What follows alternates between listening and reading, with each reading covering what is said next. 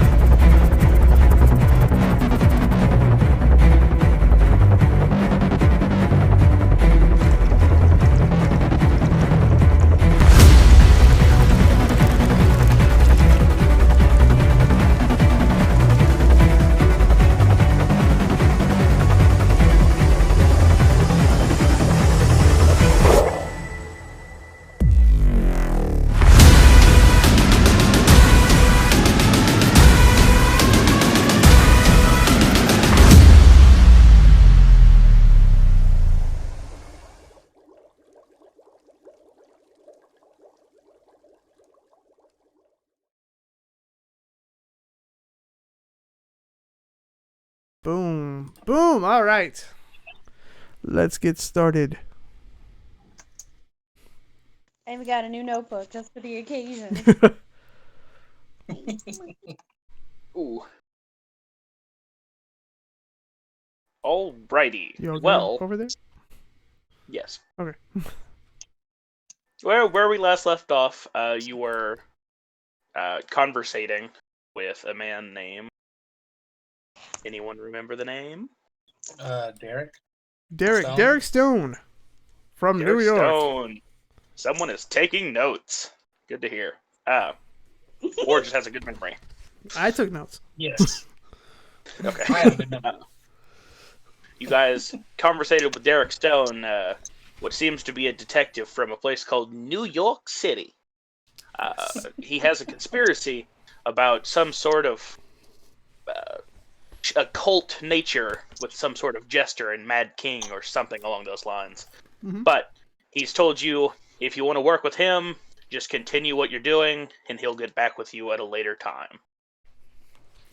Okay. And as you guys left off, you were leaving the alleyway, but before you could get all the way out of the darkness, there's a bit of a commotion coming from behind you guys. Okay. Oh. It is a group of what appears to be not children, but they're like older girls, just grabbing the cat, about 6 of them.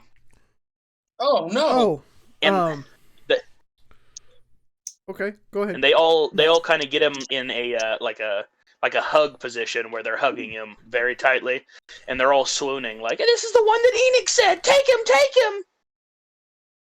Oh, hold on now. Wait, what are you doing? Come back. And they start kind of dragging What are you him. doing with that guy? They start kind of dragging him back into the darkness. Um. So, Well- do we go after the kitty or do we not go after the kitty? Typically, I would say we go save him, but remember he is Sylvia, the legend. So Oh, They might have heard of his legend. heard of a oh, legend? I thought you said his Uh, legend. Alright. The legend might get a little bit saucier at some parts now. He knows where the palace is. We will if he gets free, he'll make his way back. But until then, Keyword if. we need to stick at the focus. We need to stick with the plan at hand and head back to Rage and see if there's any orders for us. Blend in. But before that, do we want to hit any shops while we're over here? Maybe get into some new garb, if we so choose. I could go for something. Maybe tinker around a little bit. Get out of here. All right. What about you, Sinri? I mean, you go, I go. So if you go shopping, I go shopping. We're at the hip right now. So Okay. sure, we'll go shopping. All right. DM, what kind of shops are around? Oh, well, it's a good time to mention. Whenever nothing. you're thinking, there's nothing. It's just water. You're in the ocean. No. Whenever you kind of like all unanimously agree to go shopping, Milo, a little indicator kind of flashes on your like vision, and it like is indicating for you to bring up the map. And do I just like touch my temple or just You just think about the map pretty much. okay? I'm thinking about the map and I bring it up. It pops up and you notice that you have like a pretty good layout of the map. Your map isn't as in focus as like a regular map for some reason, but it have a lot of like shadow areas that look like they might be like secret passageways or tunnels that connect a couple shops together. Huh. And you see there is a couple clothing stores, a magic store, and like an eatery area. Okay. Just all kind of down the street from you guys. And can they see this map or just me? No, each person has their own individual personalized map. Oh, okay. Ooh. Okay. So I just kind of go, oh, well, according to the map in my head, that comes in handy. There's some shops around here, and it looks like there's some tunnels. Probably only small enough to fit a guy my size, which comes in handy again. It could lead to something cool. I could investigate if you guys would like. By all means.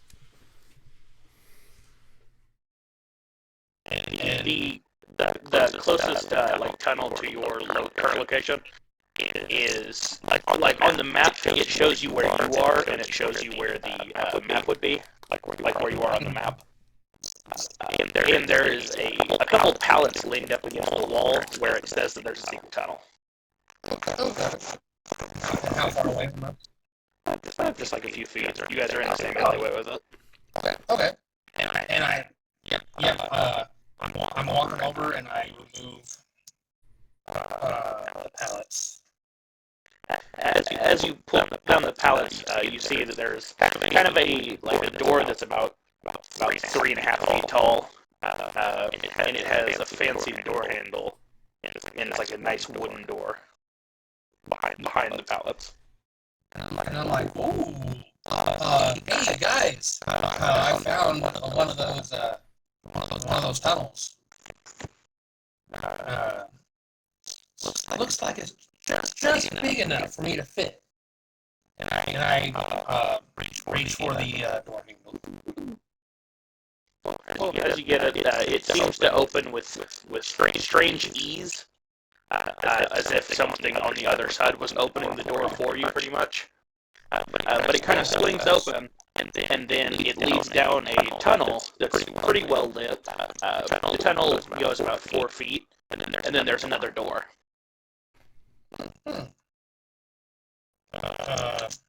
I'm like, should I take a gander, go inside there, or what say you, guys?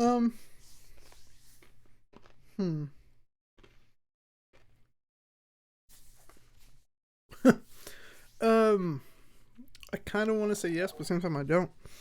DM, is there anything nearby, like maybe some rope? Well, if I remember correctly, all of you guys should have rope on. I think I do. Let me check my equipment. I do! There you go. Oh wait, I didn't know that. Let's see. You guys not checking your pockets or something? Well, I checked. I knew, but I forgot. Yeah. What pockets?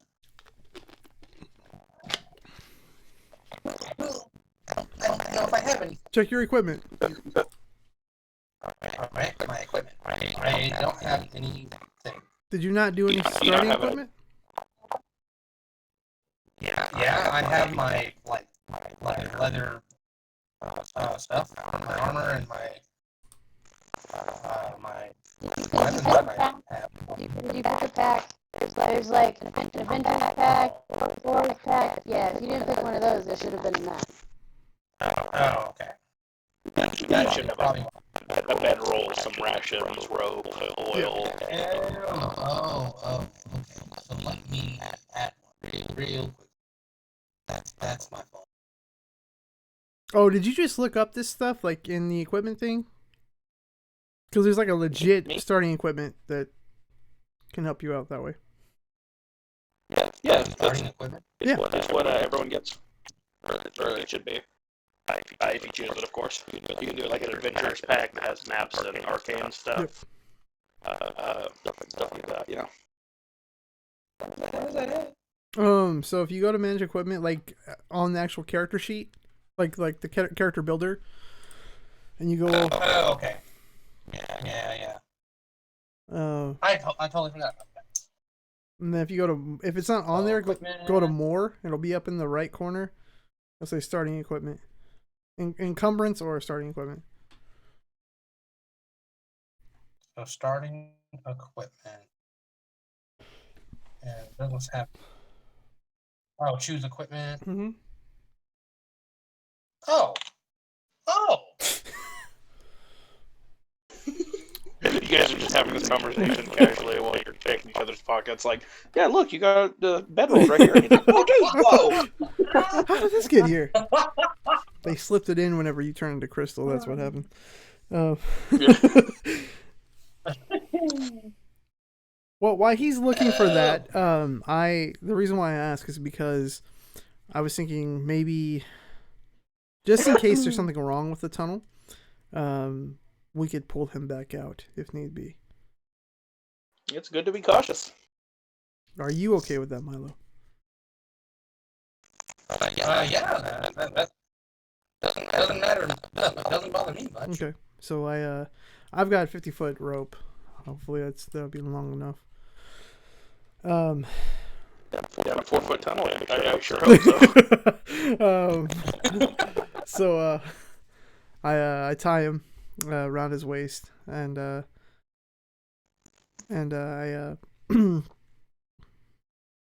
I say, all right, if anything happens, tug on the rope, and we will pull you back through. All right. I think we'll be fine. He's a free distance. I don't need two. What is a dagger? I'd like to go, what is a dagger, Tom? Bing, bing, bing, bing, bing, bing. There we go. Now I'm back to my character sheet. Alright. Oh, cool. I didn't even realize that's the first time I've ever even seen that. That's like it literally gives you everything you want. Yeah, well, because we don't use it, and we probably should, because Serena and I are terrible. Yeah. When we do our campaigns, we don't use starting equipment. No, we don't. Oh, that's interesting. I never had. Oh my god. I never had possessions. Well, I'm also thinking, I don't know if I can have all this starting equipment, because I'm only 45 pounds, and my weight carry, and right now I'm 170.8. I'm not going to enforce the encumbrance rule yeah, until you guys bring up an encumbrance rule. So say nothing. Imagine everyone's pockets are bag of holding for some reason. We're all Mary Poppins for now, okay? Yeah. Until he gets brought up too many times, and then I'll have to do something about it. But Yeah. I prefer against that. Hey, why it says I'm overweight? What would I do? All right. Well, you lose the ability to walk. No. All right. So, Milo, are you ready to crawl through? Yeah. I'm ready. It's actually almost perfect size for him to just walk through. It's a little bit taller than him. Okay. Well, then walk through. Yeah. I walk through, and I get to the door. You said it's only like 4 feet down. Yeah. It's literally like just a wide enough space so that the door can go inward. Okay.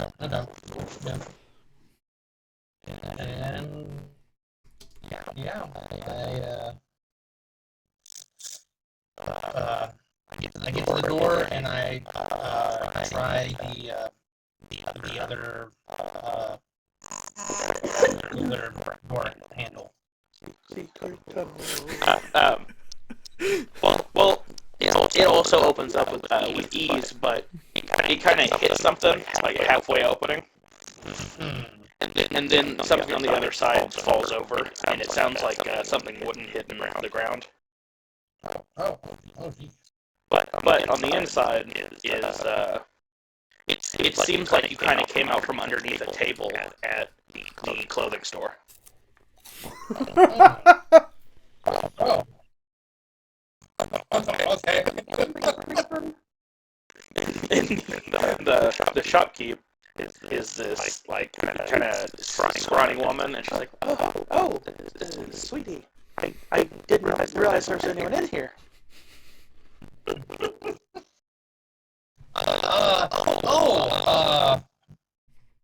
Sorry. How old is this lady? How old is she here? Probably like 98.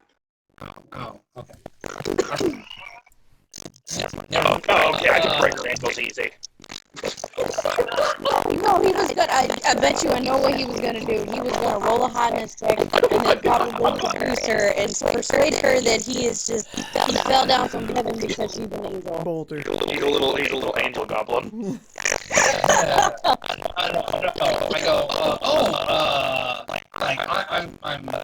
I do apologize for my sudden intrusion. I opened the door and suddenly he was here. You? By the way, what do you have to sell here? Oh God, the curse of the robot voice. The robot voice? No! Jeremy, you're getting robot-y.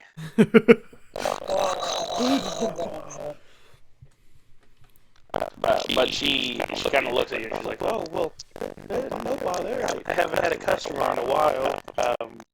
I make hand knitted equipment and clothing, and my husband is a blacksmith."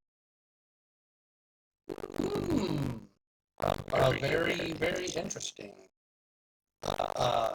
Handmade clothing, eh? You can make something that would fit a man of my stature. Well, yes. I probably have something for dwarf children that might be able to fit you a little bit better. And I just kind of fight the urge to correct her and go, yes. I am quite small, ain't I? I'll ask me to see having store. Okay. Well, would you like to be a little bit closer to the counter? Because I'm kind of worried about why you're under my table and why you have a rope tied around you.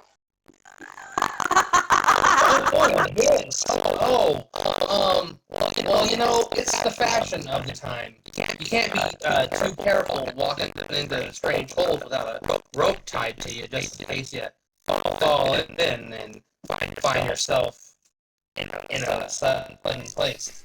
Have a way to get back. He kind of looks at you like, is this how they talk? But Kana, you realize that, I'm assuming you're holding the rope, right? Whenever it goes through the doorway, the rope's diameter shrinks. Oh! And you can see him on the other side, and you can hear him talking to somebody. But like it looks like it's a big rope, like a hefty rope. Yeah. And then like the second it passes the doorway, it shrinks into like a more manageable size for what's connected to him. Okay. I look at Scenery and I'm like, did you see this? I mean, yeah, but this world already doesn't make sense. I mean, we had a girl just sitting right in front of us, and no one cared, so... That's a good point. But, why don't you try to, pull them out? I was thinking the same thing. So so we can start like normal people. So I yank the rope back as hard as I can. Oh. Okay. Let's do a strength check here. Alright. Come on! First roll of the night! That's a 15. Oh, nice. Okay. Since they caught you off guard, this is considered a sneak attack. But as you're standing there, it feels like you're getting hit by a train, but it's pulling you, and it immediately brings you down to your butt, so you're back into the little tunnel thing, and you can see Kanan kind of pulling you back. Do I have time to react and enough to give the lady a little gesture like goodbye or something like that? Probably. Tip my hat to her as I'm falling out. Probably not. Well, you're under the table, so you're already barely visible to her. But okay. After getting pulled, you just kind of it looks like you just vanished. Like, tell my story. But as you pull back the rope, you notice that the diameter is regrowing back to its proper size of the rope. I look down and I say, Milo, are you okay? The rope seemed to change the minute you entered there.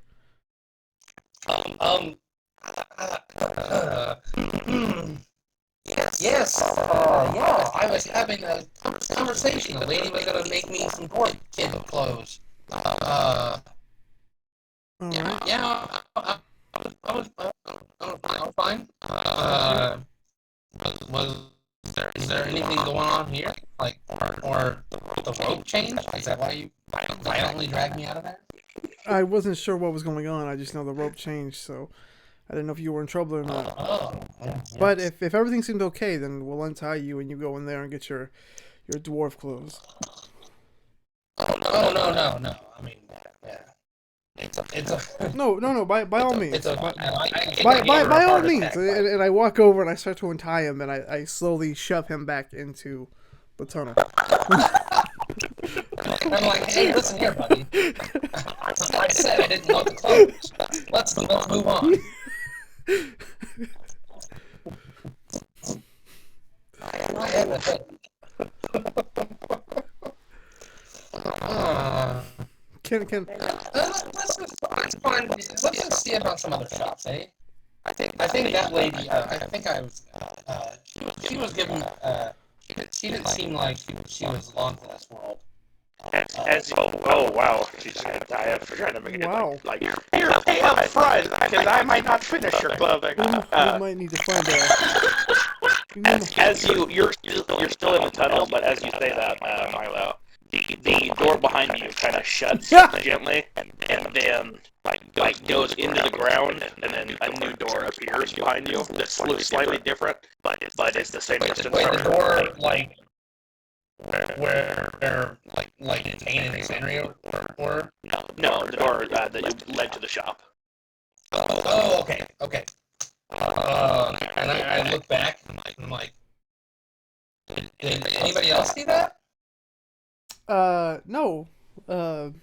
What happened? Well, the door to the shop, it kind of poof into the ground, and then another door came up in its place. Maybe we should find the front of the store, because, normal people go through a door that fits every size, not under random tables. So how about we find a door to it that everybody could go into? Well, here's the thing though. If the door's changing, then maybe the store changed as well. Milo, how about you enter that store, figure out what store it is, and then come back to the tunnel, and tell us what store you're in, and we'll try to find it. Yeah, who knows? I might meet someone cool on the other side. So I just go up and I turn the knob on the door. You turn the knob and it opens up as easy as the other ones did. But this time, as the door opens, it kind of swings open, and you're about 6 feet off the ground in what appears to be a bar, but you're behind the counter, and there is a bald man with a mustache standing in the counter, and you can kind of see a couple patrons sitting down enjoying their drinks, and then the front of the shop. Almost as if you peered out of a keg of alcohol. Oh my god! Can I stealth like to get down to like the actual ground instead of being 6 feet up? The bald man's just kind of cleaning the glass, looking forward for his next customer. All this looking for shopping. How about we just go through the front door? Do you want me to roll to see if I You're successful? ain't nobody looking at no small creature falling out of the tubs. So I get down and I'm just kind of looking around and I'm like, okay, well, I mean, I've been in worse places, and I want to walk up to the bartender and kind of just pull at his his pants to get his attention. I'm like, hey, buddy, what kind of place is this? Oh, I didn't see you there, sir. This is actually. Aren't you guys just right out back here? I've seen you before. And he turns and kind of walks a few steps forward and opens up the back door. And he sees you guys, Kanan and Zenra. Oh. And he's like, how did you get into the store without me seeing you walk to the front? Well, I'm what they call stealthy type. You never see where I'm going until I've already been where I needed to be. And I'm working on the catchphrase. It's that one's kind of stupid, but yeah, I just kind of well, to be honest, I walked through a door, and I showed up behind this bar even here. Oh, the thieves' tunnels. Yeah. Oh, that's what they are. Yes. I guess you could say I found a tunnel. Very interesting setup. Don't worry, I'm not here to cause any thievery or any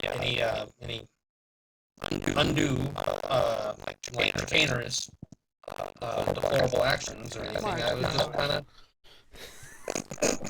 just kind of exploring the area, get my bearings, and meeting some of the people, townsfolk, as one would do. Well, what's your name, good sir? My name is Gary, but if you'd like to purchase alcohol, I suggest using the front door. But if you're new to this area, the thieves' tunnels work in a bit of a weird way. You go in through one hole here, almost randomly, but it's what you think about. So say if you thought about a tavern, you'd appear in one of the two taverns that are in the town. Almost like fast traveling or something. And does this happen even if you're not aware that you're thinking about it? Well, usually it's like a general idea. Like, say I say to my friends, I'd like to go get something to eat, and you're in one of these tunnels. The door that will appear is oftentimes leads to somewhere you can purchase food. Oh, interesting. That will come in handy, Gary. By the way, Milo Thorngage, at your service. Yeah, that has been very helpful. I will tell my companions out there, and help us on our journeys, whatever we're going to be doing. And I do. Do I have any money? yeah, he gave us money. Okay. Oh yeah. And I do purchase a beverage. Coca-Cola?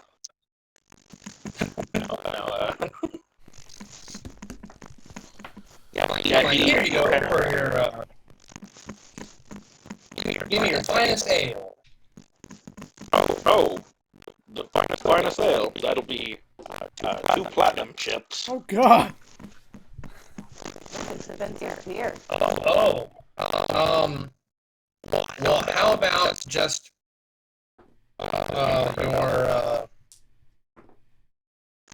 your most mediocre beverage? Well, I'm gonna throw out that keg that you crawled through. So he walks over to it and turns the tap, and it fills up a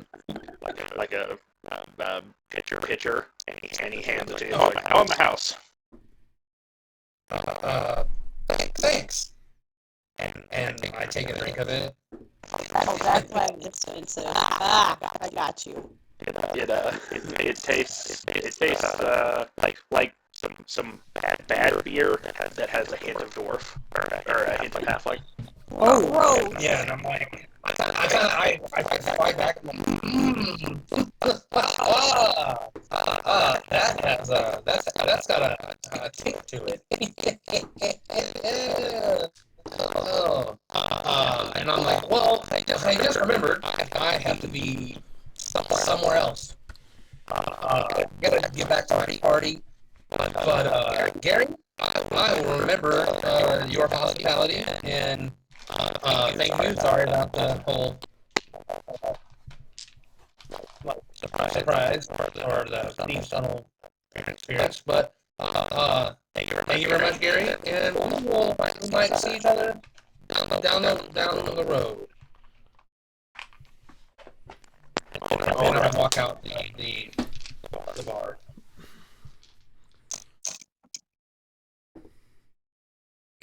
Yeah. So that was an extremely long roundabout way of saying he walked into the neighboring building, got something to drink, and came back. Okay. Okay.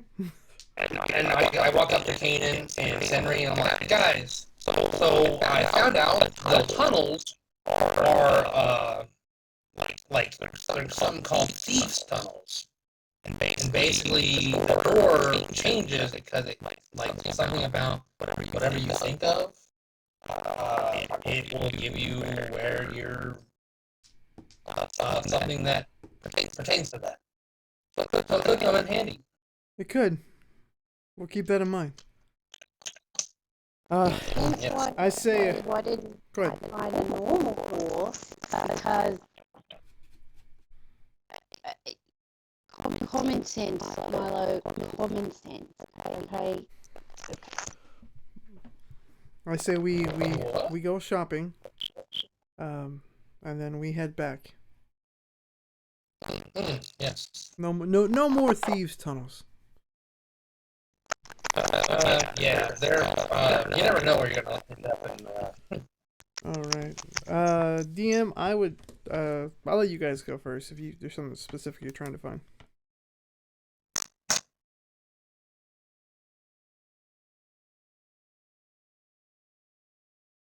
Guys, Is there anything you guys even want, or is it just? No, I don't I'm want good for to. now. You want to go shopping?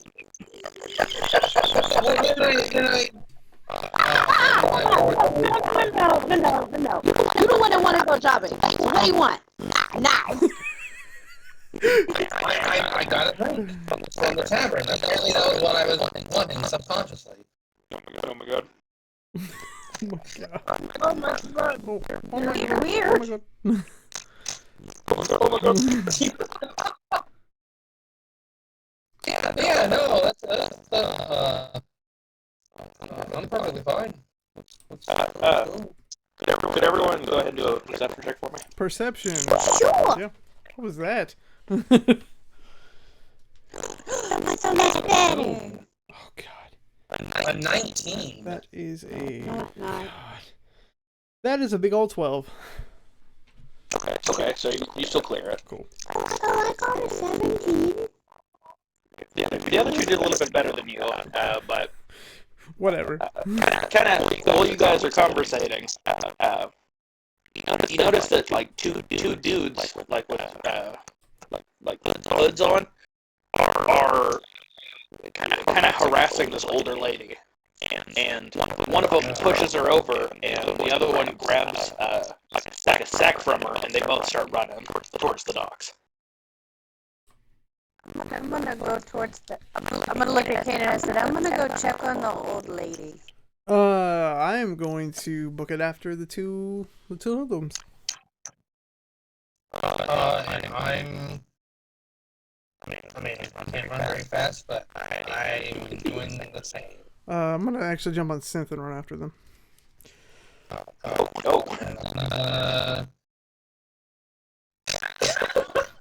I will go check on the old lady. I can't run that fast. I'll make it there eventually. One of you practices. Yeah, it's like, you go around like, yeah, I'll follow you. And he jumps on the and I'm like, no. No, I'm not. I guess not. Well, of course, you two make it to the old lady first, and she is kind of lying there, gathering up some of the stuff that fell out of the satchel. And she's like, You want some help? Thank you. I just recently came into some inheritance from my husband, and some people in town heard it, and so they wanted it. I guess they took it. Why is this the same lady from the shop? No. Oh, okay.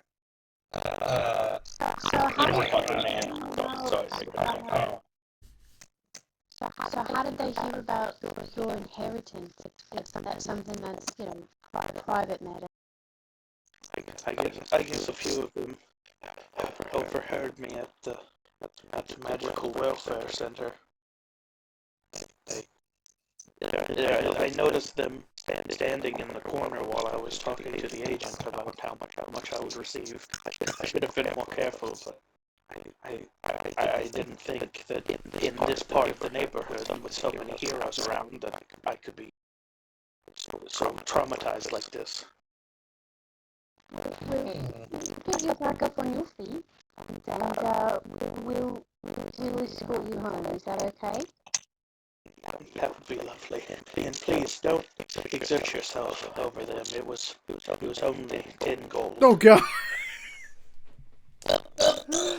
I'm about to be Captain Sailor. My husband was only a fisherman. 10 gold, no gold. You shouldn't be accosted like that over anything. So let us help you, and we will make sure they're brought to justice. Thank you. And she holds on to your hands, Serena. And you gotta remind me. Do you have gloves on? I didn't think I did, but I guess I do. But you're the DM, so you can make that call. I didn't know that I had gloves, so. Well, it just seems like everyone has had gloves so far, which is good. But she's like holding your hands with both of hers, and she's just kind of like rubbing your hands, like thank you. And she I have like fingerless gloves. I might have gloves, but they're like, fingers cut out. So what did you say, Wyatt? I didn't hear that. She kind of like is holding your hands, and she lets you help her up, and she's like, thank you so much. And you, I don't think that you're a dwarf. You look too stout for that. And she kind of reaches a hand over to you. You kind of get her balance. And I take it. All right. As soon as your fingerless gloves touch her gloveless fingers, immediately it's like your kidney like shuts down temporarily. Oh shoot! Nice. Like somebody just walloped you in the side real quick. But you notice that the lady almost immediately kind of straightens up a little bit and lets go of your hand and goes, I'm sorry, I didn't have much left to live, so I had to figure out some way to get rid of that. Oh. What are you talking about? I was diagnosed with a terminal illness that none of the magicians around here have figured out. But luckily, your strong body, it shouldn't affect them too much. And again, I'm sorry. What? By the time you caught up to the two boys who they kind of ran around the corner and then stopped because they knew you were chasing them on a giant wolf. Okay. And they're just kind of waiting for you around the corner, not like in an attack position, but just kind of waiting. Okay, so I stop Synth right before I get to the corner, and I jump off of her, and I slowly kind of like sidestep around the corner, and I see that. Are there? How old are they? They look like teenagers, like maybe Okay. 16, 17. Okay. And I say, so you decided to steal from an old lady. Okay. Calm down, big man. We have a very rational explanation for this. Here, and he holds up the bag and he opens it up, and there's just rocks in it. And he dumps them out on the ground. He's like, "We're just trying to help our grandma out. She's come down with a terminal illness. The only way to get rid of it is to transfer it." Interesting. Do you know what illness it is? The magician said something to do with an organ in her body having a growth on it. That's all they could tell us. We just wanted her to live a little longer, so we devised a plan to get someone who will be nice enough to help her to switch with them.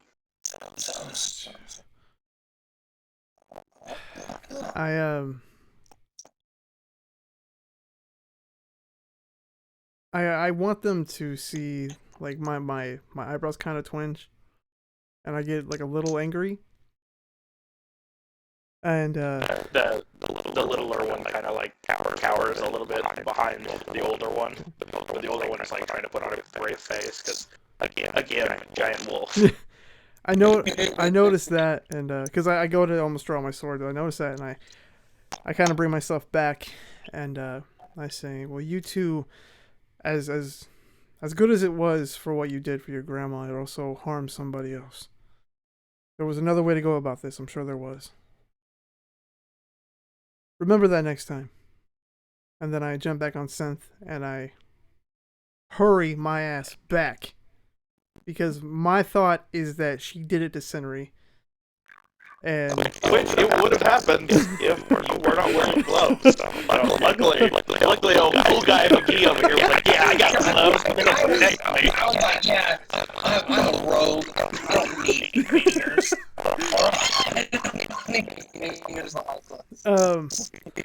So I This is amazing.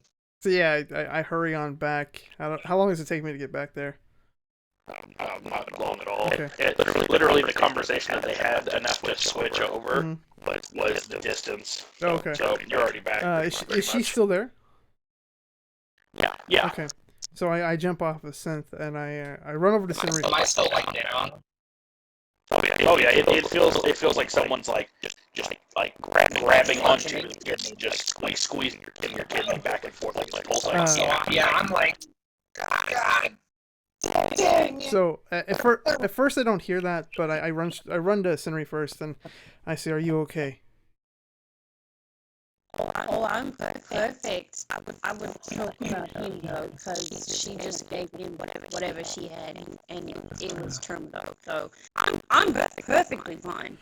Then I look over at Milo and I say, "Hold on." And I, if DM will so much allow,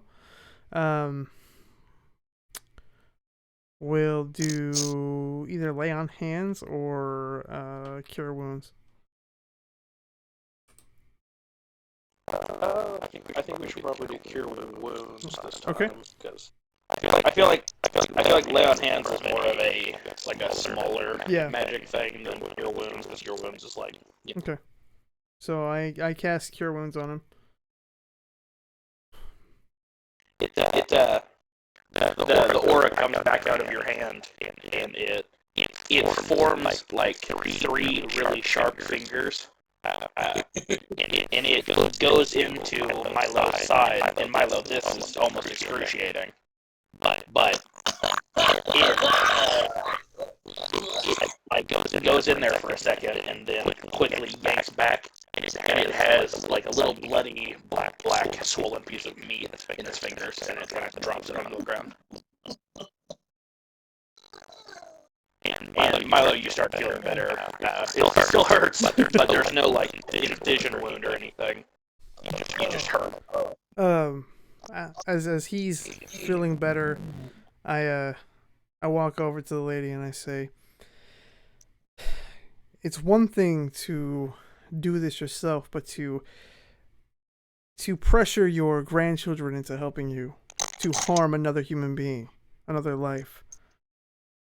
That is something that could lead to being pure evil. I understand that you were terminally ill, but passing that on to someone else who you don't even know, who gives you the right to do that? Well, you don't get to the age that I am now by playing fair. Trust me, I know all about that.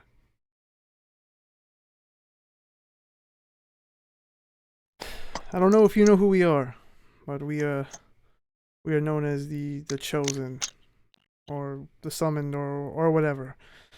But we're here to help out this land and its people. People like you. But we can only do that if you don't bring harm to others. We have to work together here. Well, I hope you're truthful about this, and I know my word means nothing to you. Probably after what I've done, but the people that used to live here before the light happened really needs your help, while others think that the new addition of people brought in by this magical light is beneficial to us, me and my family, and most of the people in this town. Think that all the magic things that came with that light should just go back to wherever they came from. She's kind of like keeping her eyes, like, not looking at you. She's averting her gaze from you. I'm sorry you feel that way. We didn't ask to come here. I'm sure most of these people didn't either. But we're here now, and we will do what we can. But if I were you, I'd run along, go grab your grandkids, and go home. Because you have... Yeah, I would go home. You say from the ground. I'm just like laying down there. I'm just like, I'm in such pain still. I'm like, yeah, just go on home. You don't know when people might zap you with their hands to give you a life-threatening disease. I don't know you would do such a thing. And that's what I'm just mumbling. She's kind of like backing off from you guys and starts like turning walk away. But she's walking towards what appears to be like a large armed guard parade almost, but it's not a parade. And the king is standing on top of a chariot. Oh, there you guys are. We've been looking for you. Rage said that you already did the orientation so fast. Usually that lasts like a whole day. You guys must really be into this whole hero thing. You could say that. Yep. We're all about being heroes. I'm on the floor. I'm so just excited about it. Milo, how about we let King Quincy talk, okay? You just kind of deal with your pain and breathe yoga through it, okay?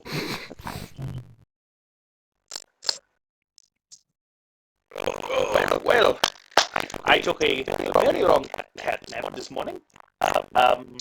And then I woke up and was like, wait, I have an entire group of people that can help with all of my problems. So I brought a list, Spin, since you're already on the ground with all of the people who would love to touch and transport things to me. Go ahead and take the squirrel over to the big pit. Yes? Alright, boss. He kind of steps out of the wall of armed guards. And starts walking over to where you guys are, but you guys notice that every so often a villager will kind of just reach out and touch his skin real quick, and he just kind of winces from it, but he keeps walking over to you. Jesus. And he walks up and he's like, oh, that hurt. Here you go. And he holds up, he opens up a scroll in front of you guys, and at the top it says, missions for B-listers. Oh. I'm gonna look at him. So, is that normal? People just want to touch you? I mean, is it one thing that they just want to touch your junk, or they want to touch your face? Okay. Well, I'm pretty sure with that one they've transferred most of the diseases to me, so And that's how unfortunate. do you cure it if you're still here? Well, usually whenever I get back to the castle, Roger pulls all the crap out of me. Mm-hmm. Why do you guys have like just a stone that they could touch to just transport all that stuff and then purify the stone? If you guys can find one of those, that'd be pretty sweet. But for now, I'm delivering a message for King Quincy. There's 3 mission options for you guys today. Farm is losing its crops for some reason. There's some goblins taking over a town. And one of our bridges was seized by a troll. Which one would you guys like to start with? Can I ask you one, Rosa? Just one. Just one. Yeah. One time, and I generally mean it. One time, can you just smile, just once, just for me, like a real one, not a fake one. And I don't mean now. Oh, thank God, I've already done my smile for them. Alright, I'll work on it. But just for me though, because I mean, you're not a bad person, I guess.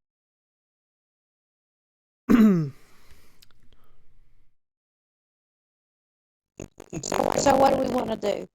Real quick before Sven walks away, Oh no, he's standing there holding the scroll in front Oh, of okay, you okay. He's kind of constantly being touched by people still. Like they're kind of dispersing at this point because after they touch him, they kind of walk off. But they're all kind of gathered around him, behind him, kind of just jabbing at his like exposed flesh and then leaving.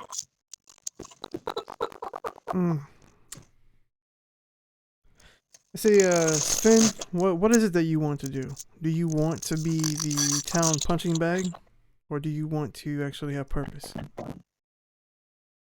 Well, I'd like to be a painter, but I actually got kicked out of the art academy that's in town. How do you get kicked out of the art academy? Don't you just paint? You just feel stuff? Isn't that a thing?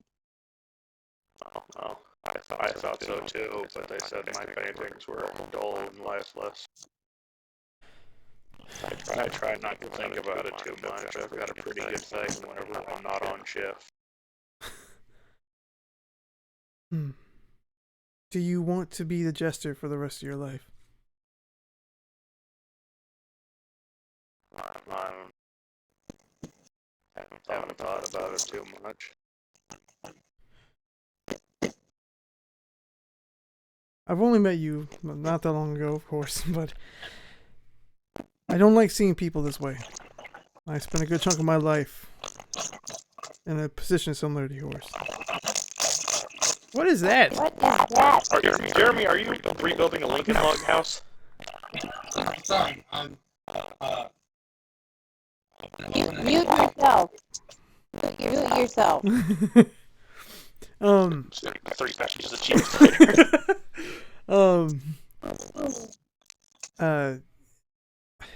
I used to be in a position very similar to yours. And it's no life to have.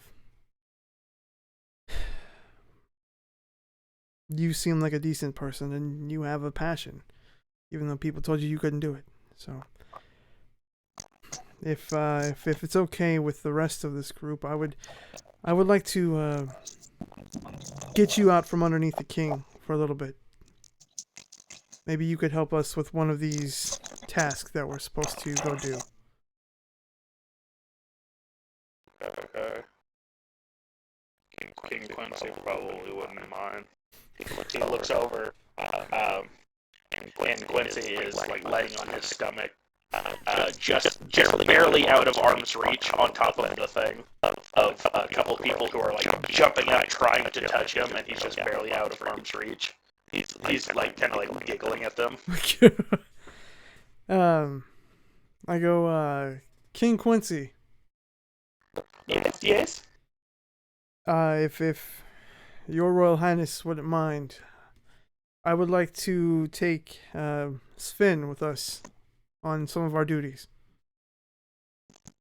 Oh, that would be perfectly fine. He has a very strong immune system, so if you pick something up, just kind of touch him, and whenever you feel like taking it back out of him, go for it. You are a paladin, yes?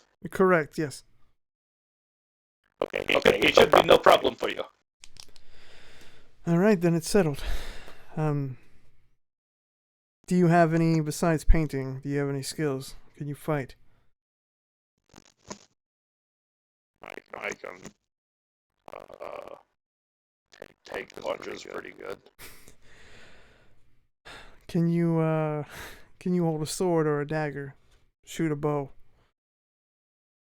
I mean, probably not what the fish would say. Right, then I'll train you on that. Maybe if you find some sort of passion through this. With that being said, I look at Milo and I look at Cindery and I say, all right, which one of these missions would we like to do? What were the 3 missions again? There was the goblin raid. There was a goblin in the town. There is a troll taking over a bridge, and then a farm that's losing its crops. I say the farm. Oh, I was going to say the either the troll or the goblins. I'm gonna take my anger out. I'm gonna beat up a cop. Or at least stab it or something. Troll. Do the troll? Okay, I say the troll. Yeah. Oh. Sounds right up our alley. Question. This mission. Sorry. Question, DM. Is Finn wearing he's wearing clothes, right? He's wearing like a dark red jester's outfit, but it's all saggy. So where are they touching him at in order to infect him? His shirt is like all the way. It's kind of it's not a crop top, but it just doesn't fit him right. He has like shorts on that are like the baggy red and black shorts. Okay. And then his neck and arms from where he's holding the scroll out. Okay. Oh, so he's Jesus. Okay. I'm just saying, he's Jesus. So not right now, but I do want to do something for him. So, continue. Alright, so the only threats that I can think of with trolls, there's 2 of them, and it's on the bridge leading to the Elven Kingdom. 2 of them. But other than that, shouldn't be too big of a deal. Why are the elves a problem? Curious. Oh, well, didn't 3 of them try to have you killed? They did. Yeah, but I'm an elf, so do we all just not get along here? Is that what I'm picking up? Well, we used to, and then the elves thought that they knew what the light was, so when we ignored them, they secluded themselves to work on how to stop the light from ever doing their thing again. But Those bastards, oh God, they're arrogant. they wouldn't even accept the helps from the dwarves or the human. What? I like to imagine every time something like that happens, Milo is just standing there next to us, and he just starts melting into graphics.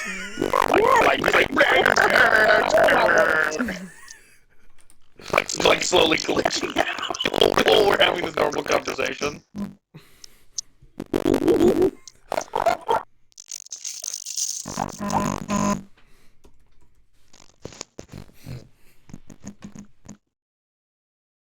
So what were you trying to say, Milo? man. I was agreeing with Henry about how elves are bastards. You're not gonna.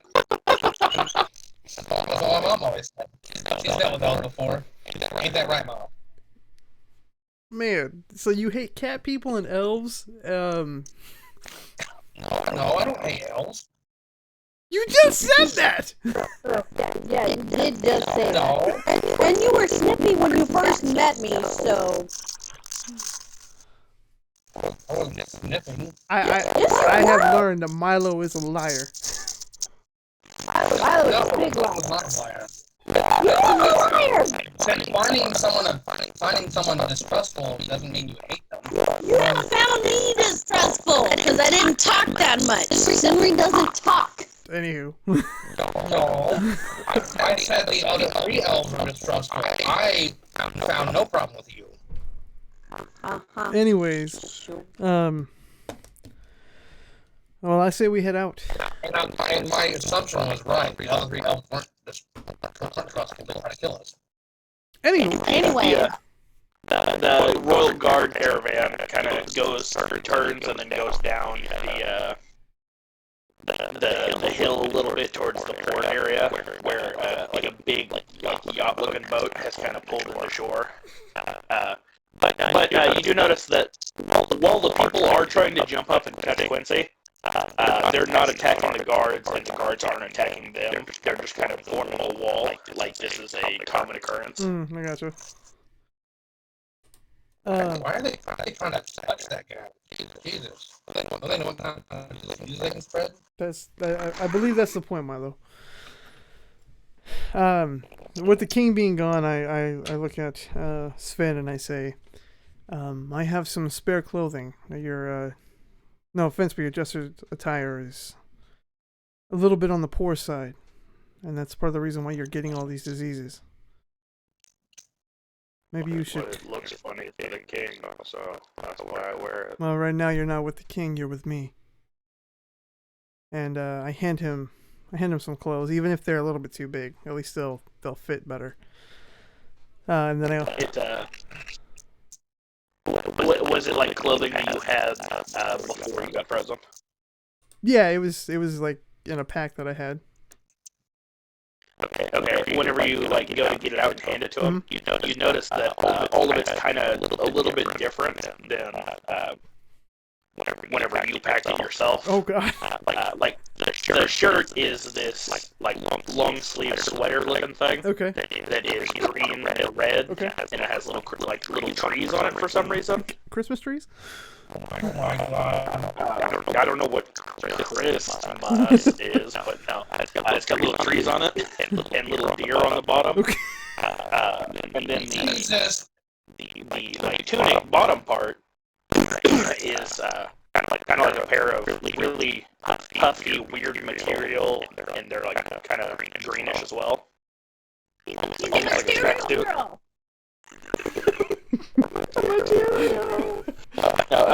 It's got 3 lines down the left leg and a weird word that says Adidas on it. Okay.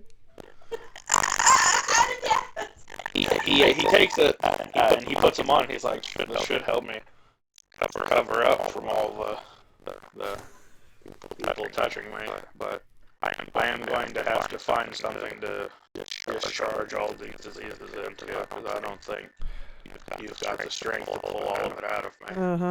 I'm gonna try. So I go and do cure wounds again on him. As the aura this time, instead of it coming out of like the palm of your hand in a string and making your fingers, it looks as if your arm just separates into multiple arms, like Doctor Strange did. And each hand reaches into his body and grabs like clumps of cells and starts pulling them out and dropping them on the ground. Oh my gosh! So you have like your hand is like not touching him, Yeah. but it's close to his chest, and then a bunch of other arms are grabbing these clumps of meat out of him and dropping them. Man, that's so cool! It does that for a few seconds, and then all the hands kind of go back into your arm. Okay. And he's like, oh, it always feels good to get rid of some dead weight. And there's about probably 50 pounds of like clumps of cells laying on the ground around him. Wow. But all of the townspeople do feel a little bit better, which that makes me feel nice. Yes, but if helping the public, that's one thing. But if it starts damaging you, then it's kind of counterintuitive. Do you know? DM, do we kind of see in our map where the bridge is at? Yes. All three of you can see the bridge marked in the location. Okay. All of them are slightly different, though. You see that there is kind of a white aura in the woods next to the river, and like up the river, there's a strong white aura in the lake. Okay. Serena, you see that there is two like red dots pretty much standing on the bridges. There's two bridges, by the way. But you see two red dots on the bridges. And then, Milo, you see there is like dollar signs almost, but it's like coin signs instead. And there's two big coin signs on each of the bridges. But you all see the bridges by themselves. Here we go.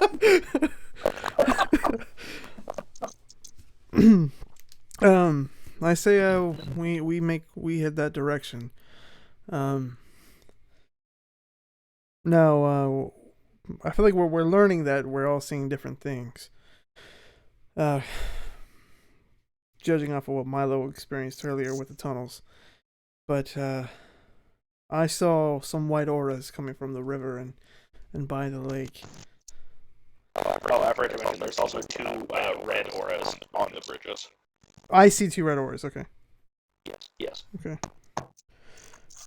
Out of character, pretty much how your guys' systems work now that you've already like heard. Serena senses threat and like threat danger levels. Milo senses anything that's like a money-making scheme or like cash laying around. And you sense magical presence. Okay. Darker or light. Kind of, but the colors aren't like red bad, Okay. blue good. It's like different types of aura, pretty much. Gotcha. And then Jordan, his character senses areas where like the most fame it could be achieved, pretty much. So like a bar that his charisma might work a little bit better on, or like people in the area that he could talk to that might gain him influence. Gotcha. Okay. So that's why he was able to see the king so brightly, because the king is one of the most influential people here. That's fair. Nice. Well, I say we head that direction. I'm sensing two red auras on the bridge. Like I said, two white auras near the river and the lake. What do you see? I see money, or maybe some places where money is there. Okay. Never known trolls to be after money, but maybe these are weird trolls that are like, I don't know, they're stealing money instead of other things. Could be. What about you, Senri? I see that I guess the four is the two red dots on mine, so we definitely know that they're a threat. Alright. Well, Sven, if you don't feel comfortable, just stay with Synth. She'll keep you safe. But let's head that way, and since we don't have our cat friend Sylvia, we can't fly there, so we'll have to ride there. And so I hop on Synth, I help Senri up there, and if Milo chooses, I can help him up there. Yeah. How tall is Sven, by the way? Like 5'10". Okay. So he can get up there by himself. He's like a moderately built guy, like no muscles, but not a lot of fat. Oh, okay. So it's kind of like average. Yeah, like imagine the most average person you can. Yeah. Jordan. He's even got an average skin tone. All right. It's whatever it needs to be for the story. All right. All right. So we all get on synth and we head out that way. And Sven, as you guys are going, he's like, usually it'd be about a day's journey with a carriage, but this will probably get us there in 20 minutes. She's pretty big. Good. I'm you know me. I'm always rushing into fight 10-foot tall trolls. You know what they say about assuming. But What's that? you guys get there relatively fast. Okay. As it's you guys whenever you leave the kingdom, the road splits into three, and you guys take the leftmost path and kind of run along. There's a thin layer of woods, but you can see the beach. And you guys kind of run along the coast for about 20 minutes until there's a section where the road kind of splits in half. Okay. But you can see two pretty big bridges with two pretty big trolls standing on each one of them, and they're both standing there looking at you. One of them has a pretty girthy boy, about 20 foot tall, has a tree trunk club standing there. Okay. The other one is scrawny, but he's about 12 foot tall. Okay. And he's standing on the other one with his arms crossed looking at you guys. Oh my god. Alright. Okay. So I dismount from synth. And I try to go about this diplomatically at first, and I say, hello there, Sir Trolls. Is that what they do? I do not speak probably their language at all, but I say we've been tasked with trying to figure out what's going on with the bridge. We've been told that there were two of you here. I don't want any issues. I'm just trying to see if we can come to an agreement. You seem to be causing a little bit of a fuss with the town. What is it that you're wanting? Well, this should be simple. See, brother, what did I say? Someone would be around to help us. This one over here, the big one, points to the little one. He's like, this little mucker has stolen all of my equipment that I use to sculpt. Okay. And the little one's like, I did not take it. He says that I did, and so he took my airplane that I made. And he's hiding it. Okay. I wonder, after hearing this, I wanna lean in to Kanan. It's like, are these guys serious? I just kind of ignore Milo and I say, okay, if you didn't take the supplies, well, first off, what are the supplies? Tell me a little bit about the supplies. What are they for? They're for sculpting. My large hammer and my chisel that was given to me specifically by our mother. Okay, hammer and chisel. Oh, so you're brothers? I assume so. Boy, little one, get the wax out your ears. You're gonna help us. All right. Where was the last? Where was the last place that you saw it? I saw saw it in that lot's hand. And he gestured over to the other one, and the other one kind of throws up his hands like, yeah, I also have the Lady of the Lake sword in my butt too. All right. Well, we're gonna get down to the truth on this, and hopefully everyone can go home after this and things can go back to normal. I'm gonna cast Zone of Truth. They both have to make a Charisma saving throw of 13. Oh God. I actually believe. He's got both of them rolled a 10, so. So the spell ends, creature enters spell for the first one. So they have to tell the truth. So yeah. So I say, I talk to little one. I say, did you take your brother's chisel and hammer? No. All right.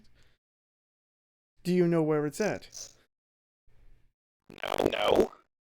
All right. And then I look at the big one and I say, did you really see him with it? Yes. What the?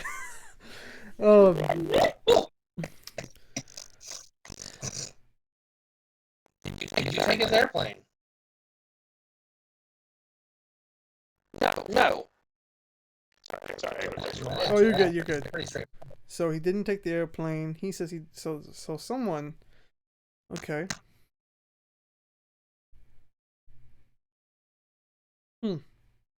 I'm very stumped on this one. We only have a minute to ask them a question. All right.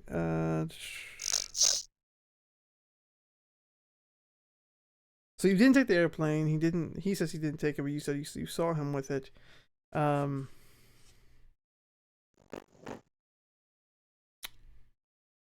Okay. Before you saw him with it, what was the last thing you were doing with the hammer and chisel? Well, I was making a gift for the Lady of the Lake. And I sat it down for a moment so I can use the bathroom. And then whenever I came back, I saw this lot walking off behind a tree with it. And then I went over there to catch up with him, and he's gone. And you, this is to the other one. Did you go behind a tree at all, or where were you this whole time? Well, I was playing with my airplane, the little wooden one I made myself. And I threw it, and it landed next to his chisel set. So I walked over there and picked up my airplane, and then walked off. Did you walk behind a tree? Oh yeah, it's the woods. You got a point there. Did you guys walk by the same tree, or did you pass the same tree the other one did? Well, that's a good question. I can't seem to remember. I was too focused on my airplane. Is it I feel like possible it was to do different things? well, that just doesn't make any sense unless there's another 20-foot tall ghost walking around with an airplane. I don't think that I would have seen another one. Would you, God, I don't want to. would you both take us to where your chisel, your airplane was? No, I see what you're trying to do. I'm not stepping off this bridge until he gives me it back. And I guess he's not stepping off this bridge because he wants what I have that I don't actually have. And the other one goes, that's right. If I step off the bridge, he wins. And if he steps off the bridge, I win. Okay. Hit it. Could you point us in the right direction that you saw your plane and your chisel at? Both of them lift an arm and point up the river. Like away from the ocean into the woods. Okay.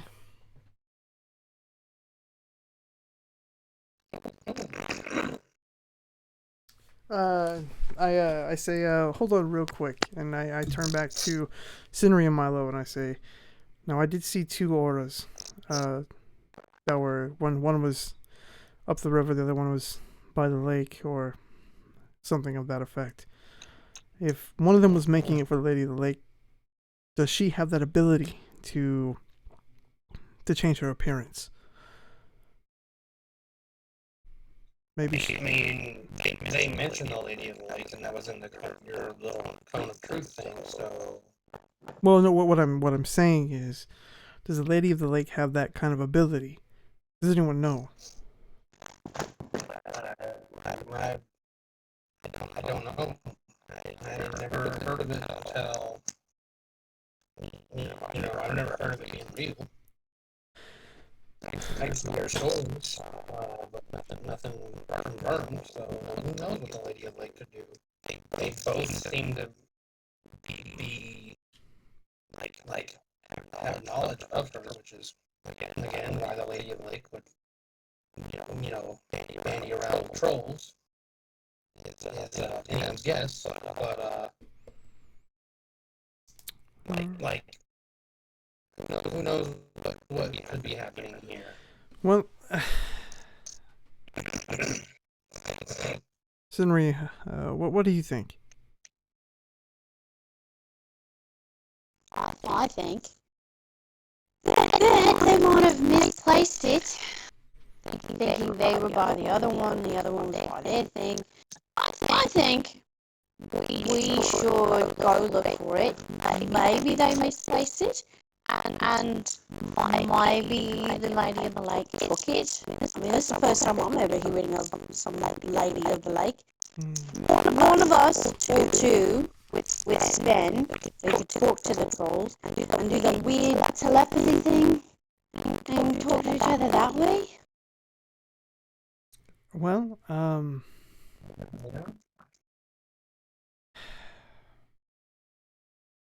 about this? I will go look. If I will go look with Sven, if you two want to stay here, or if one of you want to go with me.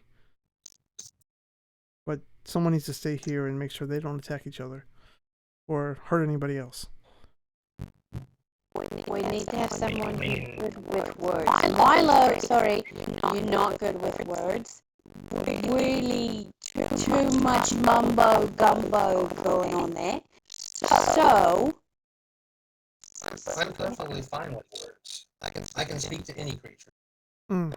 They are one and the same. can you speak and not get yourself killed? That's the point. And if you can answer, I cannot get myself killed. Very well, Scenery. We'll use this as a test. And from here on out, if he fails, then we make sure he does not stay with the diplomatic party. I mean, if I fail this one, you might not have to worry about it because I'll probably be dead. then who's I'm alive. Pass it back. No, I Milo, won't. too much. Right. Who's staying? Too much. Who's staying with Cheddar over here? With who? That's Cheddar. He won't stop talking. I'll stay with him, as Sven says. All right. You sure? He talks a lot. I think we're a perfect match. Talk though. Okay. Yes, everything's gonna be fine. Milo, way too much. And we'll keep Synth here just in case something happens. Because she's the best girl. I go and pet her. She kind of like gets into like a crouch position. And she's like, Oh, it's Alpha. and happy to get petted. Yes. He's the best girl. Right.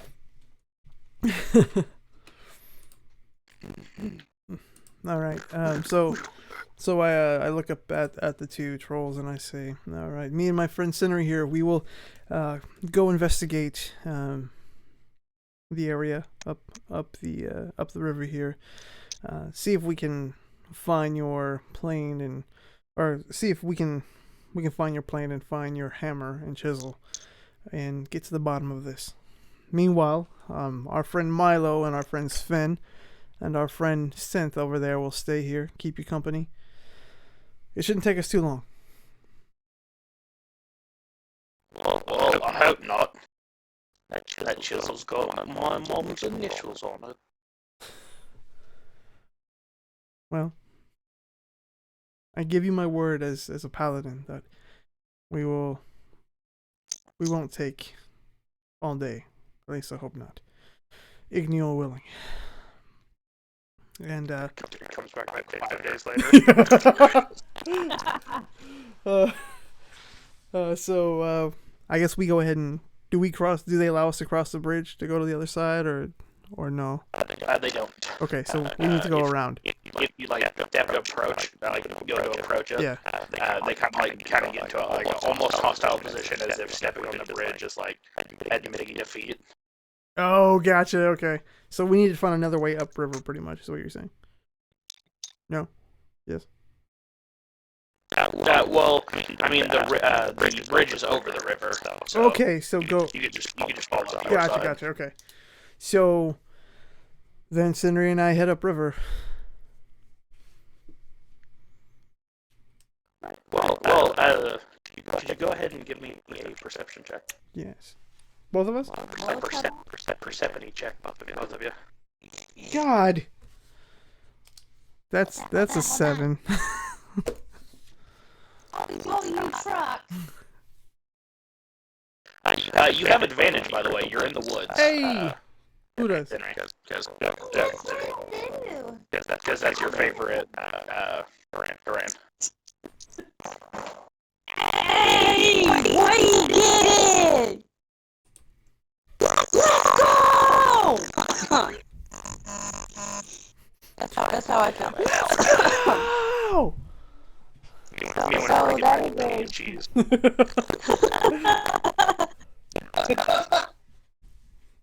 Oh, that's a 23, by the way. Oh, thank God. Okay. You greatly see this. David, you don't see anything, No. but you see what appears to be Gerald standing up in a tree, kind of watching you guys approach.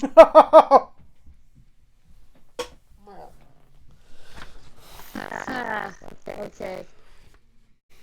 So I'm gonna look at him. So I only thought birds shit from above. Oh, I God. didn't know people did it too. He looks down and like drops down to where both of you can see him, in between, like in front of the area you guys were going. Not this dude. He goes. So you guys are trying to figure out the troll situation, are you? Why does it matter to you? Well, Aren't you an A-lister? yeah.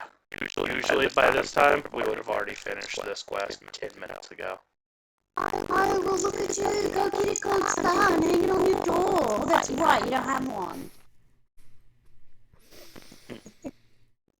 That's something I would expect from someone without the patience of a true hunter. But Can you tell me we can go and do our mission? Don't you have, like, a kitten to save from a tree? So I grab Sindri by the shoulder, not hard, and just like kind of say, reel it in. Don't let him get to you. I say, fellow hero, what is it that we can do for you? well, I was just gonna stop by and give something to Sven. And the king said it was with you guys. Correct. Yeah. So expect to see me a lot more often because I tend to need Sven a lot. What do you need him for? Well, I've got a few things that only a man of his certainties can take off my hands, if you know what I mean. And he takes off his glove and kind of twiddles his fingers. and you can see that there's a blue rash like on his arm. Uh,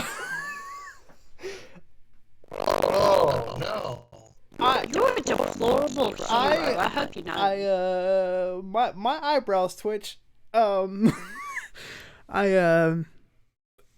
slowly go for my sword, but I am very hesitant about it. And I try to calm myself. Oh, so I look at it. So you're going to use someone as a guinea pig and do exactly what your people do to all of you because you're too penny wasted to do anything else about it. Oh no, what are we going to do? Why don't you try to fix the problem? I mean, smart solution. Oh, that's right. You don't have a brain, do you? You just like to stare at people from trees.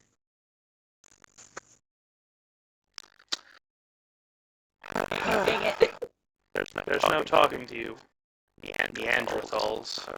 You'll learn eventually. He puts his glove back on. He's like, keep Finn or whatever. I don't care, but do keep in mind that wolf would make a lot of meat, and he kind of dashes back into the woods, or he like prepares to dash back into the woods. You touch one even tougher fur on scent, and I'll make sure your heart bleeds. He's gone. And you suffer what is worse. No, he's I'm still saying it will win. No, he's still he's like getting into a position where like he's like kind of crouched, like just imagine a charge jump. Okay, gotcha. But he kind of looks over his shoulder, and you see that his eyes glow yellow for a second, and he gives you a smirk, and then like whenever he jumps, it looks like another version of him stepped out behind him and picked him up and threw him into the woods. That is so But he lands gracefully into the trees, and just like every time he lands, another version of him pretty much steps out of him and picks him up and throws him. So it looks like he's getting thrown from tree to tree, but he's like landing gracefully. Wow, talk about a one-man show. DM, That is painful. does this like flare up my anxiety at all? Yes, intensely. Do I need to roll anything? Go ahead and roll a wisdom check for me. Okay. Oh God, that is a 26. Oh, okay. Well, it definitely makes you mad beyond like comprehension, but it's he's gone. Situation's under control. Okay. Kind of goes back down to Just normal. yeah. Okay. Real quick, I even though I know that he probably can't hear me because everything is going on, I still kneel down and I do a quick prayer, almost like a asking for forgiveness type of thing, and then I stand back up and I look at Scenery and I go, well, that was unpleasant, but we need to get this done. So let's move on from this, and hopefully he leaves us alone. And I'm sorry for my outburst, but I don't appreciate that. And I don't feel like being watched. I'm not a 5-year-old. I understand. And I guess we continue to move forward. Well, it wasn't too much of a few walks forward, but there is it's kind of a clearing that opens up into a lake. Okay. Surrounded on all sides with trees, Okay. other than where you guys just walked from. Okay. And there is a statue of a woman in the middle of the stage, in the middle of the lake.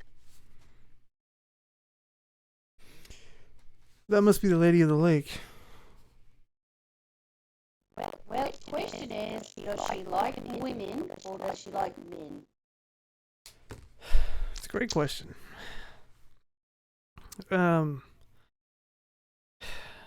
We could try to get her attention. I have a theory that she's causing mischief to these two, but I don't know what for. Give it a try. Hey, DM, can I try to talk to Persephone? Persephone? Platypus.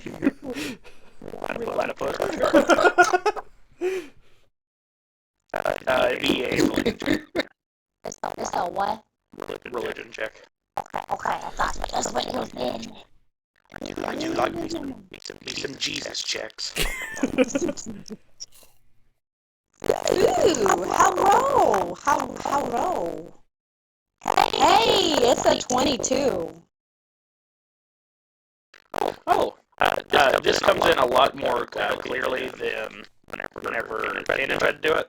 But you hear, what? Okay. Wait a minute. Wait, I think we've got someone. Hello?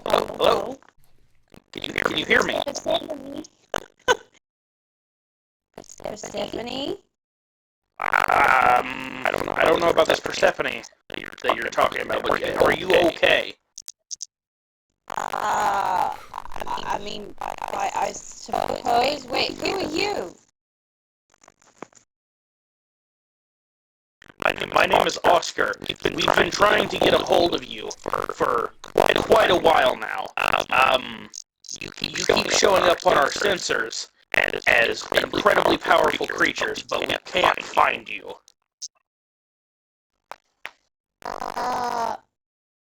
I'm lost.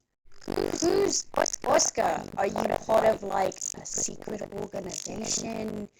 And why can't you find us if we're so-called that powerful? It's hard to explain. Some things have just recently entered our airspace that we can't quite pinpoint. But now that these things are here, we can get transmission from you guys. I believe there was a man trying to talk to us earlier. You say airspace? What the hell are you talking about? That's what I'm afraid of. It's in our atmosphere, our sky. There's two large objects that are like humanoid shaped. Okay. And we've intercepted signals that were supposed to be going to them, but we don't know what they want or what you guys want. How do I know you won't kill me in my sleep? Besides not being able to find me. Well, I can't find you. And for two, we think that these creatures are what you guys have been referring to as Hades and Persephone's. Deities, but yeah, and his deity is a little different than mine. Well, whenever we get more information or can figure out a way to get you two to talk to each other, I have no information for you. I'm sorry. Oh, wait. Okay. How do I get a hold of you again? I'm not sure. I'm using a walkie-talkie. Whatever you seem to be using is working. The power of prayer.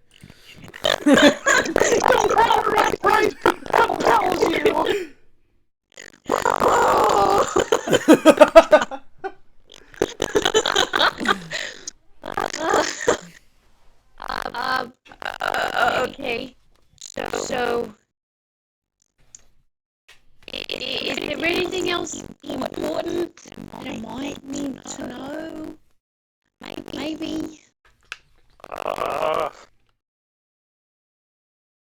Don't need yellow snow. That's about it. Okay. Thank you, Oscar.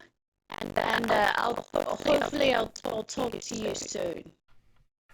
I do hope to hear back from you. Stay safe out there. We need you. You And too. you kind of hear like a and then it just stops. Kanan, Yes. Were you able to... we need to Go ahead. talk talk to you, Neil. Was anyone named Fiska? No, but I'm getting a lot of static, is the way I could put it.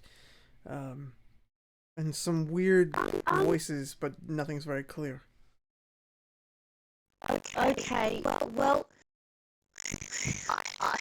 I just tried to talk to Persephone to maybe try to get an answer, and I got someone named Oscar who said that he can't find us, put on their transmission with very powerful beings, and transmission is like two human beings in the sky, I think. And he said he was on something called a walkie-talkie. So, I wonder if this is connected to the dreams we've all been having. Wow. I wonder if this is connected to all the dreams we've been having. it might, maybe. Definitely might. It's probably one of those chisels in airplanes. Yeah. All right. Well, I head closer to the statue, as close as I can get. And I say, Like kind of on the along the bank. yeah. And I say, Lady of the Lake, or Water. Lady of the Lake, is that what it is? Lady of the Lake. My name is Kanan Doom.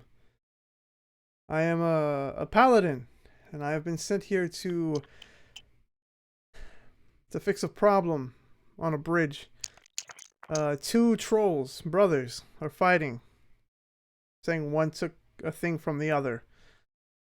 One of them was making something for you, and we have a theory that maybe you took those things, or were playing a trick on them.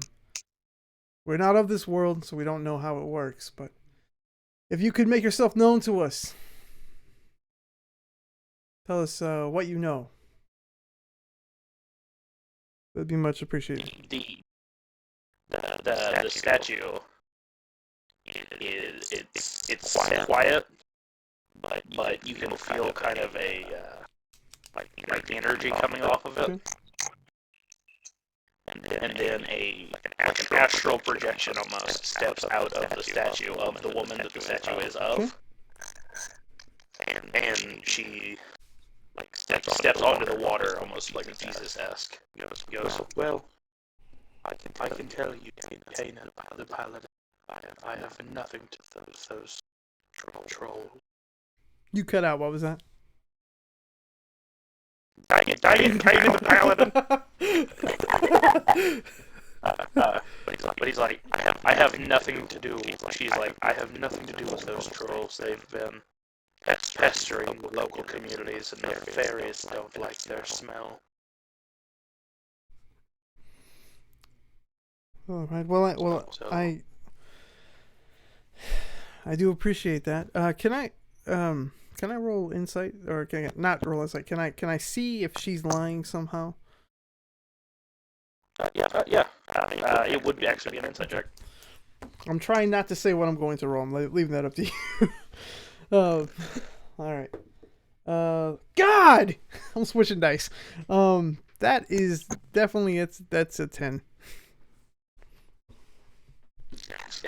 You heard some words, guy. That's for sure. You definitely heard the words that she said. You can't really tell that she's. I mean, it doesn't seem like she's lying. Like, why would she? Like, right? Yeah. But you can kind of see like her aura. The aura around her mouth is a different color than the rest of it. Ooh. Okay.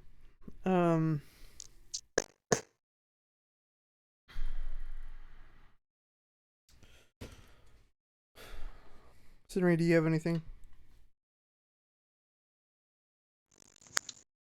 That I want to add, or that I want to do? Yeah.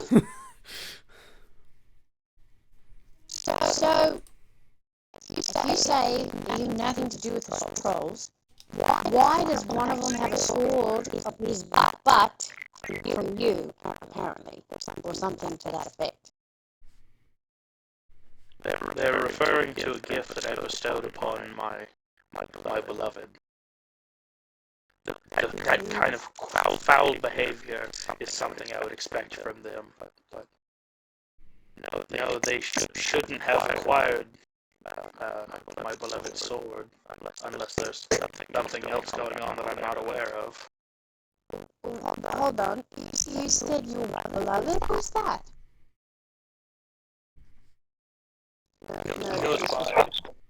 He goes by the name. Well, he used to go by the name of Meryl, but he's been long forgotten in this world. So how did your beloved die? Oh, can I ask that? I like to think of him as not dead, but he's around to help travelers who get lost in the Forbidden Woods. But as he is helpful to them, he cannot leave the Forbidden Woods. Is it because of the curse, or His form has deteriorated, so that it's only a skeleton is left, and it would not be able to support the weight of it if he left the woods. Okay. Do you feel like he could mimic someone's appearance for a short amount of time? Well, that would be in his wheelhouse. He was a bit of a trickster, but the Forbidden Woods are a while away from here. So unless he's figured out a way to show up in my woods and hasn't said anything about it, I don't think that it would. Fair enough.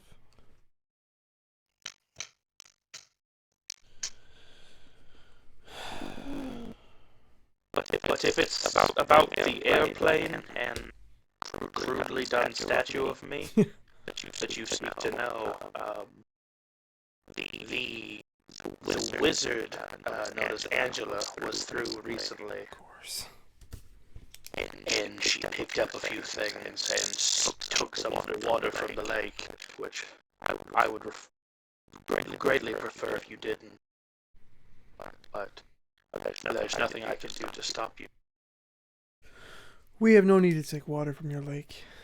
I'm just a sign. I'm not a cop.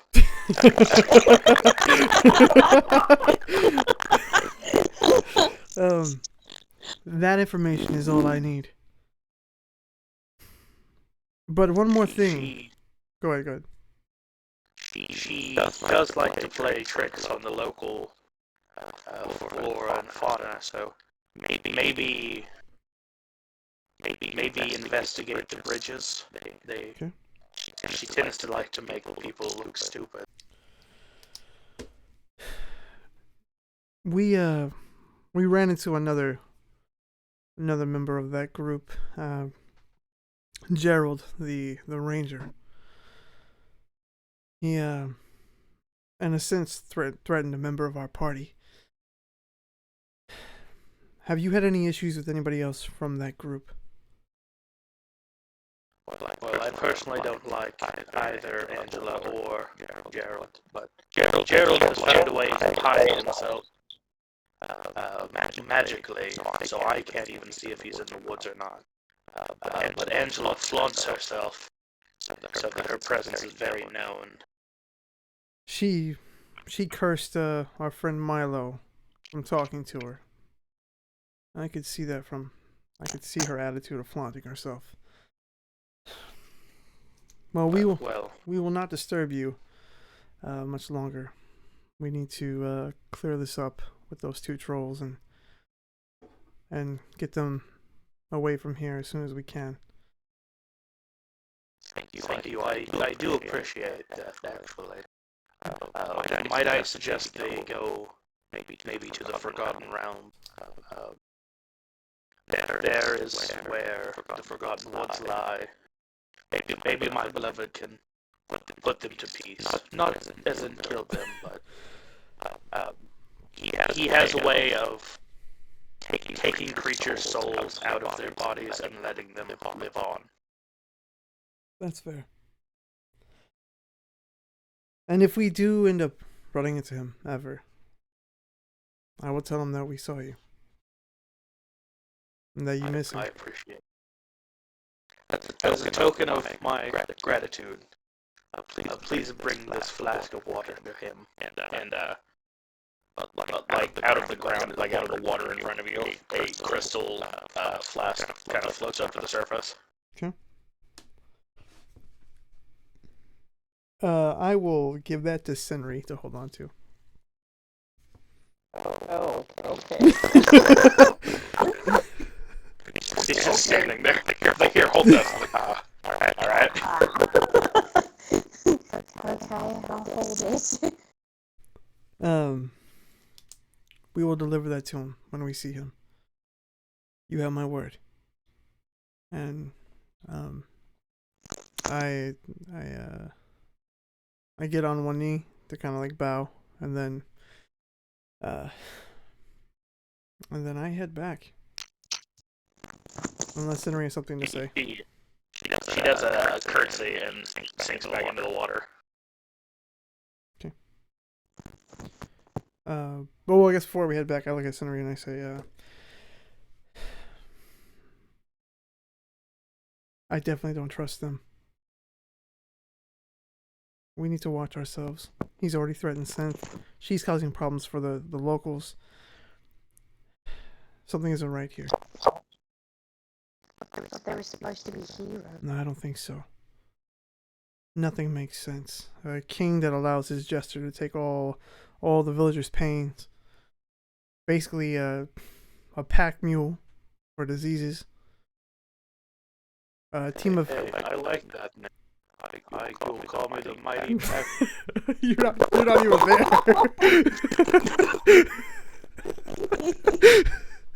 Out of nowhere, he just shows up. I like that. He's like the other one just quiet. No.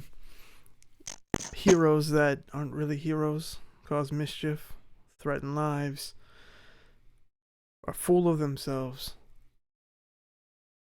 People who have no idea what's going on half the time.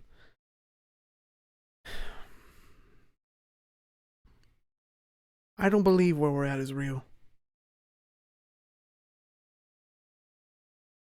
I don't believe any of it's real.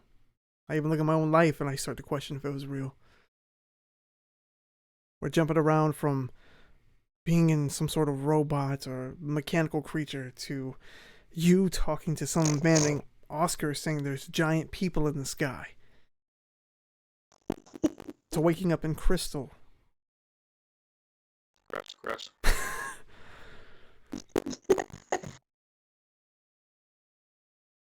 Henry, I've seen a lot in my life, more than what you know. But this is something new. Something that even I'm afraid of.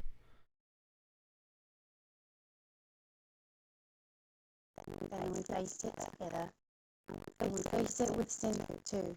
We let knucklehead Cheddar, who won't shut up, and Spin seems like a really good person. And Sylvia. Oh yeah, don't forget him. And the cat boy. But we have to unite. And we might want to find the other group that came here. The ones that disbanded. See if they picked up onto anything. Try. Let's go solve one problem at a time. I got a feeling we need to start keeping things close. I do too.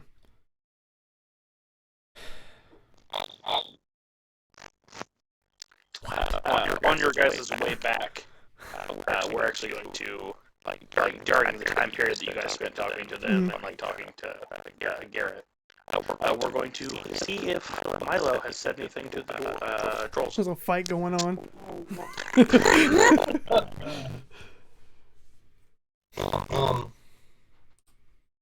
Well, I walk up to the trolls, and I'm like, Which one? You're on two separate bridges.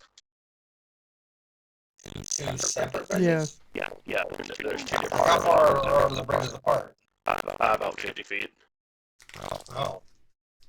Wouldn't make a whole lot of sense to have two bridges right next to each other. Then how are we hearing both of them speak at the same time? Dude, one is like 50 feet tall and the other one's like 12 feet tall, and they're loud.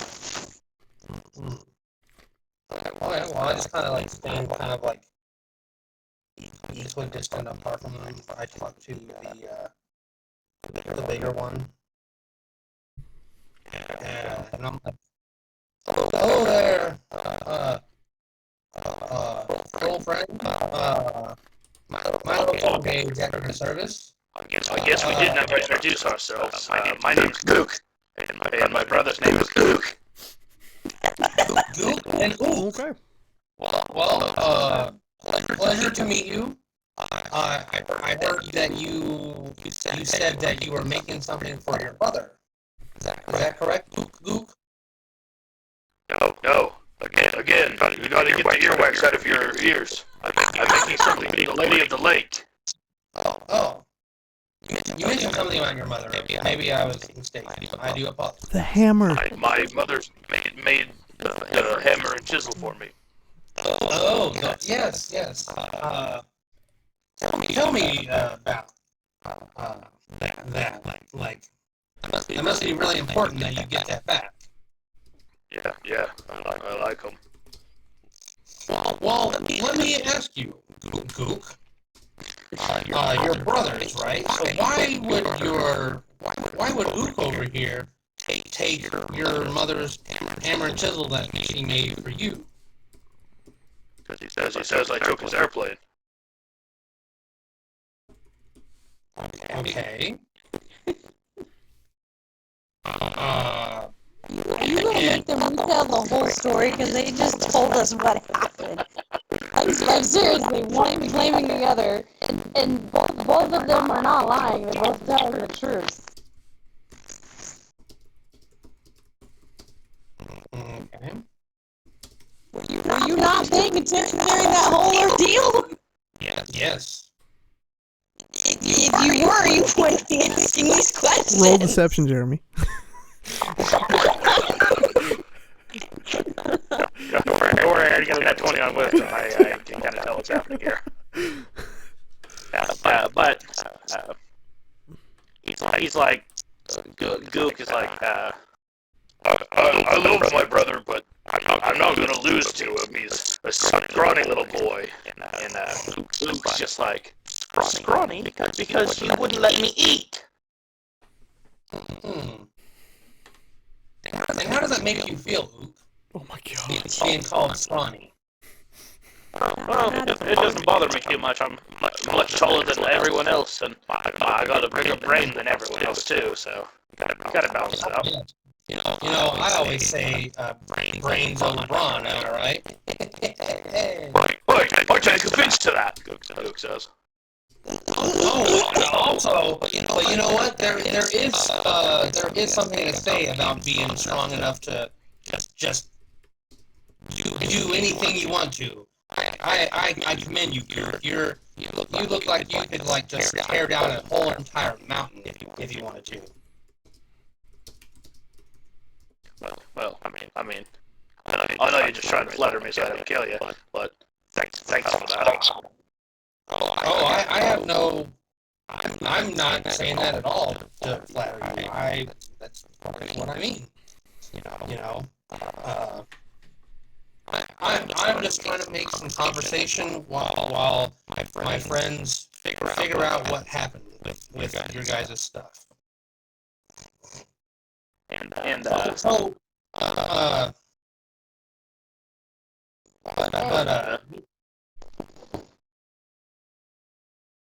What? As this conversation is kind of happening, from underneath the bridge on Gook's side, you see the water kind of like moving, and you hear sloshing noises. and Angela comes out from beneath the bridge. Goes, "My God, man! Could you shut up?" I'm feeling charmed from her, and I. No, it's worn off. I know. Okay. Well, I ignore her anyway because she's a bitch. That's not what you would do, and you know it, because he still had a hard on for her. Not after she. No, he was upset. And I just kind of noticed her, and I was like, oh, nice. Sea tramp. Careful, dude. That one's dangerous. Anyway, you guys are probably some of the coolest elves, coolest trolls. Coolest elves I've ever seen. We're in the DC universe, right? A couple of those. Gook. Strange names. I like them. It's got some panache. It's got some you're gonna be like, oh, I'm Gook. People are like, that's a name to be afraid of. As you are saying these things, you two, Kanan, definitely show up, and Sven's kind of standing there, like he seems almost interested in this whole conversation. He's kind of like rubbing his chin, like good point. So What happened, guys? you cut out? Yeah. Oh, okay. Basically they're having a conversation, and Sven agrees with what Jeremy's saying, and we walk up. What did Jeremy say? Oh, it came a while ago. Oh. Like, what was the last thing you heard me say? That she was an itch, probably. You said snap tramp. That was it. Oh yeah, I called her a sea tramp, and then I said, I told Gook and Ook that they're two of the coolest trolls I've came across, and that Gook has a really, their names are really powerful. Okay. So do we see Angela as we walk up? Yeah, she's in her like attire, but she's kind of standing there in the water, and like her hair is wet, and it looks like she just went for a swim for some reason, but she's standing in the water, kind of looking up, like dumbfounded at Milo. That's fair. Okay. Do I notice them come up? Yeah. I mean, I'm like, hey, Henry. I walk. Glad you're back. I was just having a conversation here with our good friends Gook and Ook.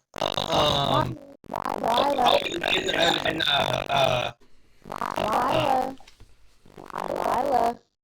Who is that? You're ignoring a very crucial part. Who is she? By the way, I just walked past. I walked past Milo straight to Angela. Yeah, okay. She's like in the water. The water is like up to her thighs. Okay.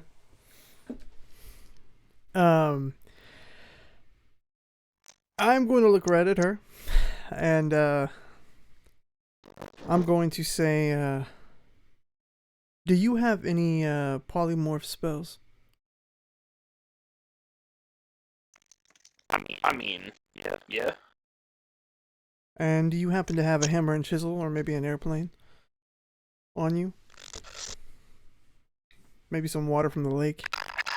I was going to plan this elaborate prank with these two buffoons, but team shows up, starts spouting nonsense about ook and gook and spook and dook. I don't care. Here's their crab back. You B-listers are no fun. And she holds out the hammer and sickle, or the hammer and the other thing. Like they're like miniaturized, but they have like an aura around them, and then a wooden airplane that's also miniaturized. I want to walk over to Kanan. Kanan, who's that? Who are you? She's one of Rage. She's their wizard. Yeah, she's a bitch. She's the one who put a small little curse on on Davy. Not Davy. Wrong campaign. Milo. It was really weird.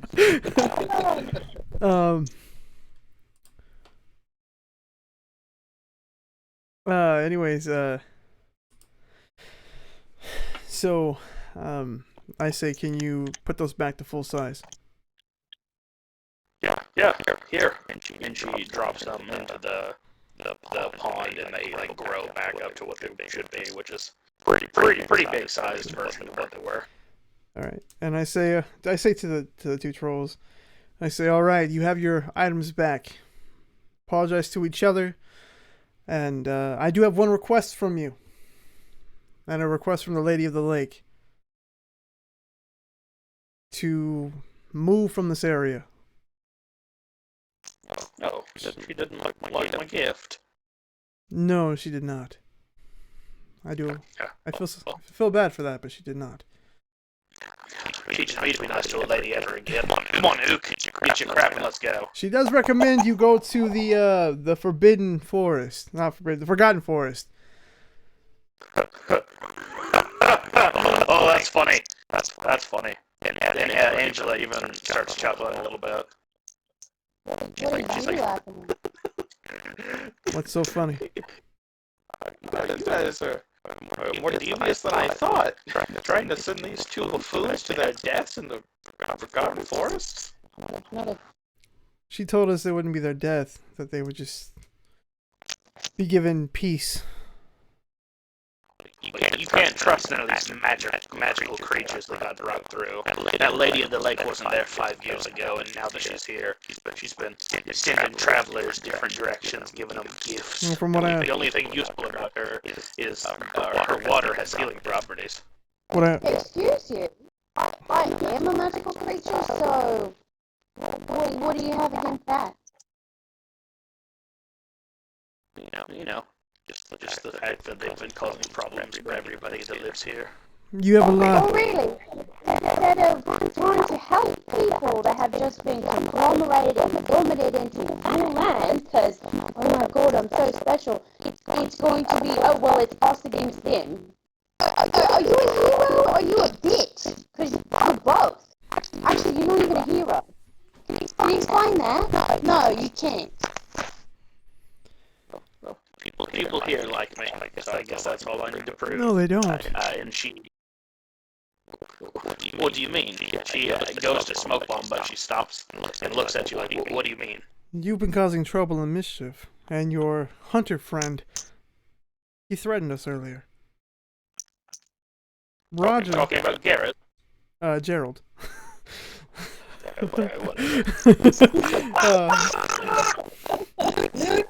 And then Roger seems to be very full of himself. And then Enoch told a bunch of girls to take our friend away.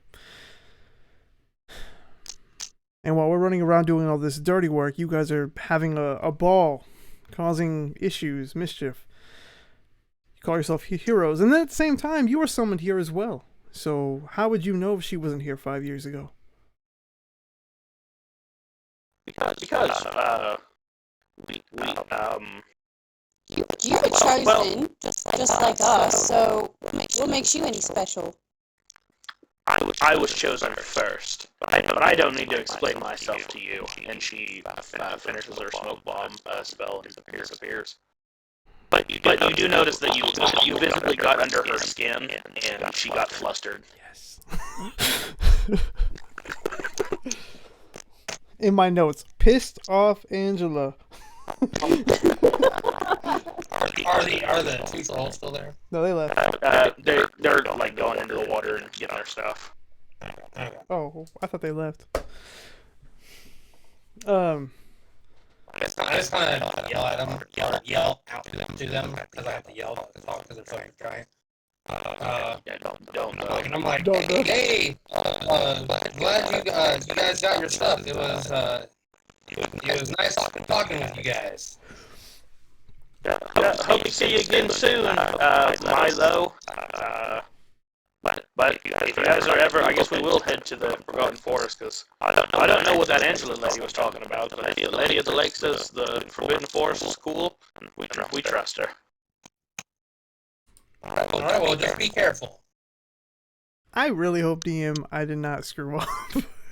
I feel like I did, so it's okay. I look at both of them. Go ahead. Yeah, and Milo just wants to, he looks at both Keenan and Henry, and he's like, and I'm still alive, so obviously, I know how to talk to people.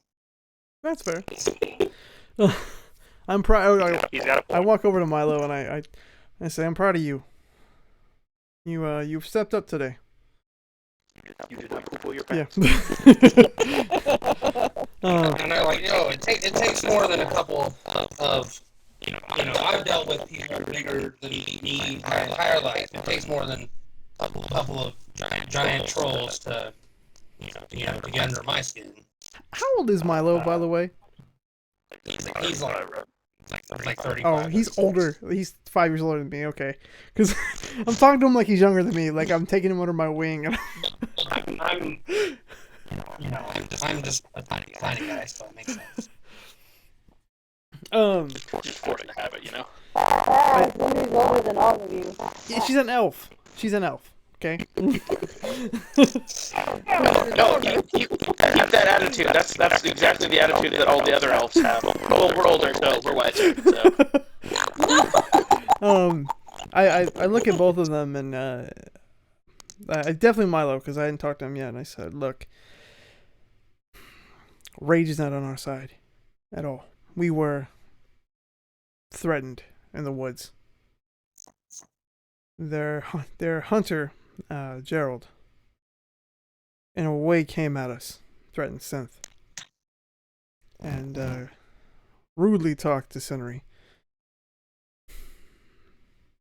They're not here to help these people. This is a game to them. All of them. Oh god, I can figure it out. What? Yeah, I knew Rage wasn't good people when we met them down trying to get Synth. I wasn't sure about them at first either. And that's not just because she, the one, did put the spell on me or whatever. Because people. That was the first time someone put a spell on me to make me shut up. It was just. I just got a feeling about them. Right. Well, we took care of this. I say we head back. Well, I look at Sven and I say, do we need to head to one of the next missions, or do we head back to the king? Wait, hold on. Yes. We have to go to the Forbidden Forest, remember? Not right now. I said when we go there, we'll give it to him. We could just go on the way. If we're allowed to go to the Forgotten Forest. Sven kind of gets nervous, and he's like, I can usually take a lot, but I don't know about the Forbidden Forest, guys. It kind of gives me the heebie-jeebie vibes. Then I say we wait. We still have to keep an image here,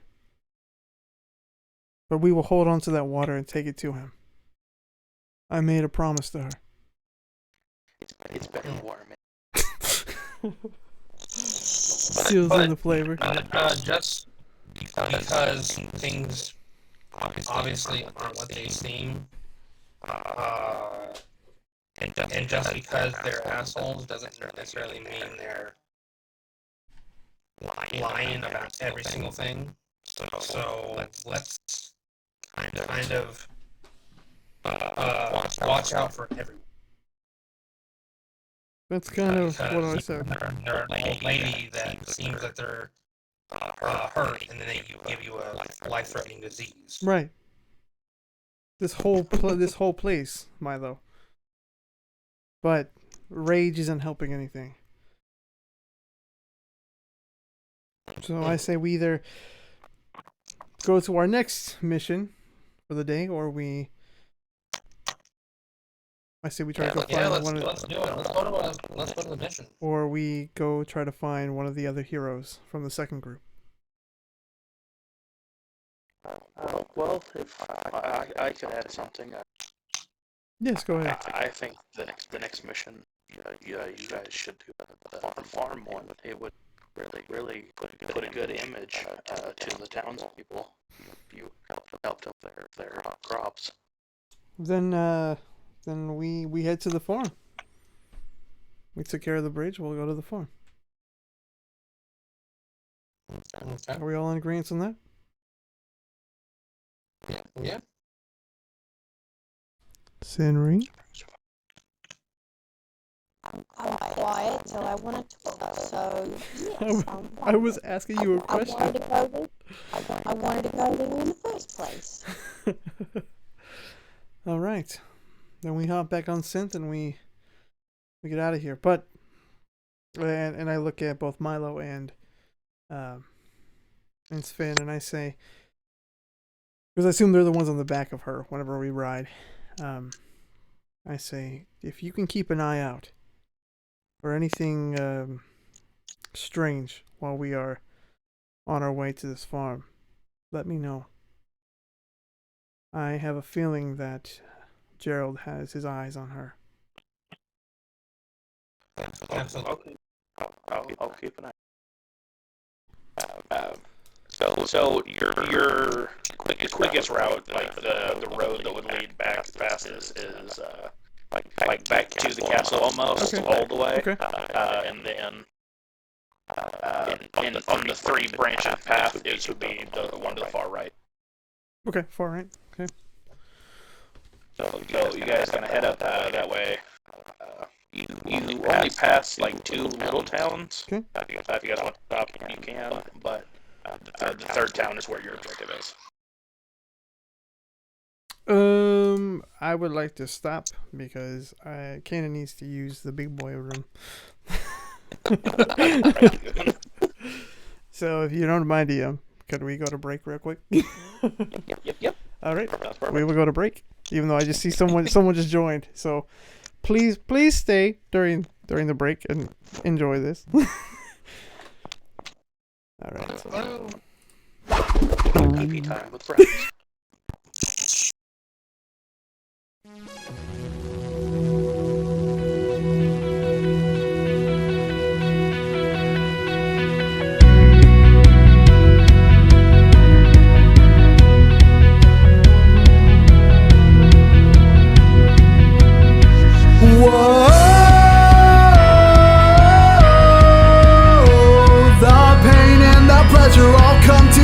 There is no reason why.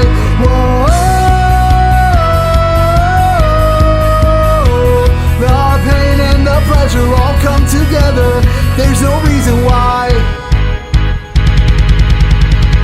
Don't play that.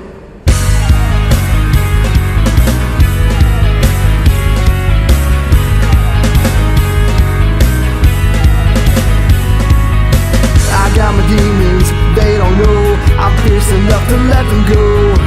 It's like a fire, a stranglehold. I wish I was invincible.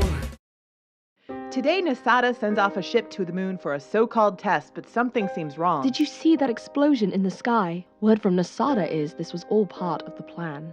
My whole life, I thought my father abandoned me. He had to leave. For my own good? You know, that has never made sense to me. He was needed. Yeah, I needed him here. How long have you known?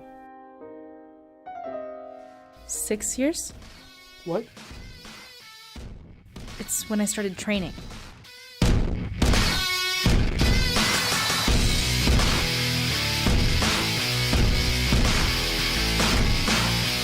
Three on one, you beat on my boys. How'd you think this was gonna go, kid? Tommy!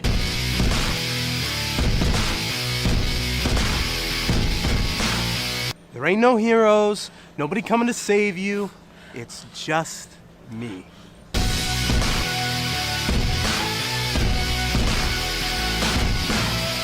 My name is Tyler Bueno, and I play Kurt Schuyler in Who We Really Are. I'm Brandon Shane, and I play Tim Sanchez. I'm Speed Washington, and I play the character of Melissa. My name's Robin Dawn, and I play Aaron. My name is Dallas Grant, and I play Donovan. My name is Quentin Huckabee, and I play Garrett. Hi, my name is Caleb Lynn, and I play Gregory Pops Holmes in the upcoming production of Who We Really Are.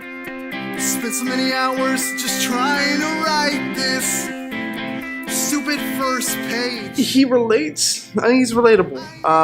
He has a lot of dreams. The third thing about Tim, I really like the relationship him and Kurt have, and also he's, a ladies' man. The favorite thing about Pops is he's a really down-to-earth guy. He really understands where he comes from. He's got a firm grasp on his beliefs, and I really, really respect that. My favorite thing about Melissa, that she is strong, because, I don't know, it shows more that she's real and that we all have faults, and we end up sometimes slipping back into those faults, but there are times when we can get out of them, so she doesn't use it as a backbone, but it's something that she's afraid of, and she tries to move forward from it. He's actually someone I've never played before, but I kind of relate because he gets fixated on things. And I know he kind of comes off as a jerk, but he's not trying to. He's a working person. I like how sarcastic she is. Makes it a really fun role to play.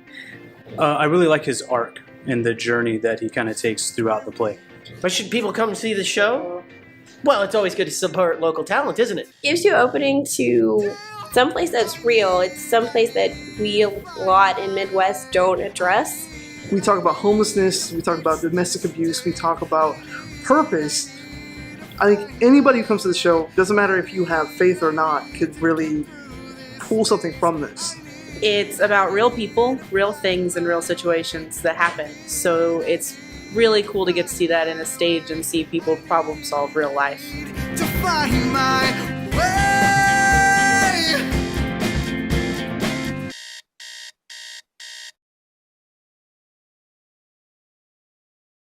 Ask all of my friends and they'll tell you I'm the nicest, but not if you're in mother freaking ISIS. Hi, my name is Trey. I have a basketball game tomorrow. Well, I'm a point guard. I got shoe game and everything.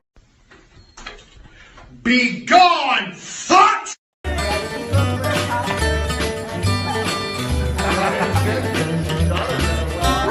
You either buckle down and do your work or you'll end up at McDonald's. We going to McDonald's if I don't do my work? No!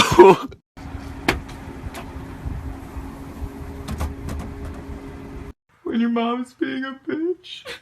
You can have your skateboard back tomorrow. Shut up! Oh shit! Oh shit, no! Hell no! Go fetch, go! Hey Susan, wanna go for a ride in my new Chrysler? Aren't you a sex offender? But that place is haunted. Ghosts prey on fear. Just be confident. I'm not scared! I am not a pussy! Okay, so ain't nobody gonna teach me how to whip, right? Fuck all of y'all. All of y'all can go suck a caterpillar dick.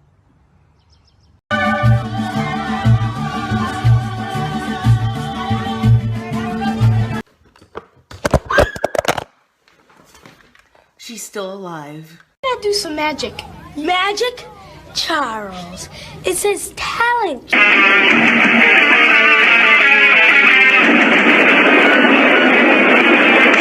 Dudes these days is turning us off. Like, I don't understand. Me, I stay hard. Like, I get them killers on you in a second if you cross me. Let's flip it!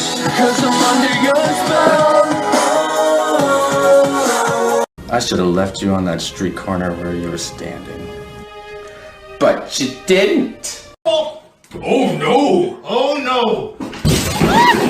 Oh yeah!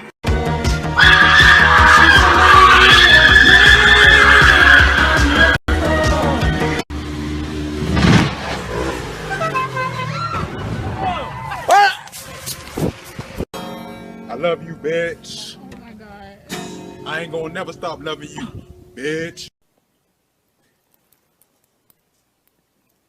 What the fuck is going on in here on this day? I'll be okay if I get one. If I had one wish, we'd be best friends. Chris, what's up, dog? You pretty drunk? Jumping off the roof. Really? What? Whoa, no, Dude, what? no, Chris, no, what the hell? No, Chris! Hey, I want to be famous. Hold on, something's coming out of here. Look, there's a bird, dude. It knows what's good. I'm telling you, I just heard it inside. Is that a dog in a car? Hey, hey! Where'd you learn to drive? What? Are you okay? Yeah. That's interesting.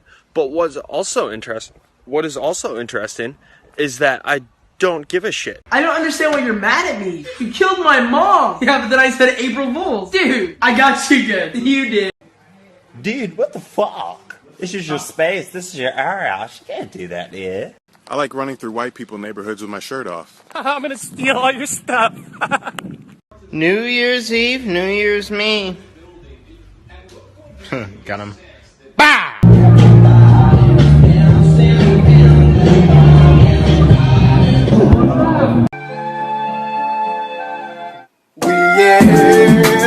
Turn up, where's the bitch? I need dating help. No, really, I need dating help. I'm joking. Be yourself. Hey. Oh. So you're gonna poke right here. Alright.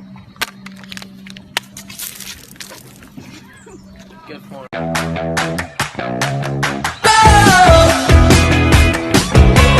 I ain't here to talk. I'm ready to whip your ass. That what's up? What's up?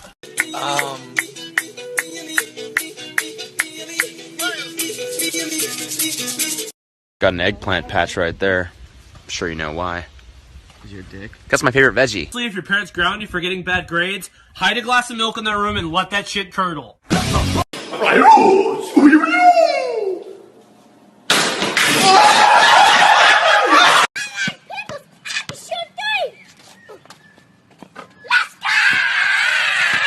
I just googled what slay means. What the heck? I do not kill people. I promise I do not slay. Back to school with kids. Hit me! Hit me with your car! I like buttholes. Stop it. It's a hard knock life for us. It's a hard knock life. Alright, we gotta go pick Dylan up before we go. Oh, Dylan's coming? I know, he's probably in a fucking tank top or something. Where the fuck are they? Does anyone here have a nickname they would like to go by? Young Boo-Boo. No. Would you stop it? Right now! Stop doing things on the board! You're so fucking stupid. Sticks and stones may break my bones, but a crowbar would do it so much quicker. Hey, I always get the vibe that you, like, hate me or something. What? Me hate you? You're right. Mom, can you pass me my drink, please? Sure, honey, here you go. Mom, drink it, pussy. 1, 2, 3, my baby don't mess around because she loves me so. What do you want from me? Please, I'm gonna change this car from red to black. Did it work? No. My heart bleeds black blood for you, and it's like a lock that will never be unchained. You may now speak. Baby, you know that I miss you. I wanna get with you tonight, but I cannot, baby girl. And Something?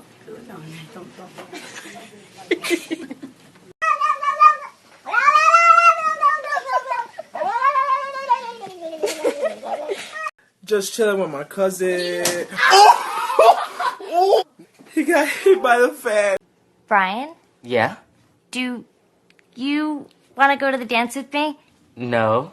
What the fuck is a penny right there? Oh shit! 90% of the time, I have no idea what the fuck I'm talking about. Meow, meow, wait. Oh, meow, meow, get up. No, he did. Oh, shit, meow, meow, I thought she was dead.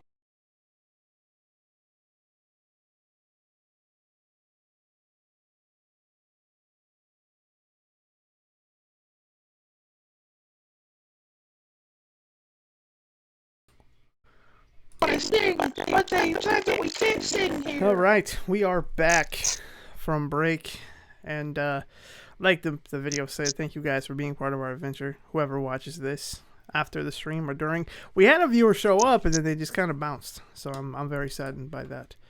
But Let's jump back into this world. Yeah. Let's get right into the news. All right, so we're headed to the farm.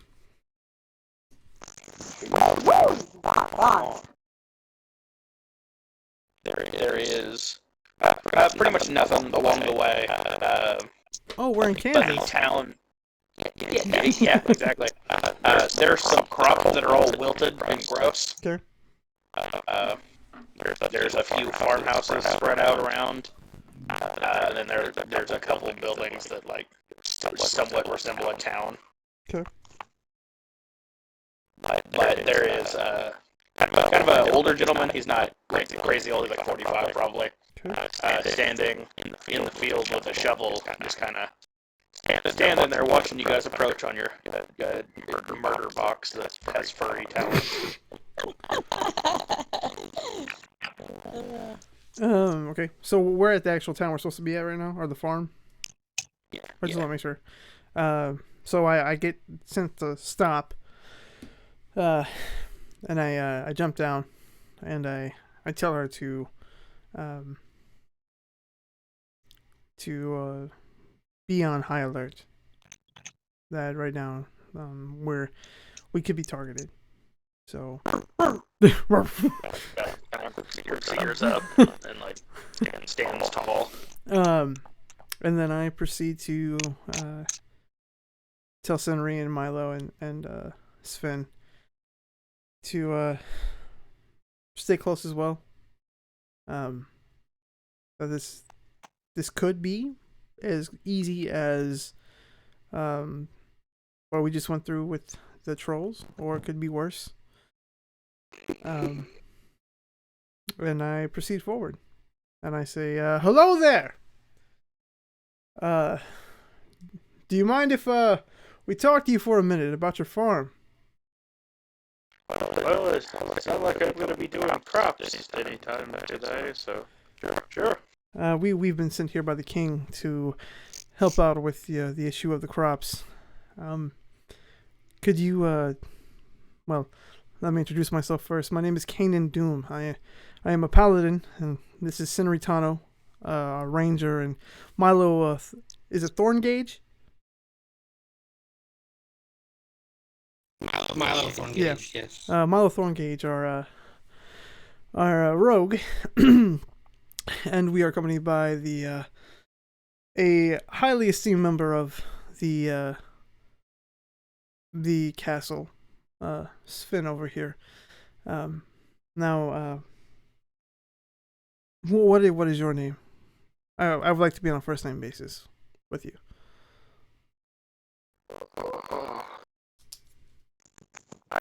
I'm so sorry. I thought I already said my name. Well, since obviously I didn't say it the first time, my name is Skald. Spelled with a K, if you wouldn't mind. Skald? Skald. All right. Now, Mr. Skald, there's been talk about poor crops, and clearly I can see that you're having the same problem. When did this start? About 2.5 years ago. We've been asking for support from Rage, but every time they're through the area, they just kind of shrug us off and tell us to figure it out on our own. Well, I will say this. That's why we're here. I would, friendly advice, don't try to reach out to them. We're learning that, they're not the best support for the people. But we are. And you can call us, the synthesizers. That sounds like a band my daughter used to listen to. Well, we do have a bard on our team, but he is currently tied up right now. Not literally. Well, maybe. We're not sure. But the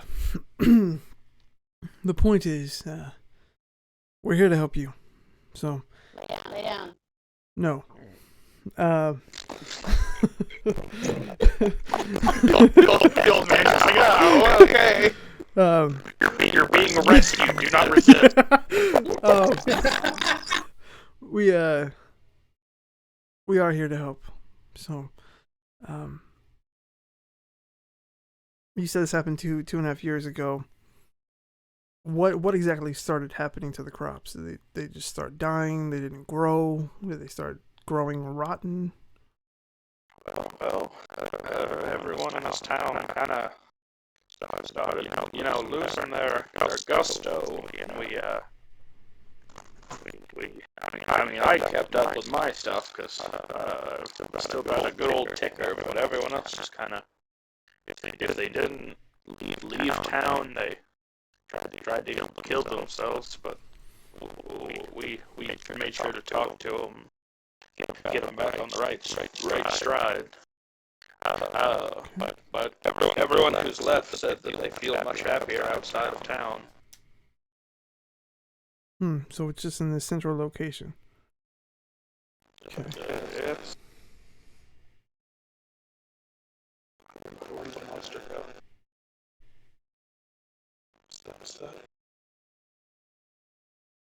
Sorry. Are you good? You're getting staticky though. Oh. That's no good.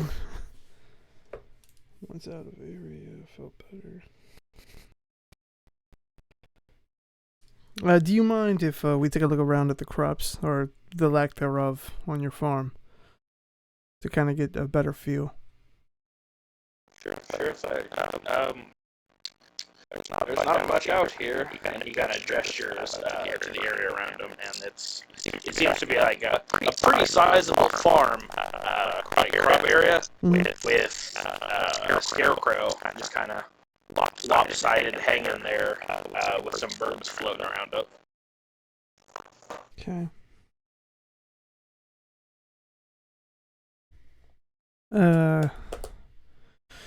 Does anyone have a high nature? I think Scenery might. I might. Let me check it out. I mean, I don't know if White's gonna have his roll for that, but I'm just trying to prepare.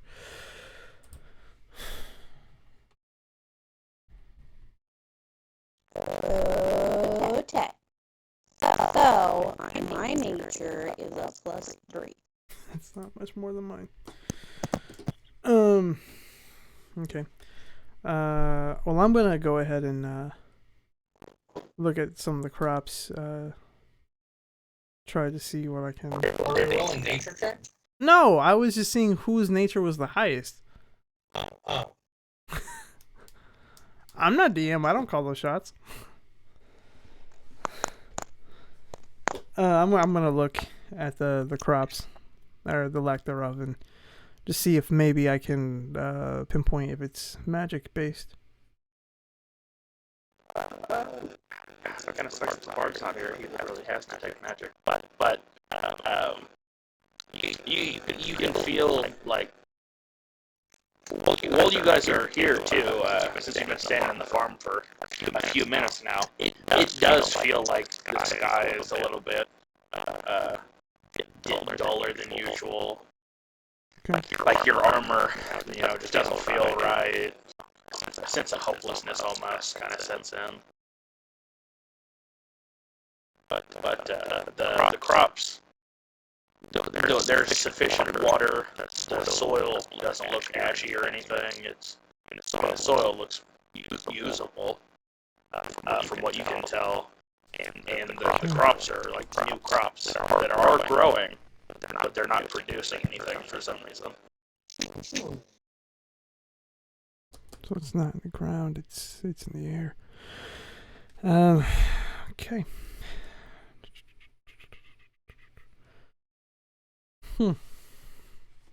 Apple.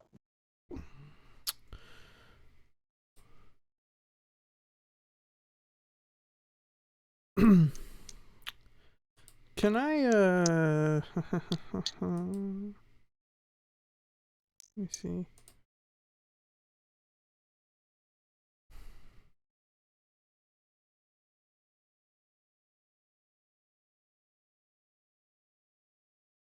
It's gonna sound weird, but I kind of want to like smell the air, like purposely focus on that to see if maybe, or like the taste of the air is different in the area. Actually, yeah. You don't have to roll for it, but the air kind of tastes like saltine crackers that were wet and then got dried out. So it's really like bland. It's not dusty, but it's like really bland. But as you're smelling the air, a pleasant scent hits, kind of like a really rich sweet bread.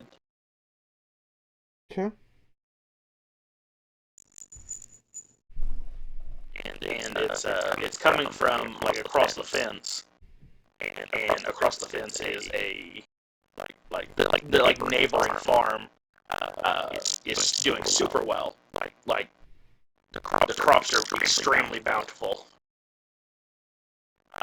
In fact, it looks as if the fruit has overtaken most of the house itself. Like there's watermelons the size of carriages over there. And like corn as tall as buildings.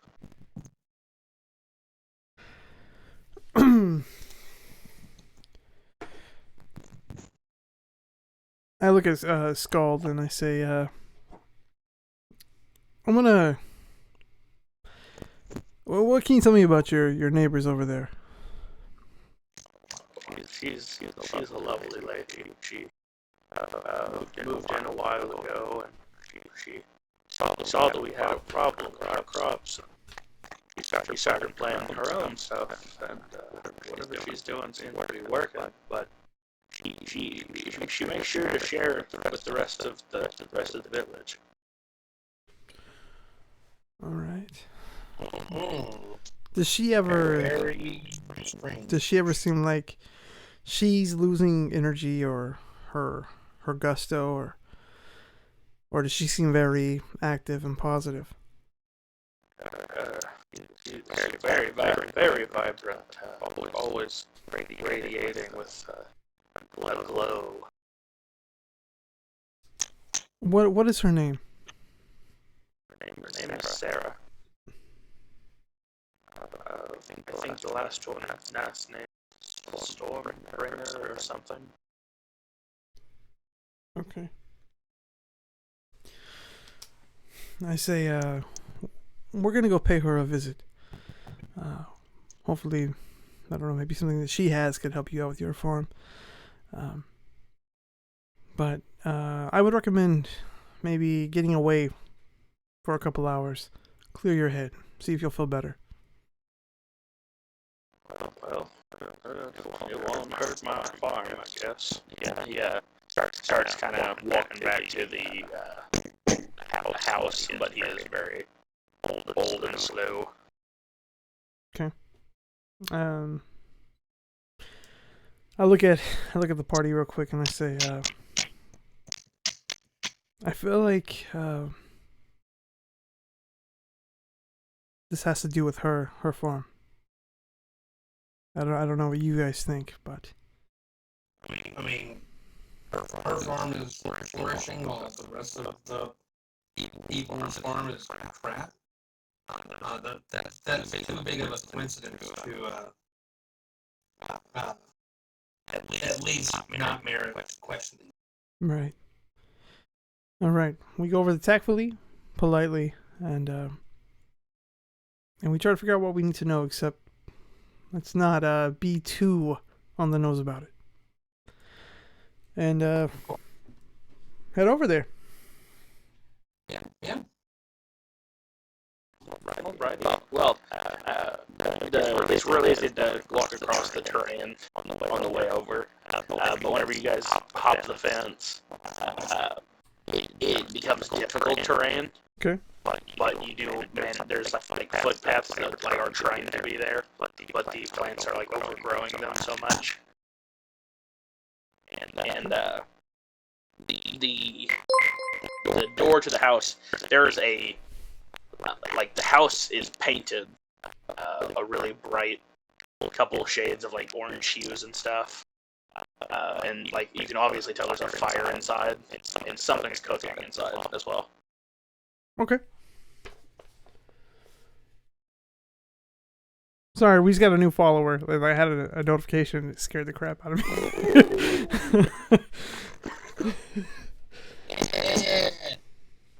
Noise. Okay. And you said we're still outside, correct? We didn't just barge in. Yeah. Okay. I'm gonna go up to the door, and I'm going to knock. And hopefully, she hears it. You hear, oh. And then like a couple pounds clatter, and then I'm sorry. I'm in the kitchen. Go ahead and come in. Okay. And give me one moment. you're good. Well, we had a new follower, and then oh, there it is now. I'm so confused. Make up your minds.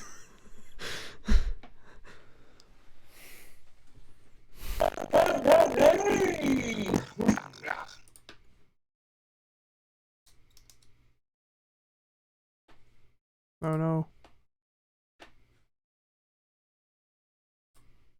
What happened? He had to go away for a second. Oh. So while we're waiting on our DM, we will talk about our sponsor. We don't have one.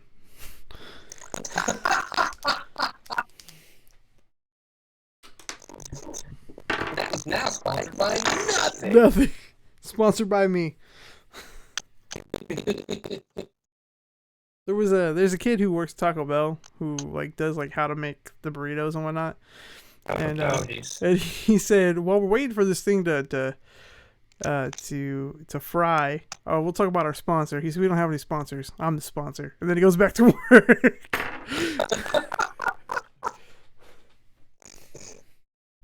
Oh gosh. Tyler, you check out the trailer. I know I need to. I could have done it today. I just didn't. So is Ludi Lin the main character? Ludi Lin's playing Liu Kang, so he should be the main character. But he's not. He's supposedly this new character, Cole Young, who's played by Liz Tan, is supposedly their main character.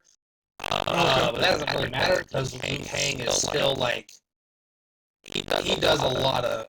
Well, one, Ludi Lin looks perfect as Liu Kang.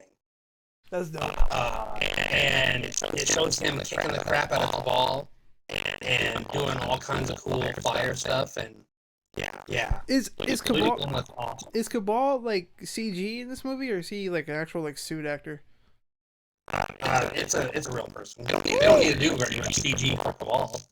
I mean, he's got that weird predator looking mask. Huh? He's got that weird predator looking mask though. Yeah. I mean, mainly it's just like a gas mask. That's true.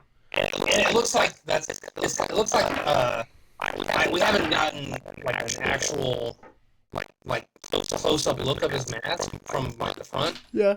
But there's a short clip from far away of Liu Kang doing his like little fire dragon thing, and Cabal's like putting his hook swords up to block it because you know hook swords can block fire, I guess. And it kind of looks like a skull mask. Like you definitely see a lot of white. I see that. So it looks cool. I'm excited. Are you back, sir? I am back in. Sorry about that. I had to put the notes in quick. Oh, you're good. You're good. But she from the kitchen. You kind of hear pots and pans after you knock, and she's like, "Oh, I'm sorry. Go ahead and come on in. I'm in the kitchen." All right, so we slowly make our way in, and I tell them both to just, with hand signals, hopefully they understand. I don't know if they will, to keep a low profile, keep calm,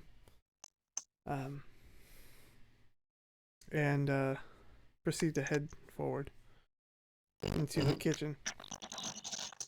Real quick, as we're headed there, can I roll perception to see if there's anything too crazy in this house? Well, as you guys open the door, I'll give you a bit of a layout, and then from there you can. Okay. It's very cozy. cottage. The windows are kind of tinted, but there's a fireplace going.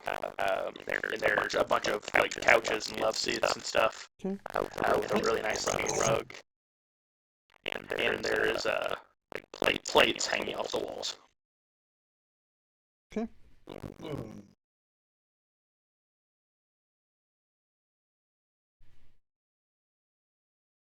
All right, and then can I roll perception for a little bit more? Yeah. Okay. What dice do I want to use? Don't fail me now. Nat 20. Oh. Nice. You notice that there is, while everything does feel like really nice and homey, there is, as a paladin, there's a bit of sinister air. Like it's the old cliche, everything's nice. Too nice. Yeah. Okay. When we walk in here, I want to remain like kind of like stealthy, hidden. Okay. I can kind of like spy. Like fold up into a backpack. Just fit inside a backpack. I'm just like. I imagine. I put a lampshade on my head. I imagine Kanan and Milo are like Mando and Baby Yoda. Nice. Yeah. So with that in mind, I took a deep breath and I again try to signal to all four of them if Sven came in. He's outside and he was like, I'm gonna pick some fruit. I'm feeling a little hungry. Okay. I don't mind. Okay. So I look at Milo and Cindery and I give them like a nonverbal, like, this doesn't feel right, like everything else we've experienced.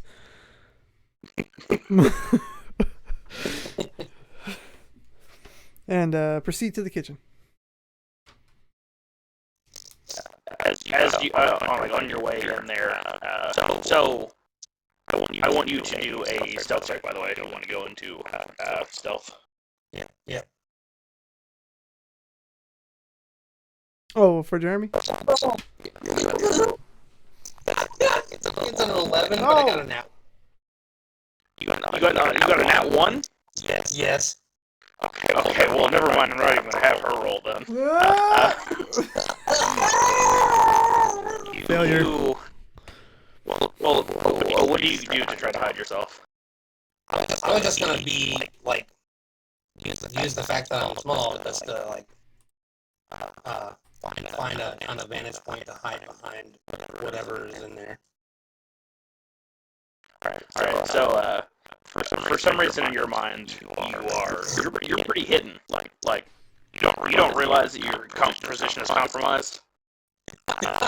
But you're kind of perched behind your chair, but your head is like the rest of your body's hidden. Your head is obviously visible. Oh well. Yeah. I put a lampshade over my head just to pretend to have a lamp. But on your way into the kitchen, a very beautiful woman like bumps into you with a tray of cookies.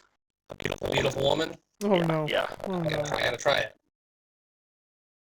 Oh, never mind. That's not that beautiful. Yes, I don't like fairies. You don't like what? I guess I don't like fairies either. She's not a fairy, is she? I didn't say this was a fairy. You said a beautiful. You said a fairy, a beautiful woman. A beautiful woman. He said fairy though. He's carrying a tray of cookies. At what point did you hear fairy when I said a beautiful woman with cookies? I did not. I said a fairy. Oh, a very beautiful. Well, beautiful in the eye of the beholder, and my eyes not on anything. why do that easy? Maybe you think she's still a fairy, but that's why I felt stealth check, because I was startled by the audacity. The audacity of her to call herself a fairy. But no, it's a very handsome woman, very beautiful woman, I should say. And she's got dark black eyeliner and like a lot of lipstick on. Oh, I wonder. And I mean, she definitely makes it work. Well, I think it's a clown, and I'm afraid of clowns. So I'm like, oh, Jesus! She like bumps into you. And goes, oh, I'm sorry. I didn't see there. Don't worry. I get that all the time. Not you, midget boy. Who? She bumped into Kanan. I was about to say. It's okay. I apologize for sneaking up on you. We're actually here from the king, where we've been sent to see what's wrong with the crops with your neighbor next door. He said that you have a bountiful amount of crops, which we could see when we came in. I was just coming over to see what it is that you're doing compared to what he's doing. Well, nice gentleman. Yeah. Well, I'm not 100% sure, because I've just been doing how I always do. And what is that? We always do. It's rude to invite people in without letting them sit down and make themselves at home. So please, I made some cookies, chocolate chip. Not poisoned, I assure you, because you lot probably seem to get that a lot. Not quite yet. I mean, poor Milo here did get tricked by an older woman and ended up with kidney disease. But She kind of like walked over to you, Milo. She's like, "Oh, I'm so sorry to hear that. People can be real pieces of work nowadays, can't they, bud?" Yeah, they sure can. I do decline one of the cookies or whatever she says, and I say, I am on a strict diet at the moment, but I do appreciate the offer. Can I do an hindsight on the cookie? How does this cookie make me feel? Do a wisdom saving throw on the cookies, please.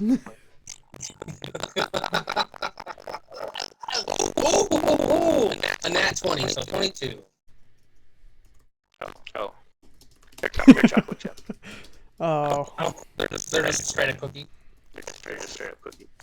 Well, I eat the cookie and I'm like, oh, thanks. Let's take a bite. I'm like, oh, chocolate chip. I would have thought. Cindery's here. Serena got distracted. So, hold on. I'm really sorry, guys. The truth is, I kind of fell asleep while I was listening, and I fell asleep. She's been up all day, so she... It does play into the character, though, being quite character. So Tyler just kind of got me up to speed that for whatever reason, Jeremy said, I'm going to sneak around the house, and then it was like, oh, okay. So, and then he failed. I hid behind a curtain. With his feet sticking out. Yeah. Anyways, I say, well, what is it that you normally do? Because, we kind of need to get this kind of nipped in the bud really quick. So, any advice you could give would help out greatly. Well, you seem to be like a big strong man who could probably help if it came down to having to replow the old man's field. But I just use lots of a few spices that I picked up levels. Actually, she kind of walks over to you a little bit, and she's like, I actually have a lot of spices. Can you roll a wisdom saving throw for me? For me? Was that for me? Yes. Yes. Okay. Oh my gosh, big money. That was almost a 3, but that ended up being a math 24. Oh, nice. Well, the spices that I have are usually take a pretty delicate hand. I might have been wrong. And she kind of like not like back down, but she kind of slinks over to Serena. Oh no! What's the door? She's like, well, if anyone could put the spices in properly and help this old man, it'd probably be you, sweetie. Can you roll a wisdom saving throw for me? Oh god.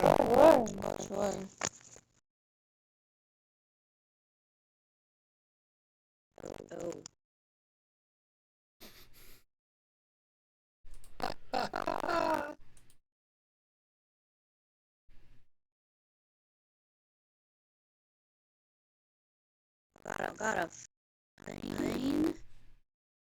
A what? A 15? 15.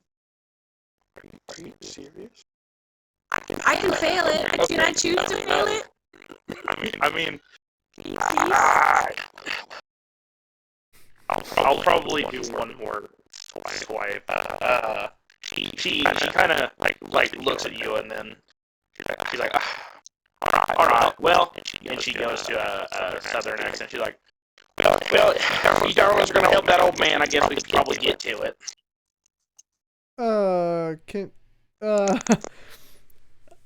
May I ask why you changed the way you were talking? Well, apparently, it's none of your concern, so let's go ahead and get this propped out there, these old folk. Okay. Very, very well. I'm sorry. All right, let's go ahead and let's actually, do you have a bathroom or something in here? Yeah, it's not indoor plumbing or anything, but you should get yourself something nice. Okay. You kind of point to the end of the hall. Okay. I will meet you all outside after I go to the bathroom, if you don't mind. It might be a minute. It's been a long day. Okay. Yes. Cool. Let's get out of here. This place is weird. No offense. Oh my god.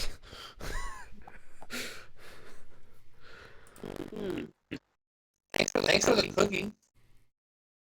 You have as many as you like. They go bad around here. Why? How do cookies go bad? I like to keep my figure, and cookies don't do good for figures. I'm saying, like, how do they? Never mind.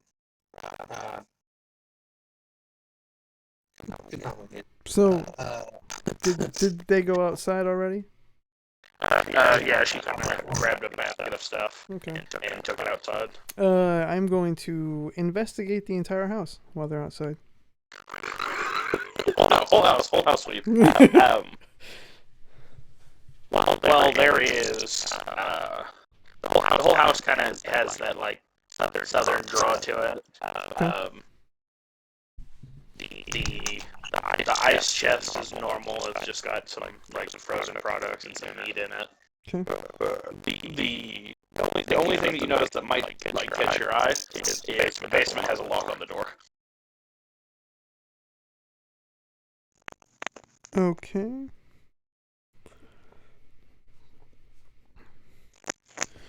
I'm going to message Scenery real quick. So I'm gonna put my boop boop boop doo doo.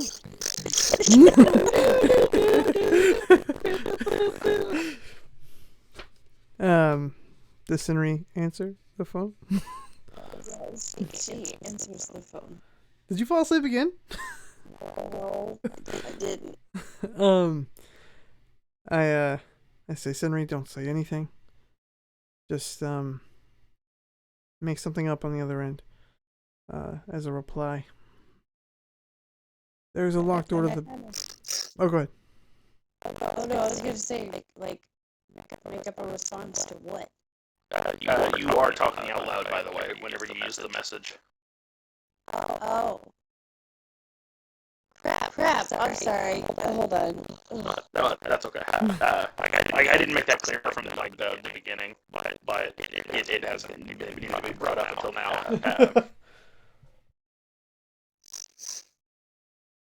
So she says that, she's like, oh, yeah, I'm outside with Milo. Yes, and still here too. And okay. As you say all of that, I say, there's a locked door to the basement. Keep her distracted out there as long as you can. Be careful though. Oh, I'll tell her that you exploded it. Don't say that. I sense. She kind of looks over at you, and she's like, what? The bathroom. Sorry, he says he's exploded the bathroom. I apologize. Oh. Have you worried there, darling? Tell her that. No, don't tell her. But I sensed dark presence in this house. And this might be where it's at. It's got a real stink bomb, huh? And then I disconnect. Real stinky poopers. Big old round of gotcha. And I'm going to. Is it locked with like a deadbolt, or how's it locked? Not a deadbolt, but a dangly lock. Oh, like a padlock. Okay. Yeah. I'm going to take my sword and I'm going to try to bust it off. Go ahead and do a strength check for me. Okay. Bust. Or I could use my shield, I guess, but. Shield back the door in. God. That's going to be a 9. What time you failed me. Well, you kind of get the sword like wedged in there where you would be able to pry it open, yeah. But this is Durasteel, made tough. Gotcha. So it budges a little bit, but it doesn't break.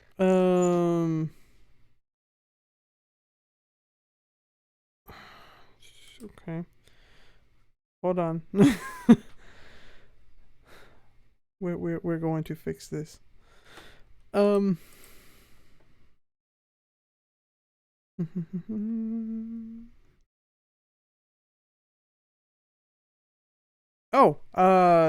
can I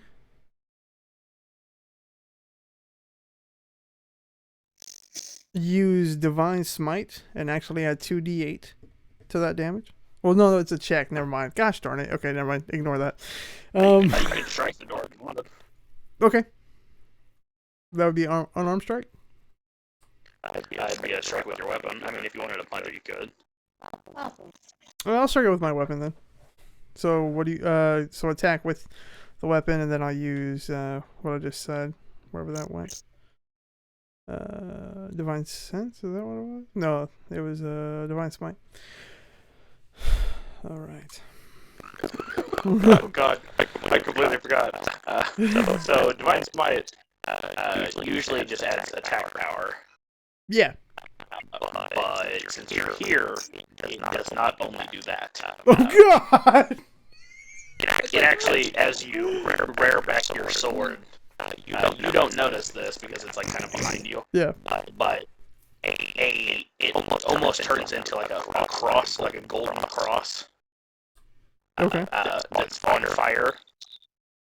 And whenever you strike the door, it splinters into like a billion pieces, and it just like almost disintegrates. But the wood chips are so small from the damage that it like scatters across the basement.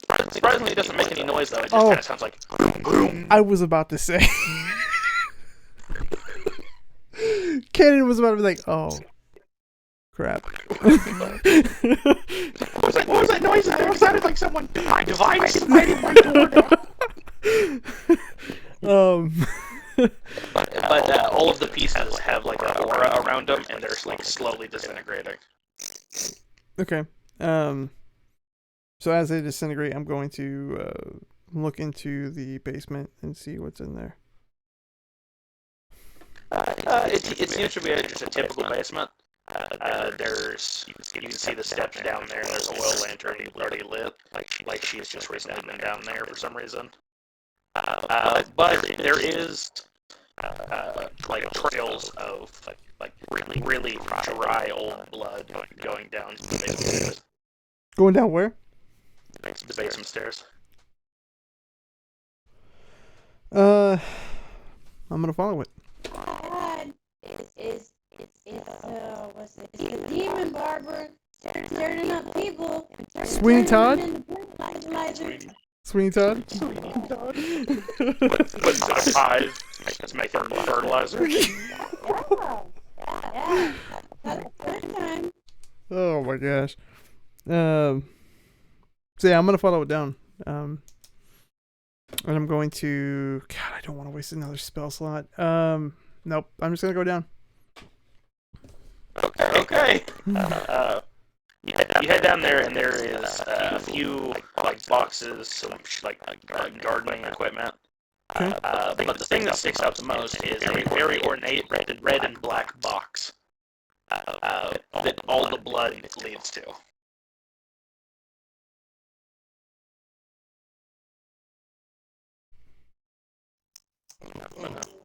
Okay. I am going to message Henry one more time. And I'm going to be like, don't say anything. Make something up. But there is a blood trail headed down to the basement. I blew up the door. And there's a red and black box that the blood leads to. Part of me wants to get out of here. Other part of me wants to see what's in there. And I am running out of magic ability for the day. So, if I die, take care of Synth, and I get off. Like it just like goes down into a basement of Southern Lady who offered you cookies. I'm just like, I'm going to die down here. Tell my dog I liked her. I would like to talk to Sarah. Miss Sarah,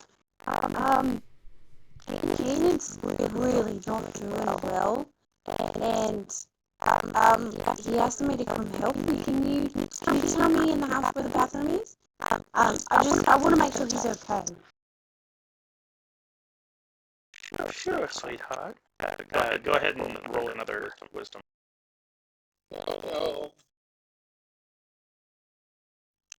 Oh no. Oh yeah. It's a 6. Oh no. Perfect. Well, what happens is as she's like, well, sure, sweetheart. And it kind of fades out from your ears, and all you can see is Milo. You don't see any of this, but all you can see is her like face begins melting, and it melts into a like a demon's face. Still a pretty demon, but a demon's face, and like big black wings come out from behind her, and you feel calm for some reason, but she says to you, she's like, all right, now I want you to go in. I want you to go to the basement. I want you to get a box. And you feel compelled to do this. Oh no. My brains. Okay, so I guess I'm walking. We're walking. We go down to the basement, and we're walking some more, and I guess I just kind of ignored. The basement's a little bit bigger. You do have, Candace, since you are a paladin, you do notice that whenever she like walks down the stairs, he has like red little tiny like what looks to be spirits floating around her head, and she starts just like blindly walking towards the box. And I would know that that's not normally how she would look, right? I mean, she normally right. A red demon floating around her. Right. You can also tell. You can also kind of feel that this is like this is weird behavior for her. All right, so I kind of step in front of her and I say, Sinri, what are you doing? DM, what am I allowed to do or say? You can say anything that's happening. Okay, well, tell him. I need to get that box for the demon lady upstairs, and I can't stop myself. I really need to get that box. What do you mean, demon lady? She's a demon. Very pretty, but she has wings and she's a demon. Her face melted off. No wonder I rolled for on the well, actually, she's a succubus. That's what I thought. That's what I thought. I'm trying to charm people. Everybody rolled so freaking high. I was like, God dang it. We're succubus out there, man. There's only one succubus that will steal my heart, and Serena knows who that is. Okay, so I say, Sinri, look at me. You don't want to get that box. You can control yourself. I don't know if I can, I came down here not by my own will. Then I will break it. You saved me when I was in a low point. It's my turn to save you. And I like grab her face, and I say, focus on me. Focus on us before we got here. When we were just trying to find Boris.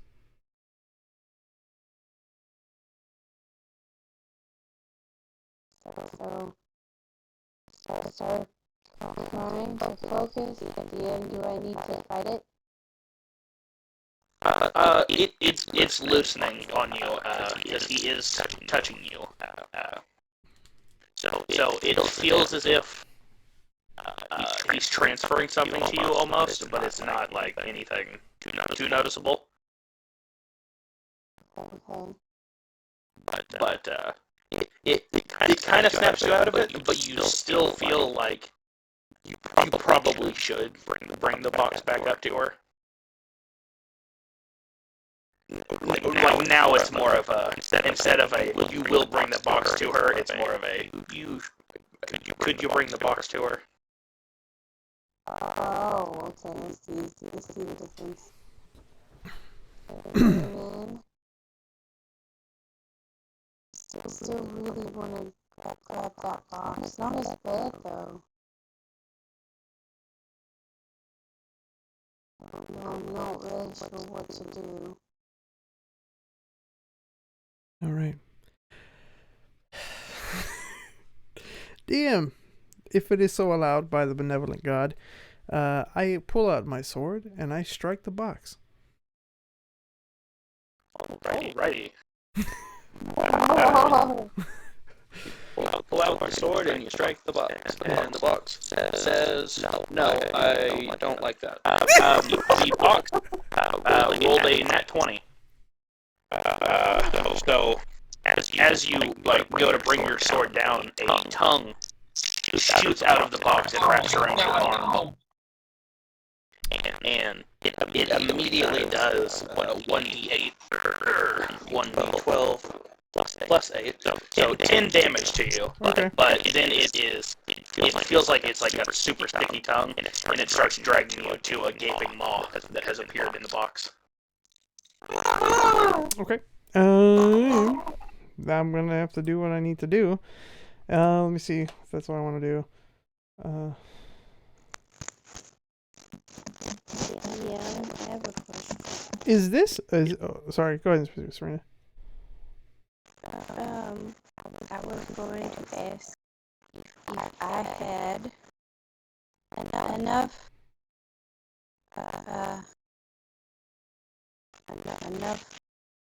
cognitivity if I could use ensnaring strike on this thing. You could, but if you do go to attack it, I will have to have everybody roll initiative. Not Milo, or even Milo. Okay. Then I will not do that.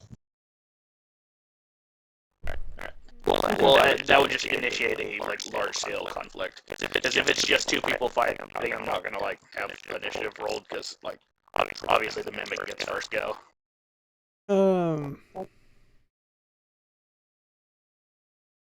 Hush. I'm going to do.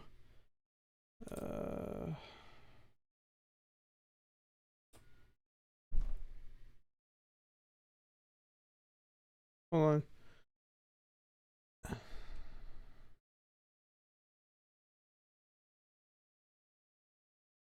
No, it's gonna help either. Man, Going on Pincho, it's the boys. So I'm gonna do. Do I want to do that? It's my last one. All right, DM. I'm going to try to cut the tongue. Alrighty. Go ahead and roll for it. Okay. Come on. Yes. That is a. Do a math. 25. Yeah. You definitely hit it. And what's the damage on it normally? Let me see. That'd be a 2d6 plus 5. So let me roll. That is a 9. Okay, like 9 in total? Yeah. Well, you get the. It doesn't go all the way through the tongue, but it does loosen its grip on you, so it doesn't have adhesive advantage anymore. Okay. But after not having the advantage on its turn, which is next, unless you wanted to do something else. Well, I have another action if I could take that. But... Yeah. Okay.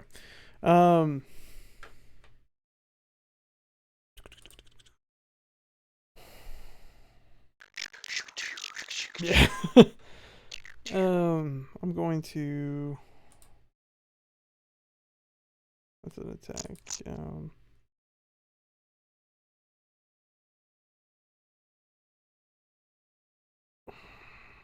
I'm trying to figure out what I want. I don't want to do that yet.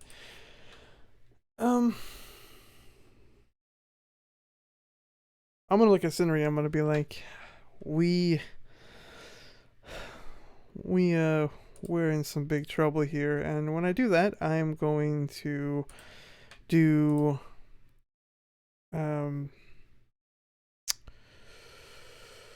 screw it.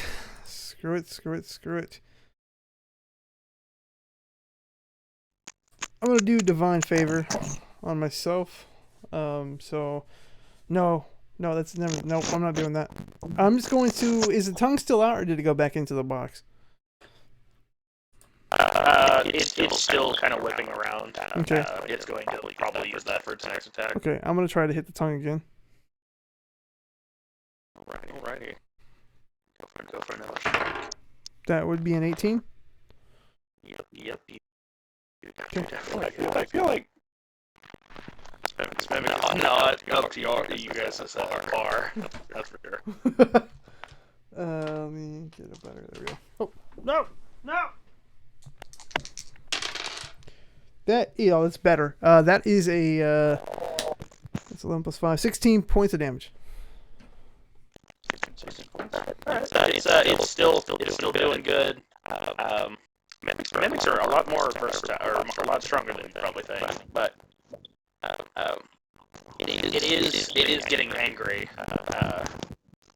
So then after you hit it a second time with the tongue, it sprouts arms and legs, and kind of like jumps up and uses its action to charge Sentry.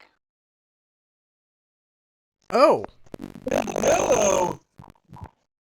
Because it notices that you haven't been you didn't make a move for it, so it's like, okay, weaker prey. And it goes for a bite. No. Okay. Oh. Was it crit? He got an 8. Now I got an 8. Okay. So it kind of lunges at you, but you didn't even need to sidestep it, but you kind of like leaned out of its way, and it charged past you and hit the wall, and kind of dazed itself. Can I like take my daggers and hit it? Both of my daggers. Yeah, you'd have advantage on it too. Oh, nice. And I have 2 attacks. Yeah, boy. Okay, so first attack. And you said I have advantage on it? It's a 9. Oh, mother trucks. They're like a butt cheek on a stick.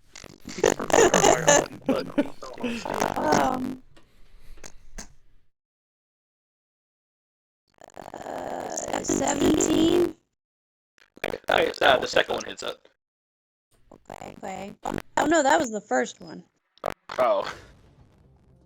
So the first one is 6 points of damage, and the second one 5. You guys can't hear it, but there's music in the stream.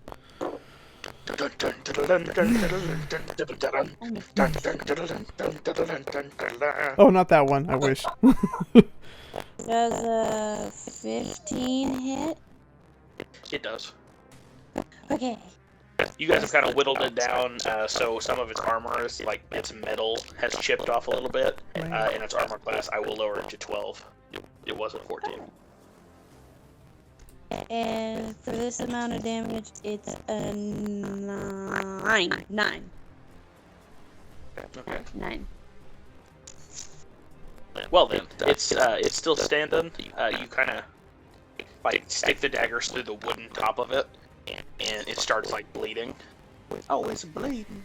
But it kind of shakes off the daggers, and it is your turn, Kanan. Oh, okay.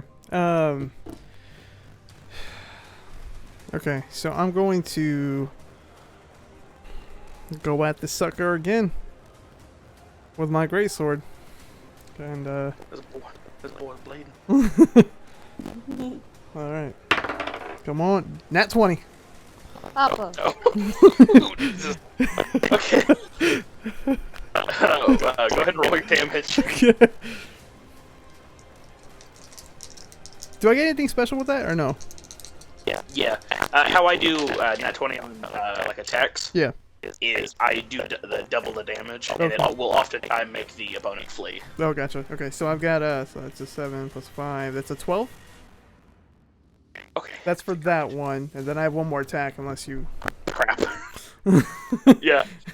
Go for it. I was like, thank God you didn't kill it, but No, Nat 20 again. You still got some. Oh shit! The music really helped. Oh no! Two critical. That's a 9 plus 5. We're looking at 14 damage. Okay. You get it once with the like side swipe. It hits it, and it knocks it across the room, and it like hits the wall, and the lid almost comes undone. Okay. And then the second time, you kind of like take a step forward and another big swing over it. Okay. It completely takes the lid off of it. So it's bleeding real bad, but it uses its turn to try to flee up the stairs. Ooh. Okay. And you guys each have a reaction, by the way. Perfect. Do you want to go first? You can go first. Are you sure? No, you go first. Okay. I want to run after it and then use my daggers to like pull it back, like stab it and pull it back. Does that make sense? Yeah. Or I could use a spell. I could use ensnaring strike. You could, yeah. Okay. I'm gonna do ensnaring strike. The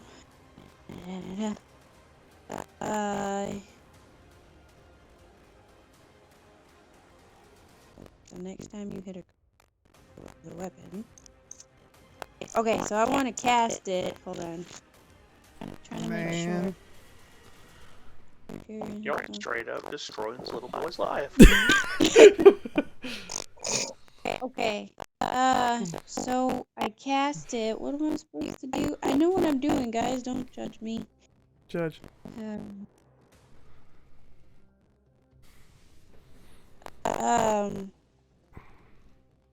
Let's see. Restraint. Okay, the next time you hit a creature with a weapon attack before the spell ends, a writhing mass of thorny vines appears, and the target must succeed. Oh, okay, so I want to cast it, and then I want to use one of my daggers to hit it.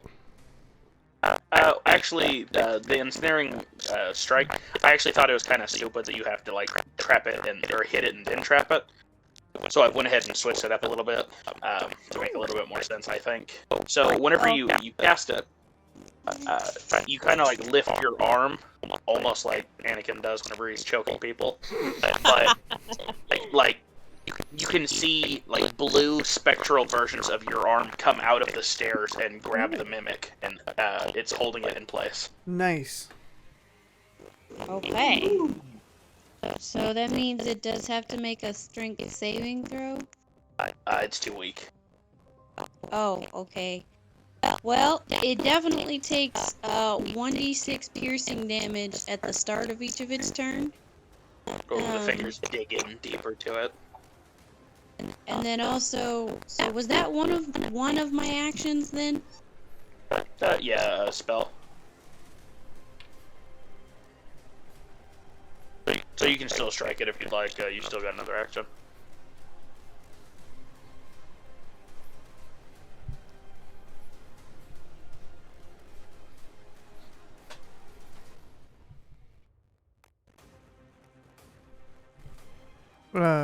Oh no.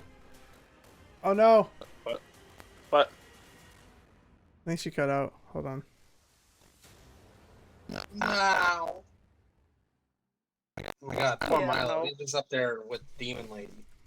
Oh, don't worry. She has a telepathic bond with this mimic, so. Oh god. Are you back? Yeah, I'm back. Okay. We didn't hear anything you said. Okay, so what I said was that I will just, because Ensnaring Strike is a concentration spell, I will just stay there and hold that little sucker in place. Whoops. Okay. So the next one would just be Ganon again. Oh, I don't want to hit you though. Or are you? So are you actually physically holding it? No, it's she's kind of doing like the Darth Vader crushing animations, gotcha. but she's at the bottom of the stairs, and the hands are coming out of the stairs holding onto it. Gotcha. And there's like 12 hands holding it. All right, going at it with the sword again. God. That one is a 13. Okay. Yeah, still make it. And it is the finishing blow. Yes. So how would you like to do it? All right. So it doesn't matter if I don't roll damage. It's done. It had 3 hearts. Oh, okay. So. Oh yeah, I would have. So what I do is so she's holding. So the arms are holding onto it. I run up, jump over Scenery if you'll let me, and I come down on that thing with my sword and just slice it in half. And do a really cool like hero anime turnaround, and it blows up. It actually does blow up. I'm not even joking. But it's crazy that you say that. So you turn around and look down the stairs at her, and it blows up into like a red mist of smoke. And some of the smoke goes into you, some of it goes into her. Oh no. Oh. And you both gain experience, which I will. Hey! Oh no! Well, since your fight is over, like a little bit before this, whenever you first struck the mimic, Milo, you and Sarah are outside, and Sarah feels it getting struck, and so she immediately looks up at you and pulls out this like dagger, but it's like pretty much a short sword. And she's like, "I knew you were nothing but trouble. Come here, babe. Let's fight." Oh shoot! What? Pretty much. What are you? Yeah. I'm like, okay, and I pull out my rapier. All right. Roll initiative because she got a 5. That is a 13. Alright, well, you get to go first. Before she was able to charge you, you instinctually realized, hey, this lady is about to attack me. Yeah, so I just kind of... Stop! I kind of stop. No. Stop! Dang it! I kind of just swipe at her with the rapier, not necessarily because I'm still kind of confused what's going on, so I'm not necessarily going for kill shots, but kind of just to beat her back. So not an unarmed strike? Or no, I have my rapier. She pulled out a sword, so I pulled out mine. Okay, so you just go for a regular hit then. Yeah. Alright, roll for hit. God dang it. That's only a 10. Oh, yeah. You kind of... Well, I mean, what you originally wanted to do still works, because you kind of, swing at her and it gets her to stop for a second. Do you have any extra actions? Let me see. You shouldn't. Bonus actions. You can... I can take a bonus action to slide a hand, something out of her hand. I also can take a cunning action to dash away. Okay. So yeah, I kind of swing at her, and I'm like, "What the hell is your problem, lady?" And then I dash away before she can react. And she's like, I gave you cookies, and I was going to give you one of the best seats in the house. And what do you guys do? Come in here and destroy my prized mimic. And then she... Mimic? I don't even know what you're talking about. She goes for a strike. Good God. She misses. She got a 3. He's so small, that's why. Yeah, he was like... She swings at you, but I think she actually does get a... think she gets a second. No, she doesn't. She does not. She just swipes at you again and just kind of like. At this point, though, her like country girl facade is melting off, and you see this like almost naked demon chick with big bat wings. Oh, jeez. And I'm like, oh, what in the world? It's like, well, now I don't feel too bad about this, and I go for another strike. Now that you're a pretty girl, I don't care. God, no! Blood shaming. That one. Oh God. Well, okay. So you went for a strike, correct? Yes. As you kind of like try to reposition your footing, after you disengaged and like tried to back off, you kind of stepped in a pothole. So whenever you went to make the strike, it way off centered you and took you to the ground. So you're prone now. No. So she gets advantage on her next attack. Yep. Which, good God, she needs advantage. Jesus. Yeah, she misses again. She stabs the short sword into the ground, like next to your head, and I kind of so adept at dodging. Yeah. This is just gonna be the battle of the swinging the swords for 10 minutes. Like, is her sword stuck into the ground, or like? Yeah, she actually lets go of the sword because she like stabbed it into an old watermelon or old pumpkin. I mean. Am I able to?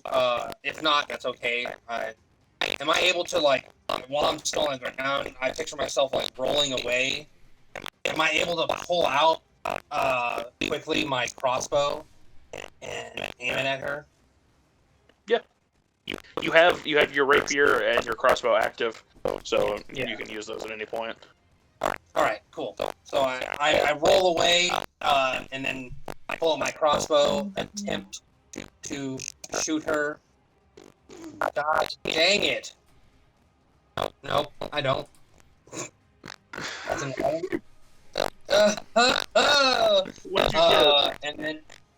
and then I just kind of. Jesus Christ. You guys are down there slapping that mimic around, like telling it who's who, and he's up here like just blind firing a shotgun into the air, hoping to hit the person. And she's throwing sword. And I'm like, listen, maybe we can talk this thing out. I haven't done anything.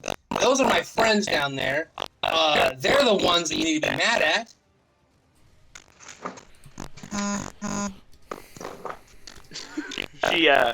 So that was your turn? Yeah.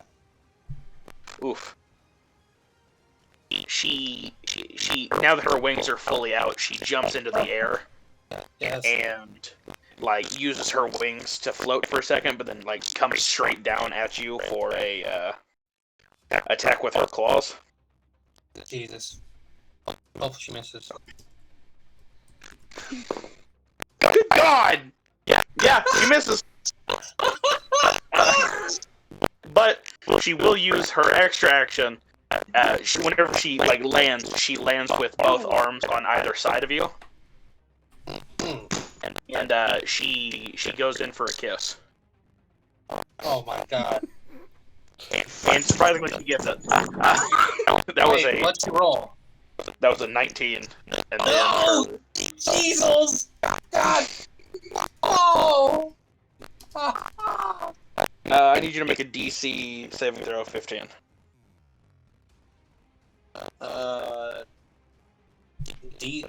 Saving throw? Which one? Yeah. Sorry, Constitution. I read that wrong. I will be right back. Keep going. Alrighty.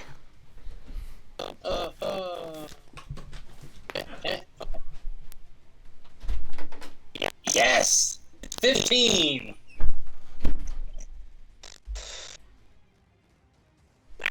Okay, it gets half as much damage as she would do normally, because she actually did make contact with the kiss. So you got a smooth out of this, which that's not too bad. Yep, and when an attacker that you can see hits you with an attack, you can use your reaction to have the attack's damage against you. So if you're only doing half damage, I can already half it anyway. So that means I don't take any damage. Well, no, that means you take a quarter damage. Oh, yeah, half of a half. Yep, so quarter damage. Oh, that's okay. How much damage then? Well, she does 5d10 plus 5 of psychic damage. Jesus! So, half of that would be 2.5, and then so she only gets 1.5 rolls of damage. So she did 10 damage to you, and you feel like some of your soul leave your body a little bit, and it revitalizes her, even though she hasn't been hit yet. And she leaps back, and she kind of spits, and she's like, "Oh, I got a hair in my mouth. Gosh, you bearded men are so hard." And she gets back into a fighting position. And I'm like, listen here, I'm getting really sick and tired of all this, crap. So it's time to put you down. And how far away is she from me? About 3 feet. Yeah, she like literally, since you were on the ground, she like dropped on top of you, gave you the kiss, and then jumped back. Yeah, yeah. So I kind of like roll away, and I ready my crossbow to attack her again. All right. Come on. Yes, a 19. And that hits her. Oh my God! Thank God, Jesus! You just needed a kiss. I hit her right in the face. Depending on how much damage you do. Yeah. That's a 9 points of damage. 9 points of damage. Okay, that's not too bad. She has a crap load of health, but you do get her, and it grazes past her cheek, kind of cutting her mouth open. Ooh. So you see like rows and rows of sharp teeth behind where it was. She's like, "Oh!" and kind of grunts it off. Mm-hmm. Let's see.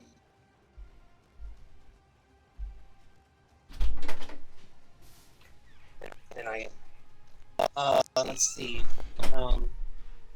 Well, while she's distracted, I want to, which this might put me at a disadvantage. Never mind.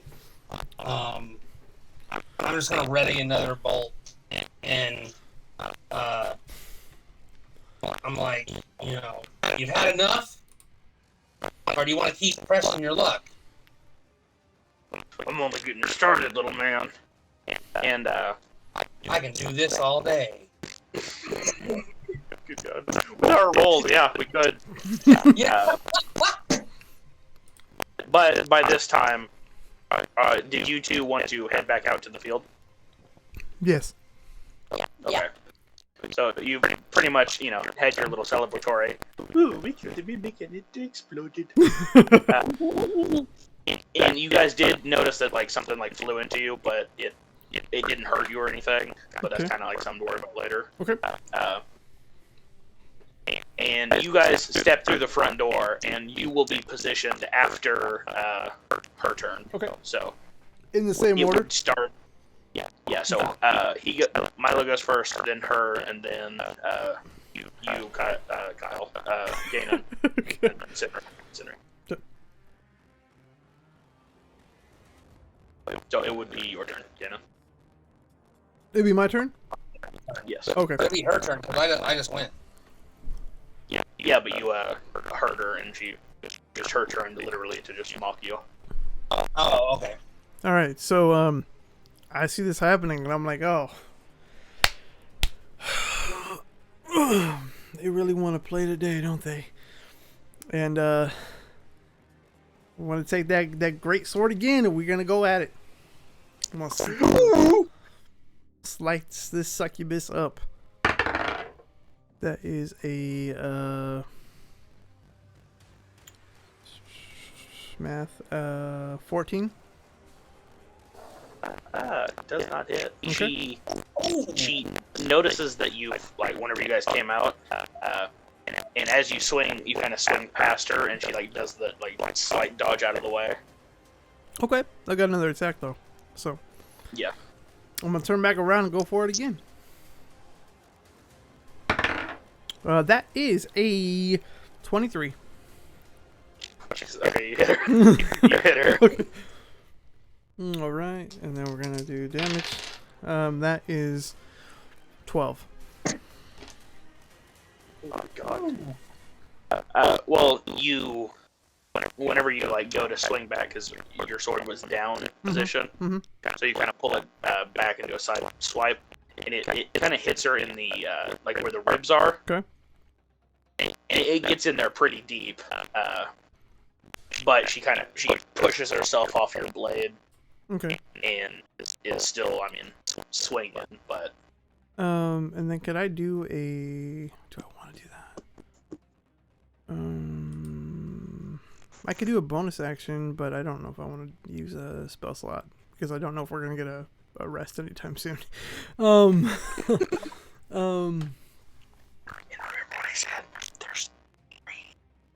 There's what? I didn't say anything. Yeah, I'm good. And then I just say, big. No, I'm not gonna say.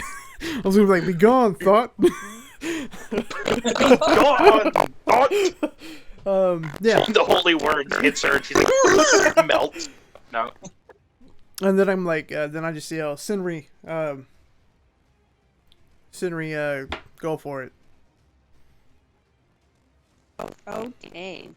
Do your thing, and you do it well. Do your thing. I'm gonna do ensnaring strike again. Ooh. That'll be perfect for when I rape your bitch. What? I heard something else. Yeah, I did. like I put it together that he said rapier, but. What are you, a Jeebus? Scared me for a minute. Alright, holy crap, these freaking succubuses are immune to everything. Slashing, fire, lightning, poison, bludgeoning, piercing, cold, magic, non-magic. Did that work? They're immune or they're resistant? Resistant, so. Okay, so my ensnaring strike does piercing damage, and at the start of each turn, it's a 1d6. So it's a concentration spell, and it's up to a minute. So. Okay. Woohoo! Alright. Isn't it a DC strength check of 15 or something? Hold on. No. Strength. No. It's a DC check of 29. It's an automatic hit. There's no check at all. Gosh, why don't you know that? Restrain, one that can use its action to move a strength check against our spell base. DC success. Using the spell slot. Much increases. It doesn't tell me. Oh, it's a strength check of 14. Yeah, they got a negative 1 to their strength, so. And they got a 1. Oh. So. Wow. Yeah, you actually, instead of the ensnaring trap coming just from the ground, it actually, one of your fake arms comes out of her chest and immediately grabs her by the neck. Oh god. And whenever it does the piercing damage, it starts choking her. Oh my god. And she drops to her knees and she's like. Does that mean she's prone? Yep. What, bitch? As a brother return, do I need to roll the D6? Martin has an idea in his head. Yes. What? Why? Yes. Yeah, on the D6 at the beginning of the turn. So you go ahead and do 1 for the initial grab. Oh, it was a 6. Oh, okay. So 6 damage, alright. And it's back to Myleonopolis.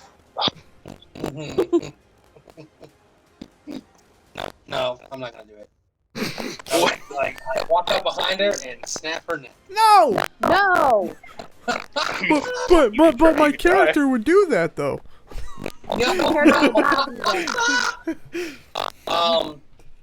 Is she like still kind of facing me, or is she like? Cause she turned away to look at them, right? So am I coming at her from behind? Gross, but yes. Oh. So I want to attempt to like impale her from behind with the rapier. Gross, but which is sure. Oh my gosh. It's even worse that this is a succubus too. It's a dirty 20. God. Yeah. Does that work? You have advantage if you'd like to go for a natural 20. Sure. No. So dirty 20. And if I have let's here. Ooh, nice. That's 10 points of damage. And I'm like, check. Oh, and technically, because she's no longer facing me, I can add, since it technically counts as a sneak attack, I can add 3d6 extra of damage. So that's 17 points of damage total. Oof. Okay. Now you got it down almost to the brink of death. Yes. It looks like whenever it opens its eyes, there's tears coming out of its eyes, and it looks at you, Kanan. And its form kind of melts away, and it's Vim standing or like kneeling there with the rapier sticking through his chest. Wait, it's who? Oh no, I cut out. What did you guys say? Hello? Can you hear me? Yeah, no, Yeah. I can hear you, but who is it? It's Vim. The jester. Oh! Wait. What happened after I stabbed her? I cut out after that. Her form melted away, and it was Sven kneeling there with the rapier through his back. And he has watery eyes facing you, Kanan, and he's like,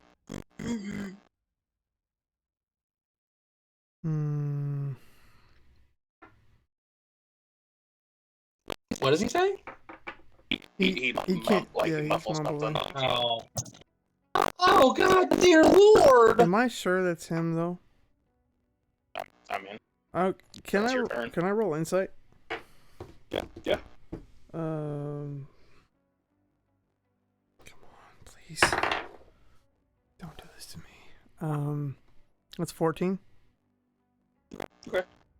You can kind of see through, like, you still see the aura of her wings behind his back. Good deal. But they're like almost invisible. Okay. I know what I'm doing. I first I'm gonna say, does that count as an action, or does that? No. I feel like you can get a quip in. Okay. For free. I mean. Okay. That's what makes it fun. Okay. Well, no, I'm saying was the insight an action? Oh no. Okay. I'm going to. I'm going to say.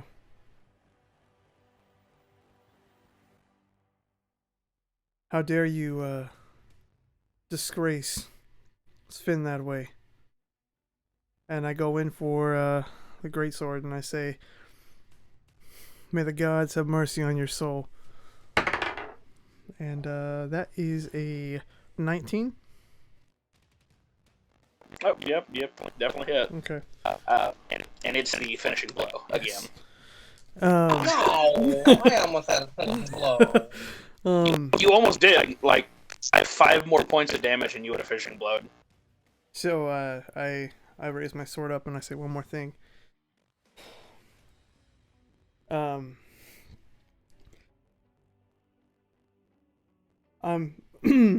are the first step to purifying this land. In the name of Igneo, and just slice right through her neck, and then, if I can, go back like in a Zoro form, and just like cut through the body. So like cut through the neck and then cut through the torso. Oof. Yeah, it slices through, seemingly with ease, as the red mist that came from the mimic. You can see it kind of like surging through your armor. And it causes your swing to be even more fluid than what it usually is. Yes. So it goes through super fast, and then you hit it again, and then you get one more, like chopping at the waist, going through the femur, breaking it. Yes. Ouch. And the pieces fall backwards and explode into like a red mist. Does that go to all 3 of us? It does, and you notice that a little bit of it leaves you, and some of it was hiding in your armor, and it kind of seeps out and goes to Milo. Okay. Ooh, that's a lesson on XP sharing. All right, then are we out of initiative at that point? Yep. All right. The rapier falls to the ground. And I pick it back up and sheath it. And I kind of look at them and go, so what the hell was that about? Well, she had a mimic down in the basement. Mm. And if you couldn't Nasty tell, creature. if you couldn't tell, she was a succubus. That's why Cindery made her way down. No wonder I had a bad feeling about it. Yeah, the character that I think, honestly, would have been the best for any of your characters, Jeremy, it straight up didn't work. I could have swore that a mimic would be the best character for you. Because, I mean, dang, you rolled a hotness check on her immediately, and I was like, perfect, if he gets a 20, this is going to be stupid easy. Yeah. I look at my party and I say, is everyone okay? I mean, yeah, didn't really do. I mean, yeah, I got a kind of a scratch there, but oh no, she gave me a stupid kiss, and like that's gross. But you know, honestly, can't say it's the worst thing that's ever happened. So, as sad as that sounds, That's fair. but yeah, maybe now that we've taken this out, these people's crops can get back to normal. Hopefully, if this was the actual problem. And I look over at Cindery, I say, are you okay? Yeah, I'm good. Let's just make sure that this is taken care of, because I really want to leave. Alright. Yeah. So, first off, I call for Sven and see where he is gone. Yeah, he gets up from a chair on the porch, and he walks down the steps, and he's like, oh, that was entertaining to watch. It's good that you guys beat that thing. And it looks like the crops over in the areas are coming back, and he kind of points to the neighbors' crops, and they are like slowly standing back up on their own. Good deal. Well, that's good. Well, About what time is it, DM? It's getting close to dusk. I say we hop back on Scenery. Synth? Yeah, not on Scenery, on Synth. So it's just like, I mean, no. Nothing happened in the basement. We hop back on Synth and we head back to the palace. Call it a night. It's getting dark. That sounds like a good idea. You said you went up a level? No, he said we got experience. I didn't say that. Oh. Greedy. I do love the, oh, she's a fairy, and I'm like, I said she had a plate of cookies. Yeah, you guys gained some experience. I was like, oh, so we went up a level? All right, so we're doing experience on milestones, right? Or are we doing both? Kind of. It's a pretty much like you're going to become stronger, and then it's going to disperse from you, and then you'll be a level higher. So it's like milestones mixed with XP. Okay. So the more things you kill, the stronger you can become. Okay. But you'll level up due to milestones. Oh, should we set the character to be XP? No, that's what we were just talking about. Oh. No. Oh, okay. Are you keeping track of the XP or no? Yes. Okay, cool. The character, everyone's gonna pretty much share XP. Okay. So it's not gonna be unfair. Gotcha. All right. Because like, if just imagine if old Milo out here two-shotted the succubus, and you guys only got XP for the mimic. Oh yeah. That makes sense. That'd be a little bit unfair for you guys. I gotcha. Even though you guys did pretty good on your fight. So before we head back, I stop by the neighbor's farm and I knock on his door, and just to see if he's mentally better or not. He opens it up and he's smiling. He's like, "Hey guys, I was gonna get a hold of you, but I didn't know what was happening over there. I figured out what the problem with the crops was. What was that? That scarecrow that we had bought. Turns out it had a ghost in it, and it was killing all the crops. So after I got rid of that ghost, the crops started coming right back up about 20 minutes ago."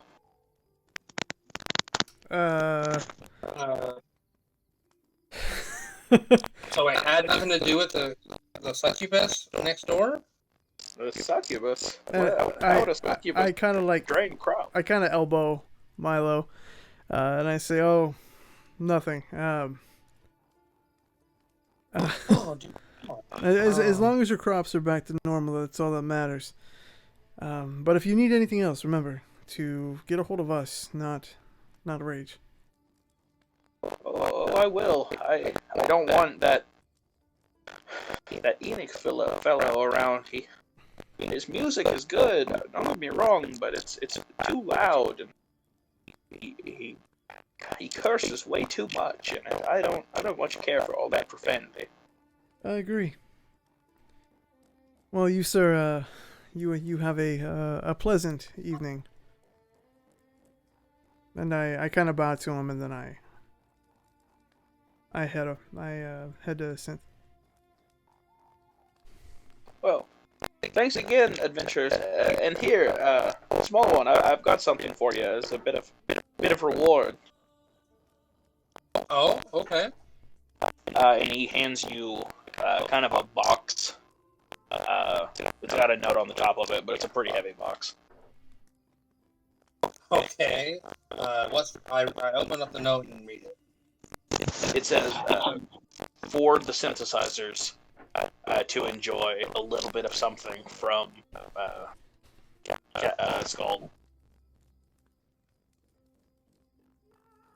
Okay. And I open up the box. The top layer is cookies, but the bottom layer there's a couple potions and some scrolls. Hey. Ooh.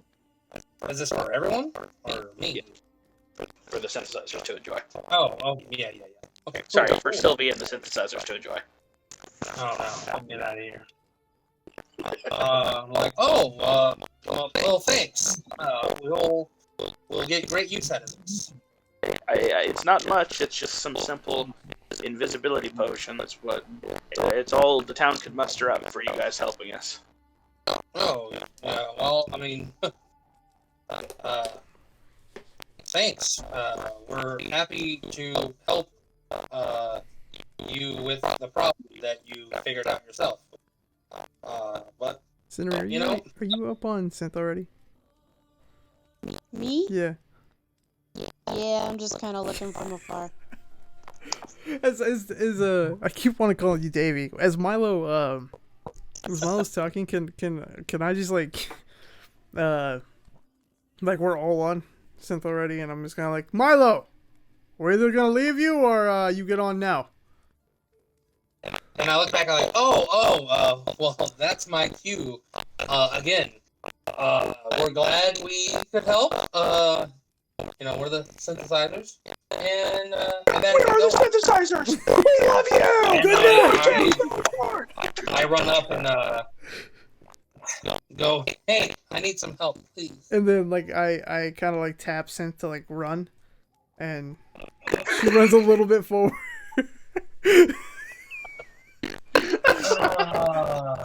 But then I tell her to do that. I look back at the guy, and I just kind of give him a thumbs up, like, yeah, don't worry. And I just kind of like chug along. I have her stop just a little bit, so you can get caught up. But yeah, and then you run off again. No. And then we make our way back to the palace. As we're making it back, I kind of just like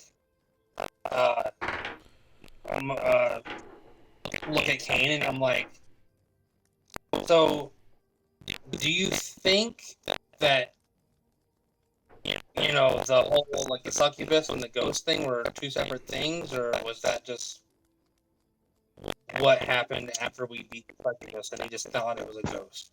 I feel like the mimic that we fought downstairs was potentially the ghost, or it was just something he thought something he believed and made up.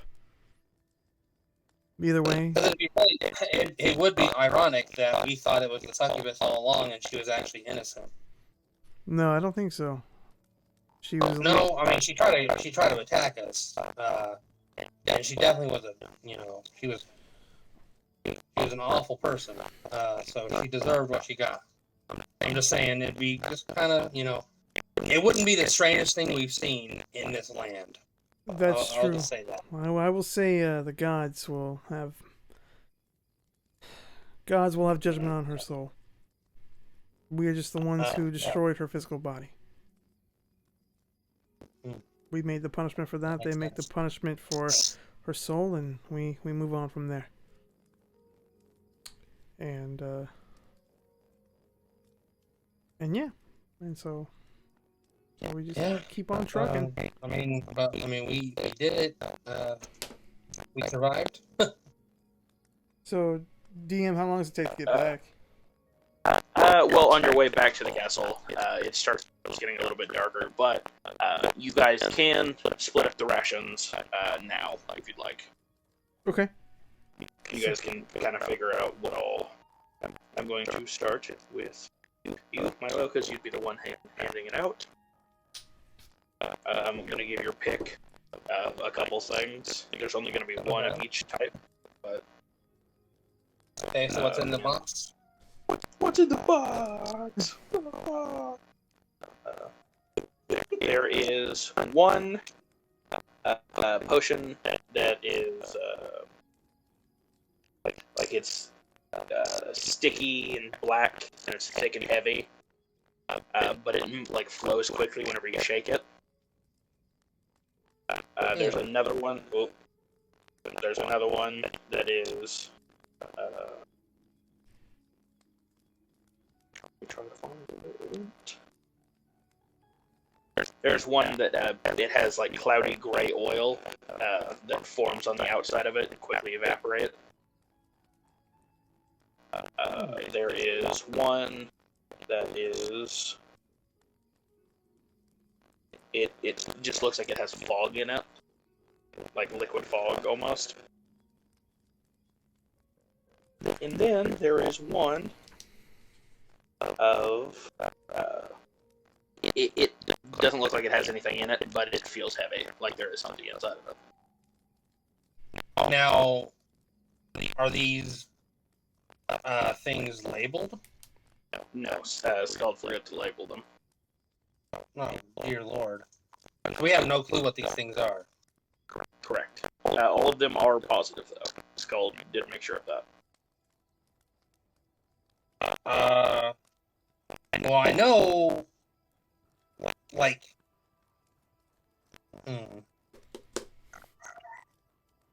because I know the invisibility potion seemed like it was pretty cool.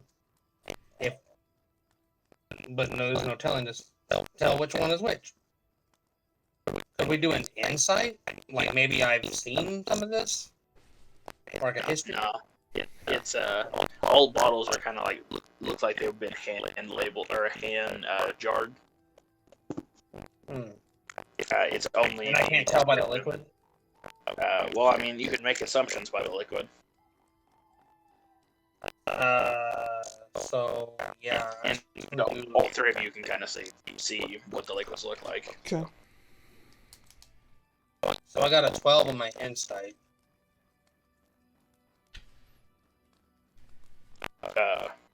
Well, it's just kind of you could probably make a guess as to what some of these are. Like the cloudy gray oil might be a smoke bomb. Jeremy's really digging for answers because he doesn't want to pick the wrong one. I can tell. The other one that holds fog might also be a smoke bomb. And the one that doesn't seem like it has anything in it could be a smoke bomb. And the sticky black one might be a smoke bomb. So. They might be a smoke bomb. So I'm like, yeah, looks like the guy forgot to label these things. Judging by some of this stuff, quite frankly, I don't have no clue. Do you guys have any insight on? I say we just pick one and go. We're in the same party. Sure. And I grab the one that doesn't seem like it has any. God dang it. Okay. So you've got the lovely button. Don't actually. I added it to your inventory, but don't actually. I mean, I don't care if you read it, but don't tell anybody else what you got. Okay. Okay, Tyler, you're next to pick. Okay.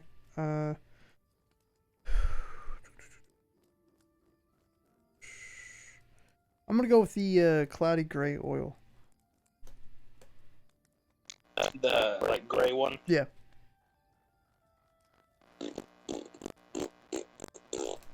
Since somebody stole the one I was gonna pick. You're gonna pick the invisible one. Okay. I have added that to your inventory. Perfect. I don't see mine in my inventory. You have to refresh it. Oh. And then Serena, you get the last two options: a thick, oily one, or a one that kind of has fog in it. Hard choice. I think I really want to go with the oil one though. Okay.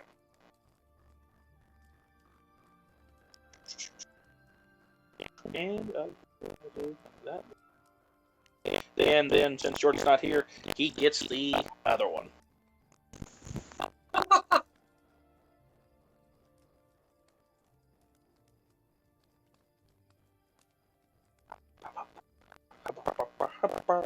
By this time, though, you guys have made it to where you guys can see the castle walls coming into sight.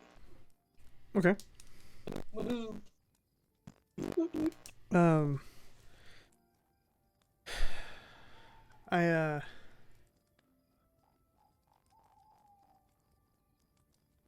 I say we all worked very well tonight, and Sven, I know it was probably more entertaining than anything else for you, but if you choose to come along with us more often, I can guarantee your safety more than what the people of this area or this world treat you.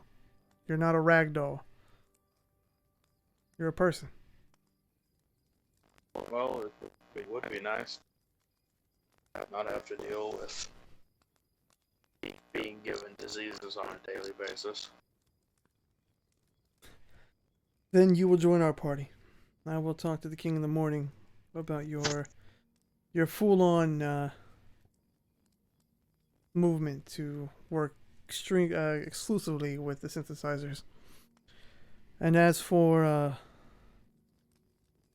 Rage and them using you, it won't happen again.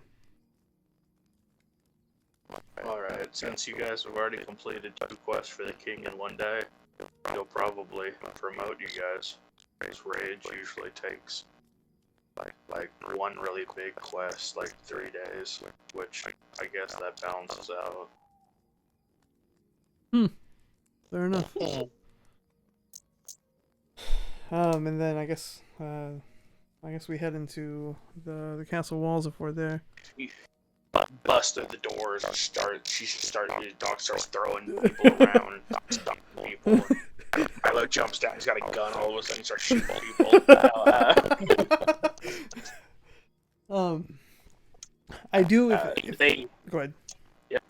Oh no, I was just gonna say they open up the doors for you and kind of let you free reign in the city up to the castle. Okay. Yeah, I think we should probably just head to the castle unless you guys want to do something. No. Heading there. I'll be fine. Okay. So we make our way there. Whenever you get up to the doors, there's a shrouded guy standing there next to the doors, leaned up against them, and whenever he sees you, he kind of steps a couple of steps closer to you guys, but not gets close to you, and he looks up, and you can see that it's Mr. Stone, and he's got glasses on, he's got his shades on, and he kind of motions for you guys. Okay. So I tell that kind of motion sent to kind of head that direction, and then I jump down. He walks up to you and kind of has his hand outstretched a little bit. He's got gloves on, yeah, thick, heavy-duty, up to his elbow gloves. Gotcha. But he's like, hey, I've noticed that Gerald has been watching the wolf. Oh, I got this for you guys. And he kind of shows his hand, and it's a small luck box. Okay. And he's like, wow, whenever you open it up, she can fit inside of it, and it completely wards her presence from Gerald's mark. Yeah. All right, and she won't be harmed in this. No, by the way, the box is a little red and white box. It's a Pokeball, right? Yeah.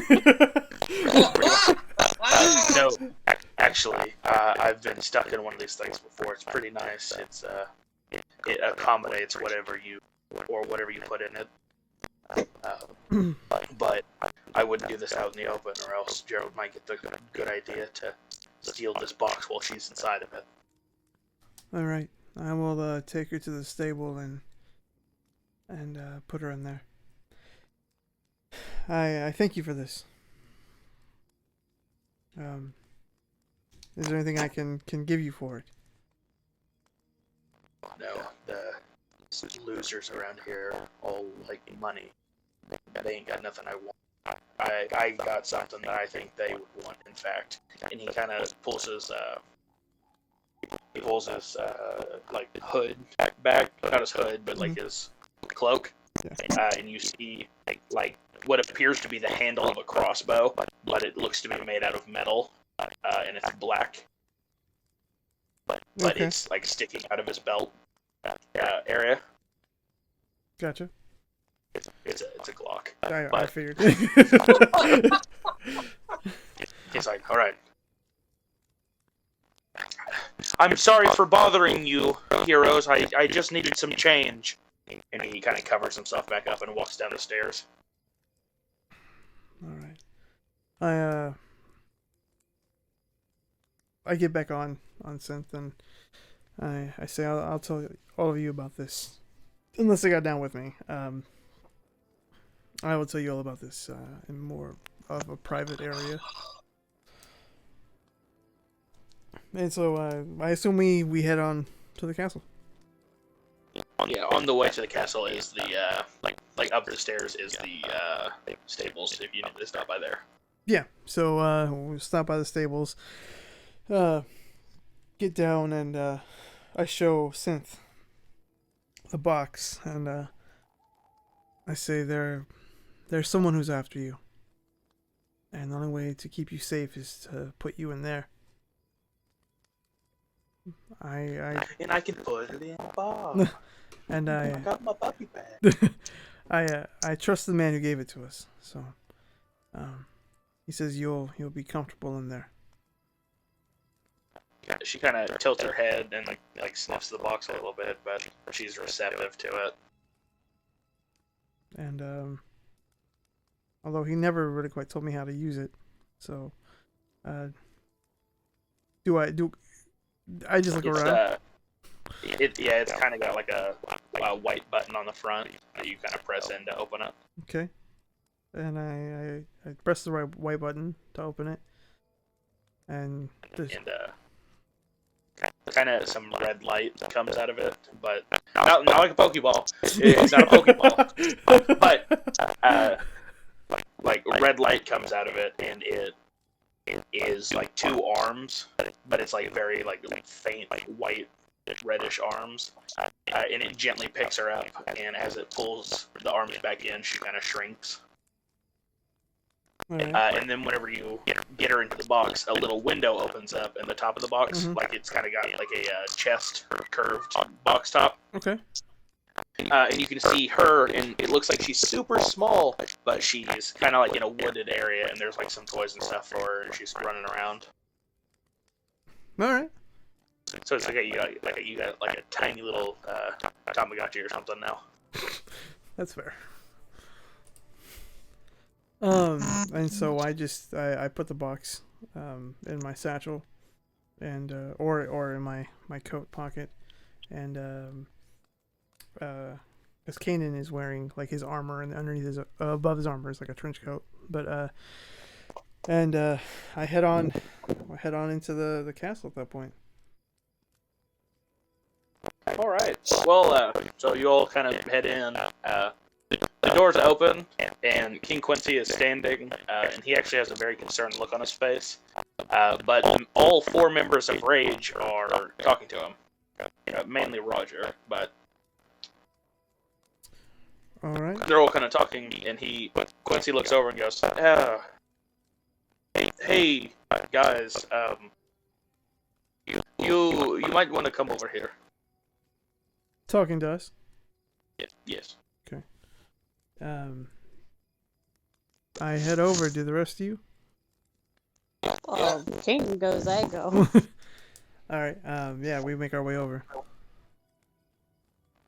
Quincy's like, well, it seems to me that Rage has brought to my attention that the elves are preparing some sort of how I could describe it as they describe it to me, a ritual, a summoning ritual. Summoning what? I'm not 100% sure. They said that they got intel after bravely stopping a group of ne'er-do-wells leaving the Elvish city. They said something about the Forbidden Woods, and that maybe they can open some sort of rift. I have no clue what that means. Rage is going to be spearheading the operation, but I would kindly ask you guys if you could, whenever you are ready, make a pilgrimage to the Elven Temple. Maybe be able to get inside and tell me what they're up to.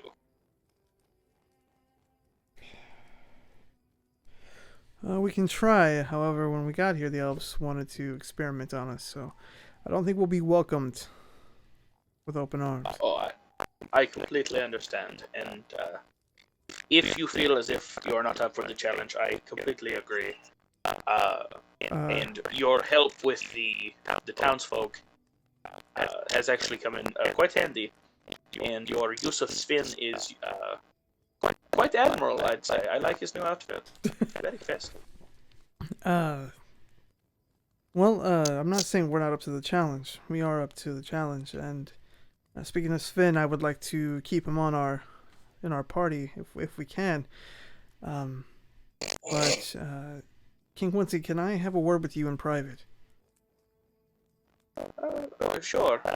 Gerald, kind of gives you a death glare whenever you said you want to keep Sven. I would. And Quincy kind of walks towards where your guys' rooms are, gesturing for you to come over. Okay. Begin to walk that way. Are we at earshot of Rage? Yeah. All right. I say, King Quincy, I don't know how much you know about the members of Rage, but we had a couple of encounters today with two of the members. One of them was causing mischief with the trolls at the bridge, and the other kind of threatened our wolf.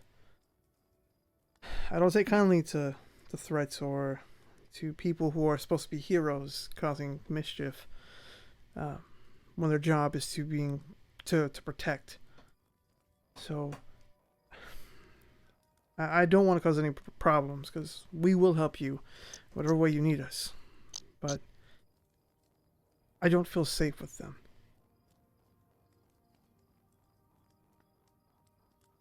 Okay, I can see the concern. I'm assuming the party member you speak of is the large wolf, yes?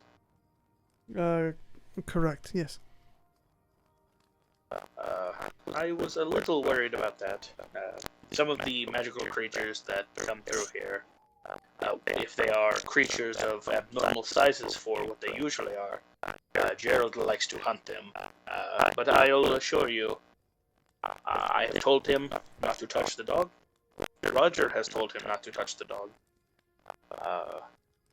So he should not be a problem. But I can keep them assigned to the dwarves, because the dwarves are actually working with us to create something that they think will be able to stop the magic from spreading. Okay. So I'll have them work with the dwarves, or if you'd like, I can have them work with the elves, and you can work with the dwarves. Can we take the night to decide, or do you need to know now? Oh, it's of no concern. We've waited 5 years for the magic to stop spreading, so I think we can wait a few more years. I just need the night. That's all I need. Oh, I mean no offense. This is just grave times right now. I understand. Let me speak to my party. Also, we are missing one of ours. He was dragged off by a group of girls, I presume. Well, we've not seen him all day. Oh, yes. He has actually been getting pampered, and he's been playing music and spreading his tale so far that I'm pretty sure if you went out into the streets right now and said the word Sylvia, people would think that you're with him. So, just be wary of that. Of course. Well, King Quincy, we will retire for the night, but I will give you our verdict in the morning, and I promise we will have a decision by then. Alright. Well, again, I thank you for being so cooperative.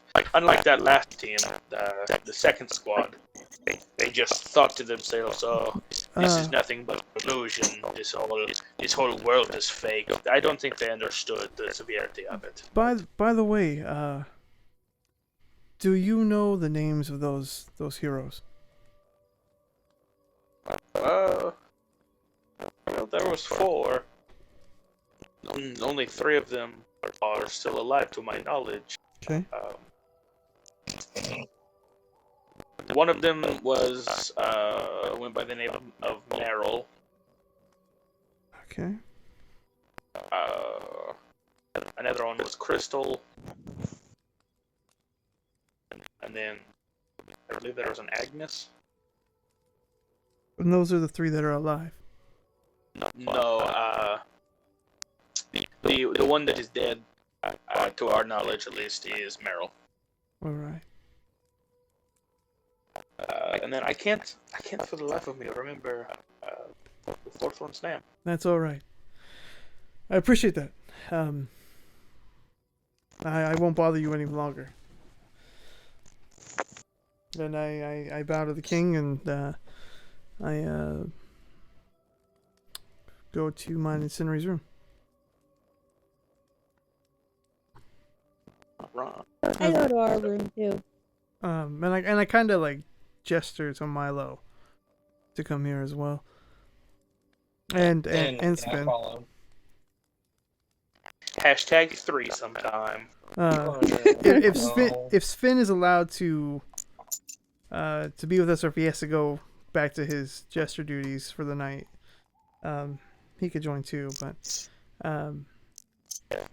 Quincy, he was starting to head towards your guys' room. Okay. But you see that Quincy kind of walked past him and kind of wrapped his arm around him and turned him around and was like, "Hey, I missed you, buddy. Are you ready to do the dance thing?" And they started heading off the stairs to the ground, or to the king's room. All right, we'll get him in the morning. But we have one more mission that we have to do from our knowledge, and we still need to watch out for Rage, but we have 2 things: talk to the elves, find our way in there, which, Cindery, I think you might be our way in, and we need to talk to these other heroes who weren't about it. Meryl was the lover of the Lady of the Lake. Ooh, he remembers! Ooh! I take notes.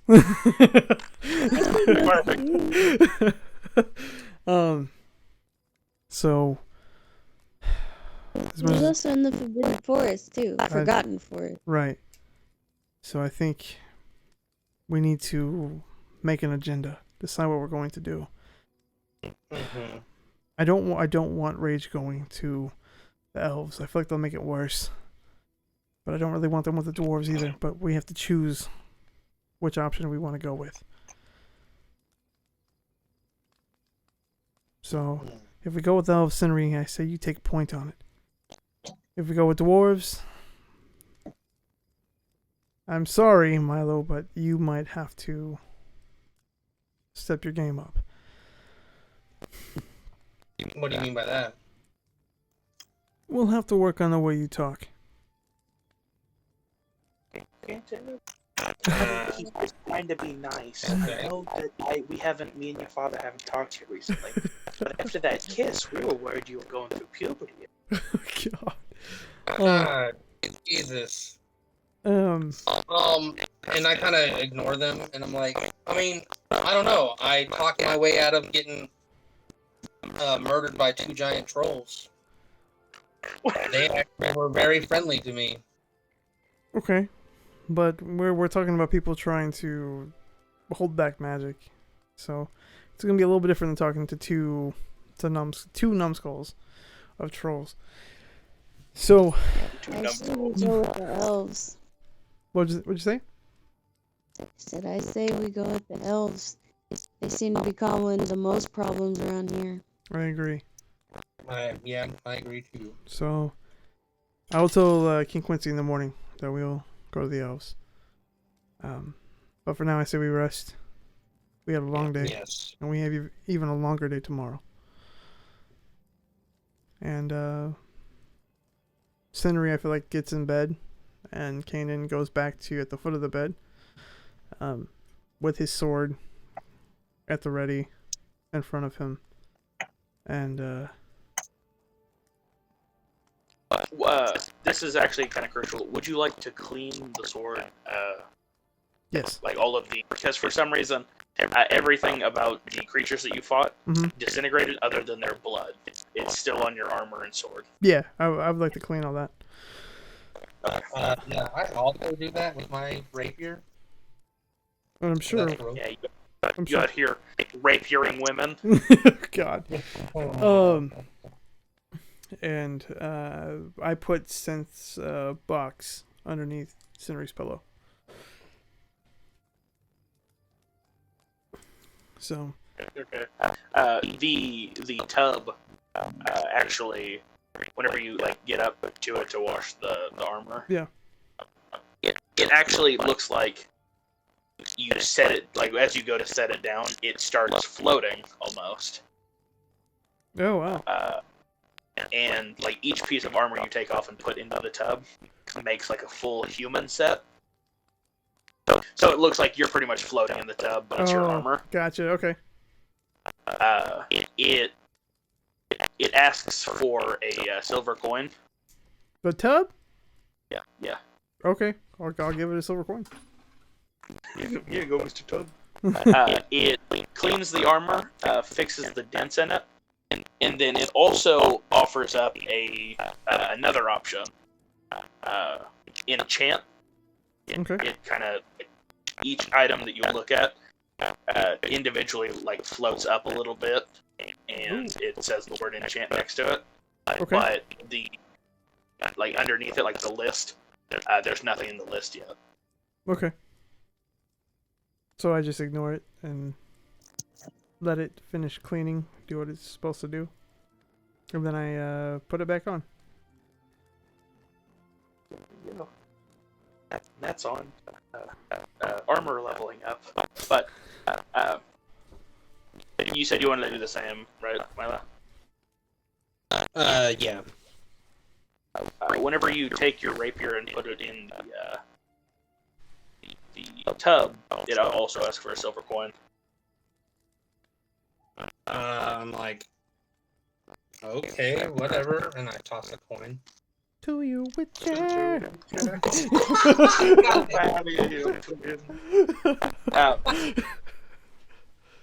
Yours actually does have. Make that joke, and then I'm not gonna make that reference. And then both of us are just the rapier like floats in the middle of the bath. It cleans, and then the scratches and stuff clean up on it. But yours also says enchant, but there is a slot, like a square open, and it says add potion effect. Okay. What does that mean? You can take your sword back, and it won't do anything. Or maybe you could put the potion that you got into the slot and see what it does, if you want. Or you can keep the potion for yourself, of course. Well, Milo's curious. So yeah, well, why not? I don't know what this does anyway, so might as well try it. And I put it into the slot. So you take out your glass vial that seems like it's got liquid in it, but it doesn't see any liquid. And whenever you put it in there, the liquid from the vial like drains. You can kind of see like a puff of like purple smoke, and then your sword, your rapier, turns invisible. but it kind of comes back to you where you can see it, but it looks like a ghost sword. Oh. And then the bottle kind of drops on the ground next to it. It doesn't break, but it drops next to you on the ground.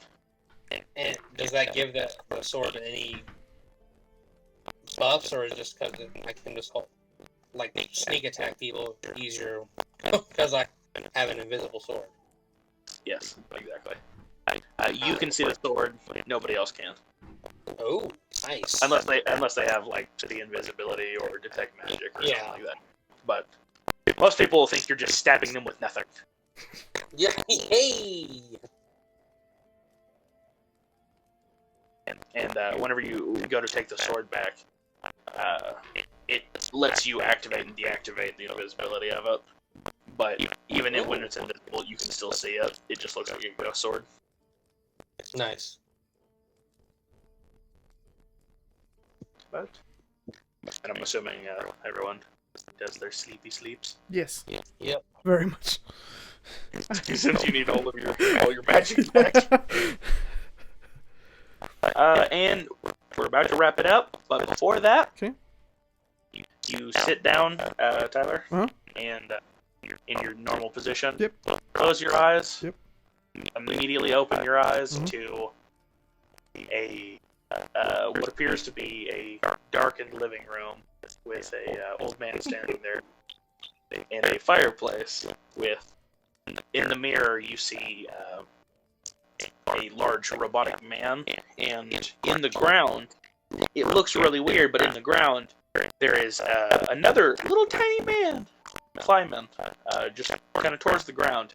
And the old man goes, V, snap out of it, bud.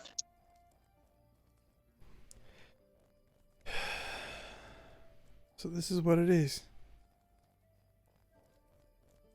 I'm sorry. What is your name? Well, my name. I mean, I can't tell if I'm fixing you and making you worse, buddy. My name's Oscar. Remember? Sorry. Yes, I do. I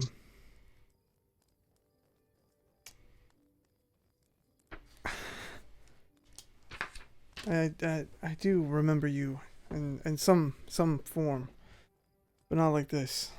At least I wasn't like this. Oscar, tell me, do you see the little man on the ground? The little man on the ground. I don't, bud. I don't. And I look over at him and I say, I'm the mountain.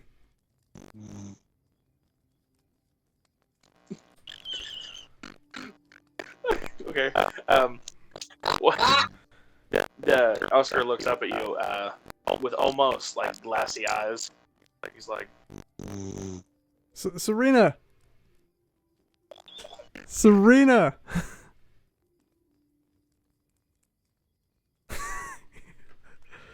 she was just like snooze button. Yeah. Getting that long rest in. Gosh. But the door opens up and it's snowing outside, and one of the three kids kind of peeks his head and is like, "Are you gonna come out and play with us?" Question is, when I'm in V, do I have any of my personality traits? Yeah. Pretty much think of it like Kanan is using V's character sheet, and that's it. Okay, so would I have any of like my flashbacks or anxieties or anything like that inside of him? Seemingly you would, but your nerves seem to have steeled over. Okay. No pun intended. No. But All right, so I look over and I say, all right, I'll play. And I walk over to the kids. And they kind of get out of your way to let you finish walking outside. Okay. And it is a incredibly, like, it's strange how dark the woods are around the area. Right. But there is a super long, almost infinite road in front of the cabin. And there's snow everywhere on the ground. In the woods around you are super dark, and the sky is like, it looks like it's nighttime, but like whenever the sky is like light blue at nighttime. Okay. And the kids start playing in the snow and throwing snowballs at each other. I'm gonna sound weird, but I'm gonna look around, and then I'm gonna start to head down the road and see where it takes me. Alrighty, perfect. Hopefully everyone else can keep the same energy going along. You start heading down the road, and the second that your feet hit like a cobblestone path, you like are out of it, and you're back to being asleep. Okay. And that's where it is. Good, because we lost Serena. All right.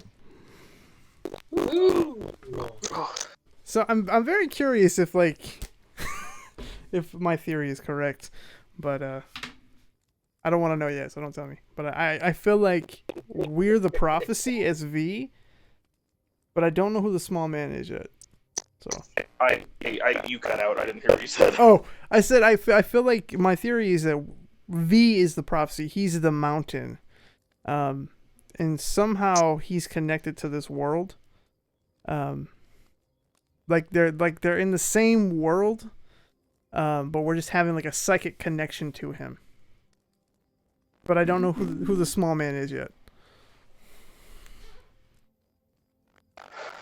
Well.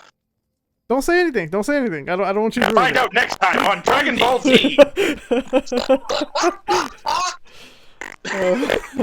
Had to hit you with that good old fashioned. Will Saitama or will Goku finally beat Vegeta? If Jordan was here, he would tell you yes. Well, Goku beats everything. That's his character shtick. Uh.